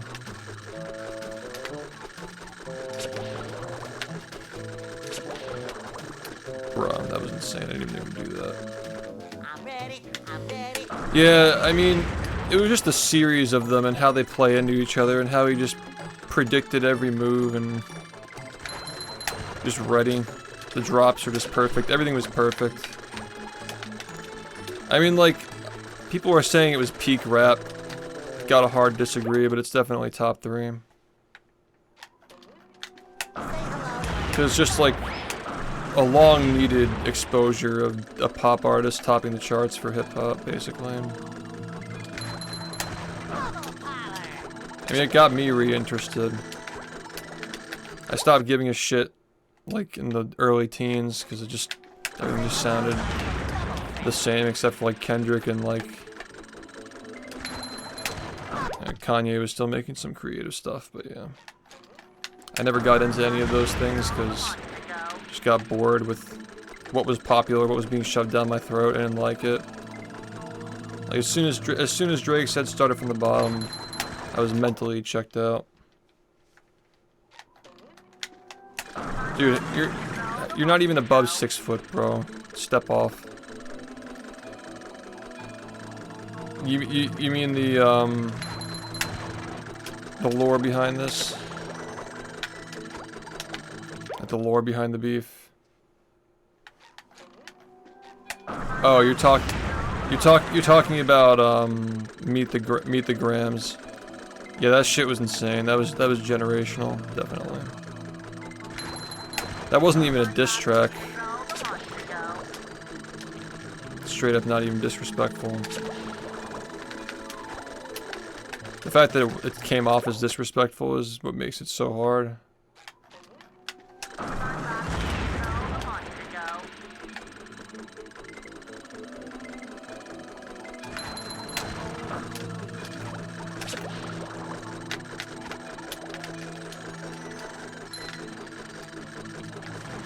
Like the fact that like he's just like talking to his family and it like comes off as like him trying to be disrespectful. Like he really does believe that Drake deserves to die. It's kind of crazy. Like, and people just see it as like a diss. Like, nah, he's being serious, dude.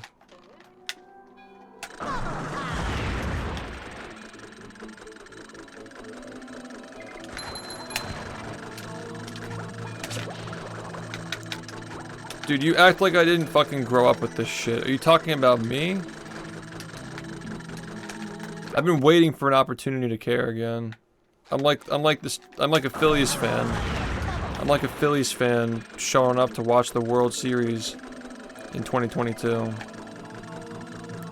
I've been waiting. I'm waiting for a reason to care.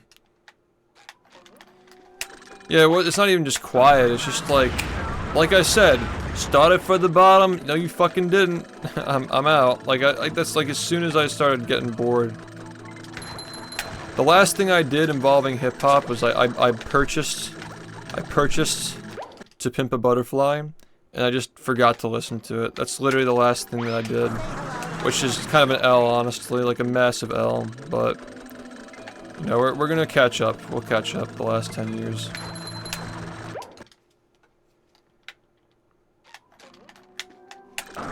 Nah, dude, I really don't think so, man.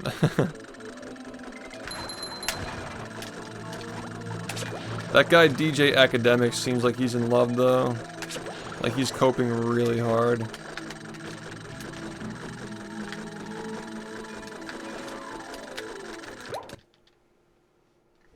Yeah, that shit's crazy.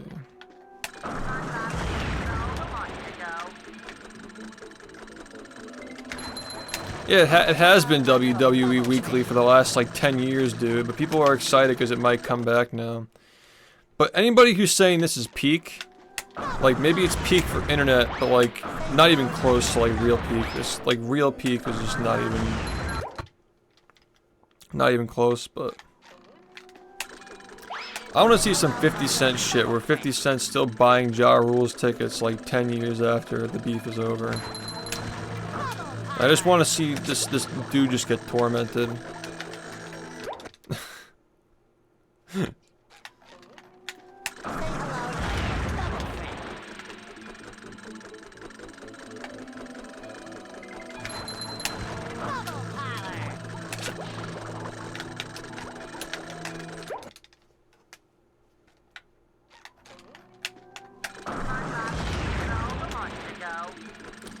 Well, my biases are that I grew up listening to, you know, like 50 Eminem's camp. I know like all the obscure artists in those camps, and like, you know, NWA, a little bit of Cube, DMX.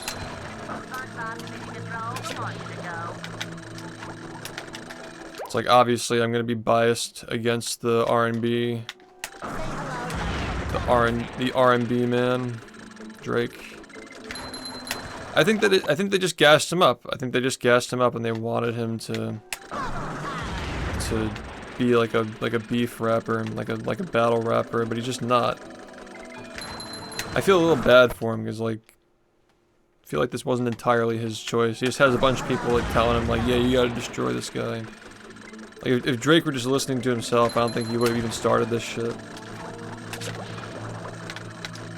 They're probably completely right about the yes men. You have a wonderful night too.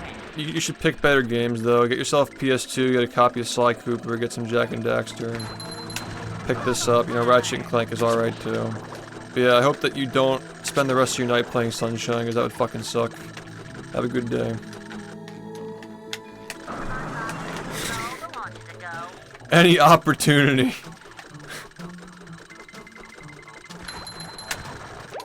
Sunshine's been fucking with my boy Inkstar lately, man. I have no mercy for Sunshine. Oh, you're a Sly tour? See, just like... I'm so disappointed, dude. I never finished the game, but yeah.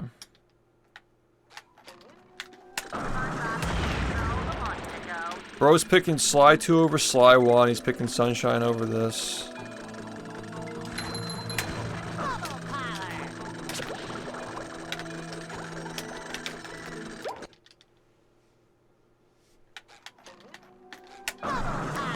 He's getting absolutely buried, dude. Getting absolutely buried. Yeah, we're kind of just like messing with him. There's nothing serious going on here. Serious for me? No. Sunshine over Mr. Bean. I don't know, dude. Mr. Bean is kind of peak. Yeah, I mean it's 64/Odyssey, Galaxy, and then Sunshine. I never played Galaxy 2, but that's the order.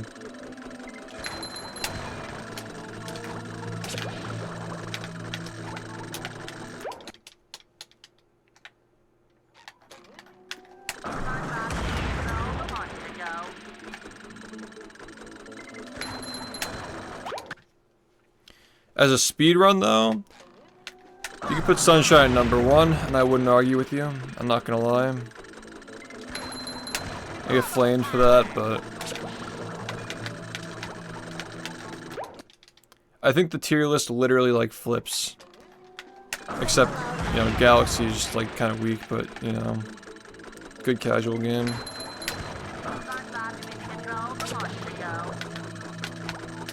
Now, Sunshine's one of the best speedruns, but the game's just like it's a good game. The fact that like good is weak for Mario is kind of crazy though, that like they have such a good track record of like 9 out of 10 games. It's insane.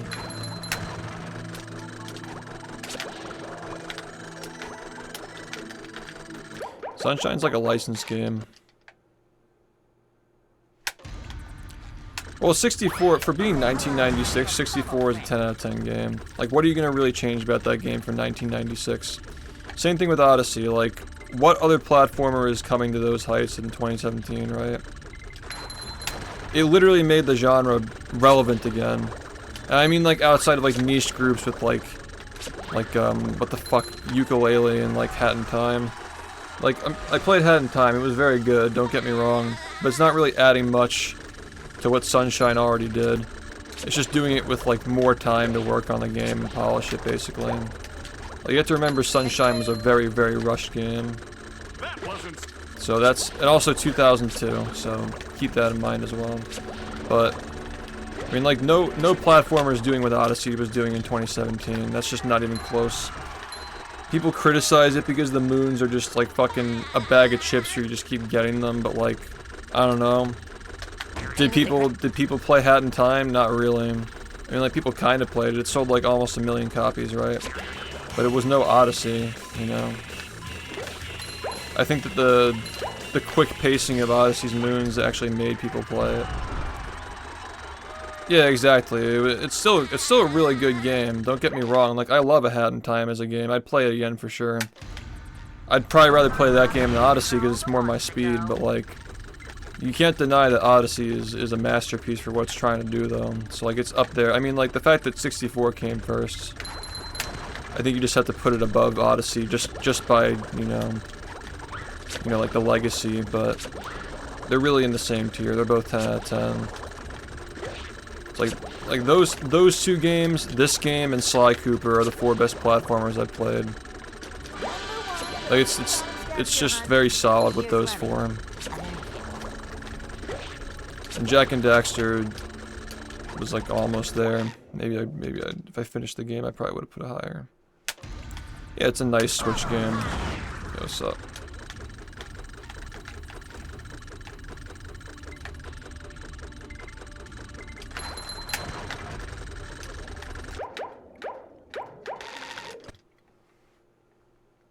I finished a couple of runs today. I got my best pace out of Dream 1 split. 1038.7. Which converted into my best industrial park start. Like Sand Mountain 1 split if you discount the fact that I had to buy a clam later. Like if I had just gotten the jump on top of the Sand Lodge, it would have been my best pace ever. So we'll call it the best pace into Sand Mountain 1. Fuck it. So yeah, big turnaround from yesterday. I was literally dying yesterday. I was collapsing in agony, just falling asleep.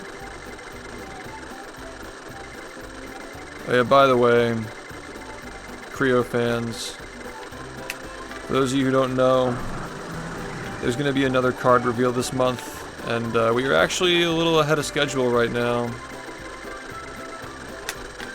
We're actually, to be on track, we would have to be at like 20 cards before this month is over. And we're probably going to be at 25, I think. We're at 18 right now. Yeah, there's going to be a reveal later. Sometime this month. We're designing a product logo. We're trying to get a logo for the 10 years running. We're not going to call it 10 years of SHiFT. We're going to call it 10 years running now. So we're getting like a product logo for that specific thing to make it feel more important and not just reuse the SHiFT logo. Yeah, 25 fully completed. Yeah, like illustrations. I mean, today I'm expecting one to get done actually. Erlich said that she's gonna finish Sunny today, so that'll be 19. There's like one small detail in the catch-up disc card that needs to be done. Just like, I noticed the shirt didn't have like a sleeveless thing on it, so like the disc wasn't touching my armpit, like that kind of a fix. So it'll be done in like 2 seconds. Corlo's next update will be done probably. Gertis's card got finished, the 100 under 1. That's just gotta get uploaded to the drive. There's a lot that's almost done. The one card that's taken a while to kind of like get right is the one that combines GDQ with the first 43. That one's taken a lot of revisions, but it's getting there. Yo, what's up, man?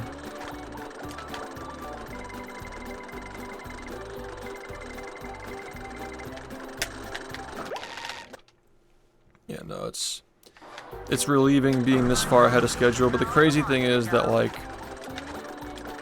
Corlo's done like 17 of those cards, dude. Like he's straight up done like 17 of them out of the 18.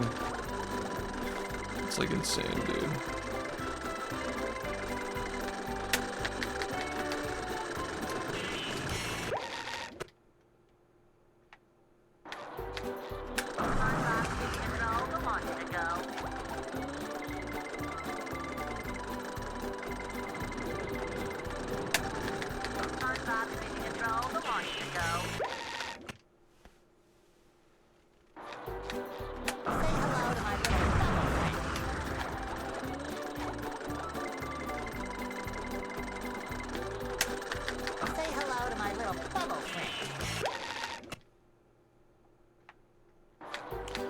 Dude, the budget for the fucking illustrations is crazy, man. Like, the art is really amazing.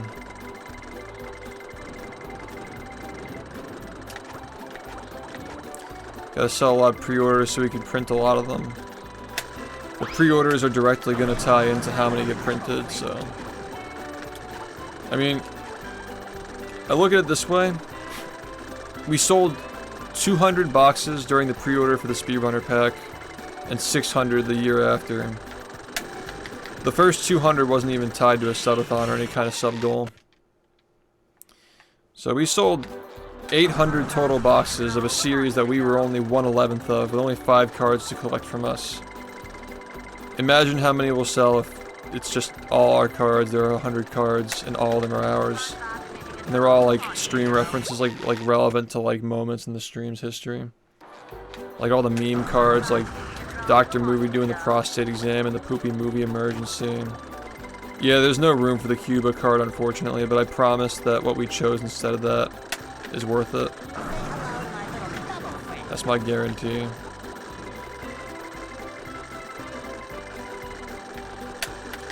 It's not too late, but it does feel like something that was more of like an obscure joke than something that'll be like, you know, like long term. Some tough decisions were made, unfortunately. Yeah, and like you guys haven't even seen like what you guys know about the Super Mario Sunshine card with the fucking bananas in the race. What do you guys know about the, you know?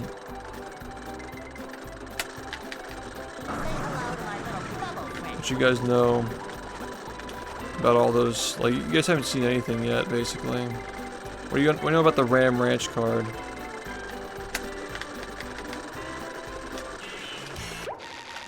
What you guys know about the Obama skip card? You guys have only seen like a couple, and they're more of like a serious tone. They're not even like the funny ones.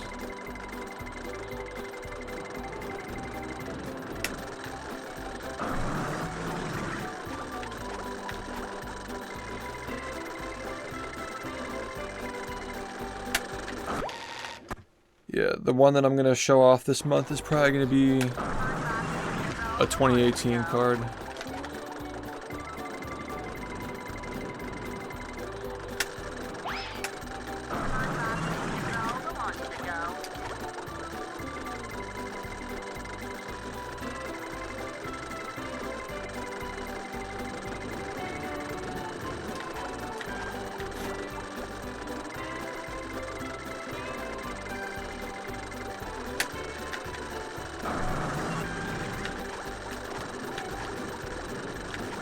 Yeah, exactly. No, Corlo is super fun to work with. Like he's pretty much doing like most of the meme cards. I think that that Ehrlich and Jay will probably get to that point soon though. Like I feel like Jay is ready if she wants to do another one for a much more complicated and like funny card. But yeah, we'll see. I always take it like order by order. Like I never assume that Corlo is gonna want to do 4 more, but he usually does, you know. We'll see how Jay's feeling after this one. I know that Ehrlich wants to do more, but she's like been really busy. She's handling Sunny's card and also the movie disc snap. My idea for that is fucking awesome, by the way. And she's doing a great job at portraying it. Like, even just the sketches alone look really good for that one. Yeah, it's all really exciting. All these moments just, like, being captured in, like, a meme way. Yeah, that one's a nice one. I like that one. I wanna have Turtle back on, but he's going through some stuff lately, and... You know, I think what'll end up happening, like, inevitably, is there's probably gonna be... like, alternate art for some of these cards, because...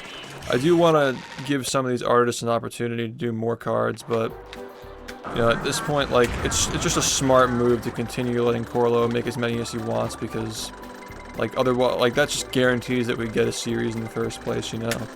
And if we finish ahead of schedule, then we can go back and do some alternate arts maybe.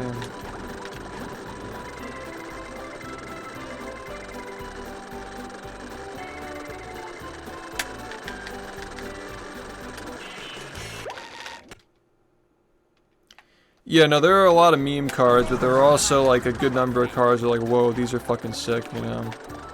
Like, a good portion of the common cards are jokes. Or they're involving jokes, but, like, The ones for like the speed runs where you like kicked ass, you know, like the first 43, the first 41, like these cards are gonna be like super sick with like lots of colors and just like symbolic elements to them. Like I really like how the first 43 card is going so far with the GQ. Like that card tells a story. And like the more you look at it, the better it gets. It's super fun.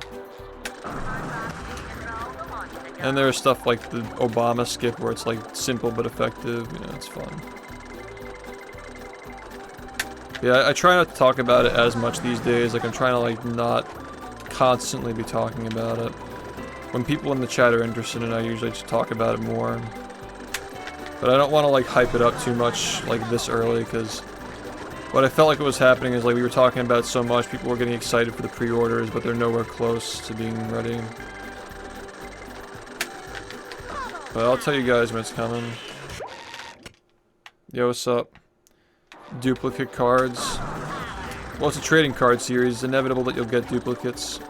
If you get 45 cards per box, you're gonna get a lot of common ones. But here's the thing, though. There are 100 cards, 100 unique cards, so it'd be pretty hard to get a lot of duplicates, considering there are 40 different common cards. You know? You may not be guaranteed to get something rare, but I mean, like, you might be guaranteed to get, like, a holo. We're gonna do, like, guaranteed holos, or, like, every box gets, every pack gets 2 holos, every box gets 5 packs, so 10 holos per box guaranteed. So that's, like, how we give people valuable stuff that's, like rare stuff without, like, literally guaranteeing rare cards. Getting 2 holographic foils guaranteed per pack. Some of those holos are going to be really hard to get. Like even harder than the holo legends in the last one. Like basically like fucking unicorns. More than twice as rare. And they were already scarce. And on topic of unicorns, like we're going to have hand autographs too. Like the first 10 of every card be autographed. That's fun too. And on the topic of unicorns on top of unicorns. Starting to sound like some fucking deviant art shit. There's gonna be a 1 out of 10 card as well. It's like gonna be like a higher budget card. Extremely rare.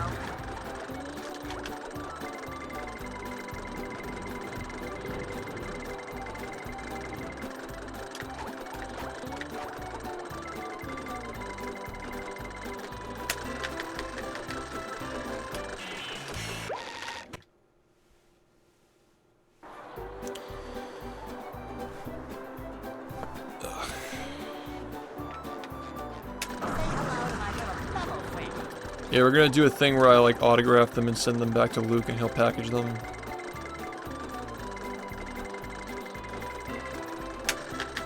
So yeah, new in this series is instead of just 1/11 of the cards being related to my stream, it's all of them.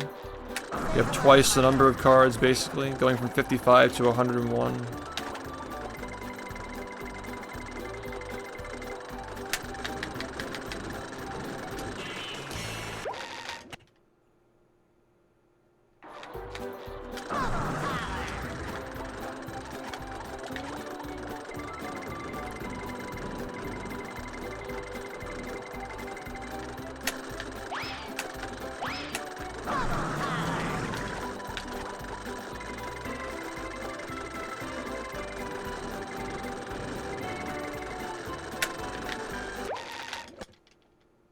Yeah.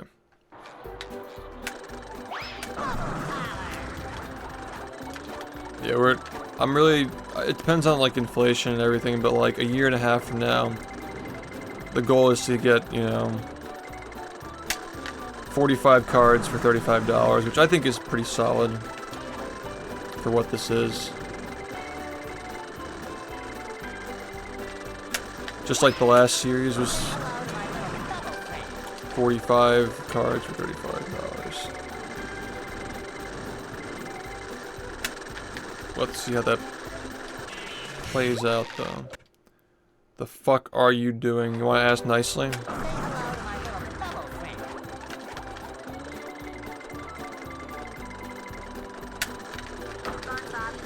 friend. Little boy. I really should. It's getting late. I wanted to at least practice, but I thought today was a good day. Not as common these days.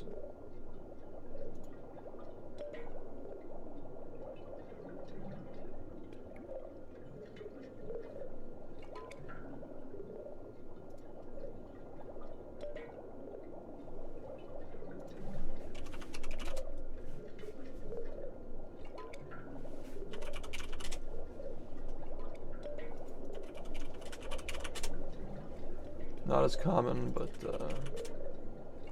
not as common, but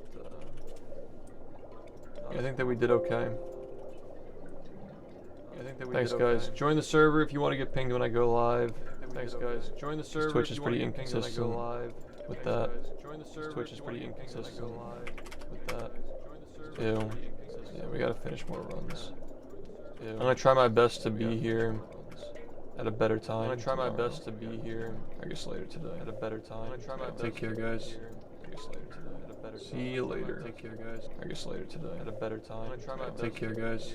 I guess later today. At a better time. See you later. Take care, guys.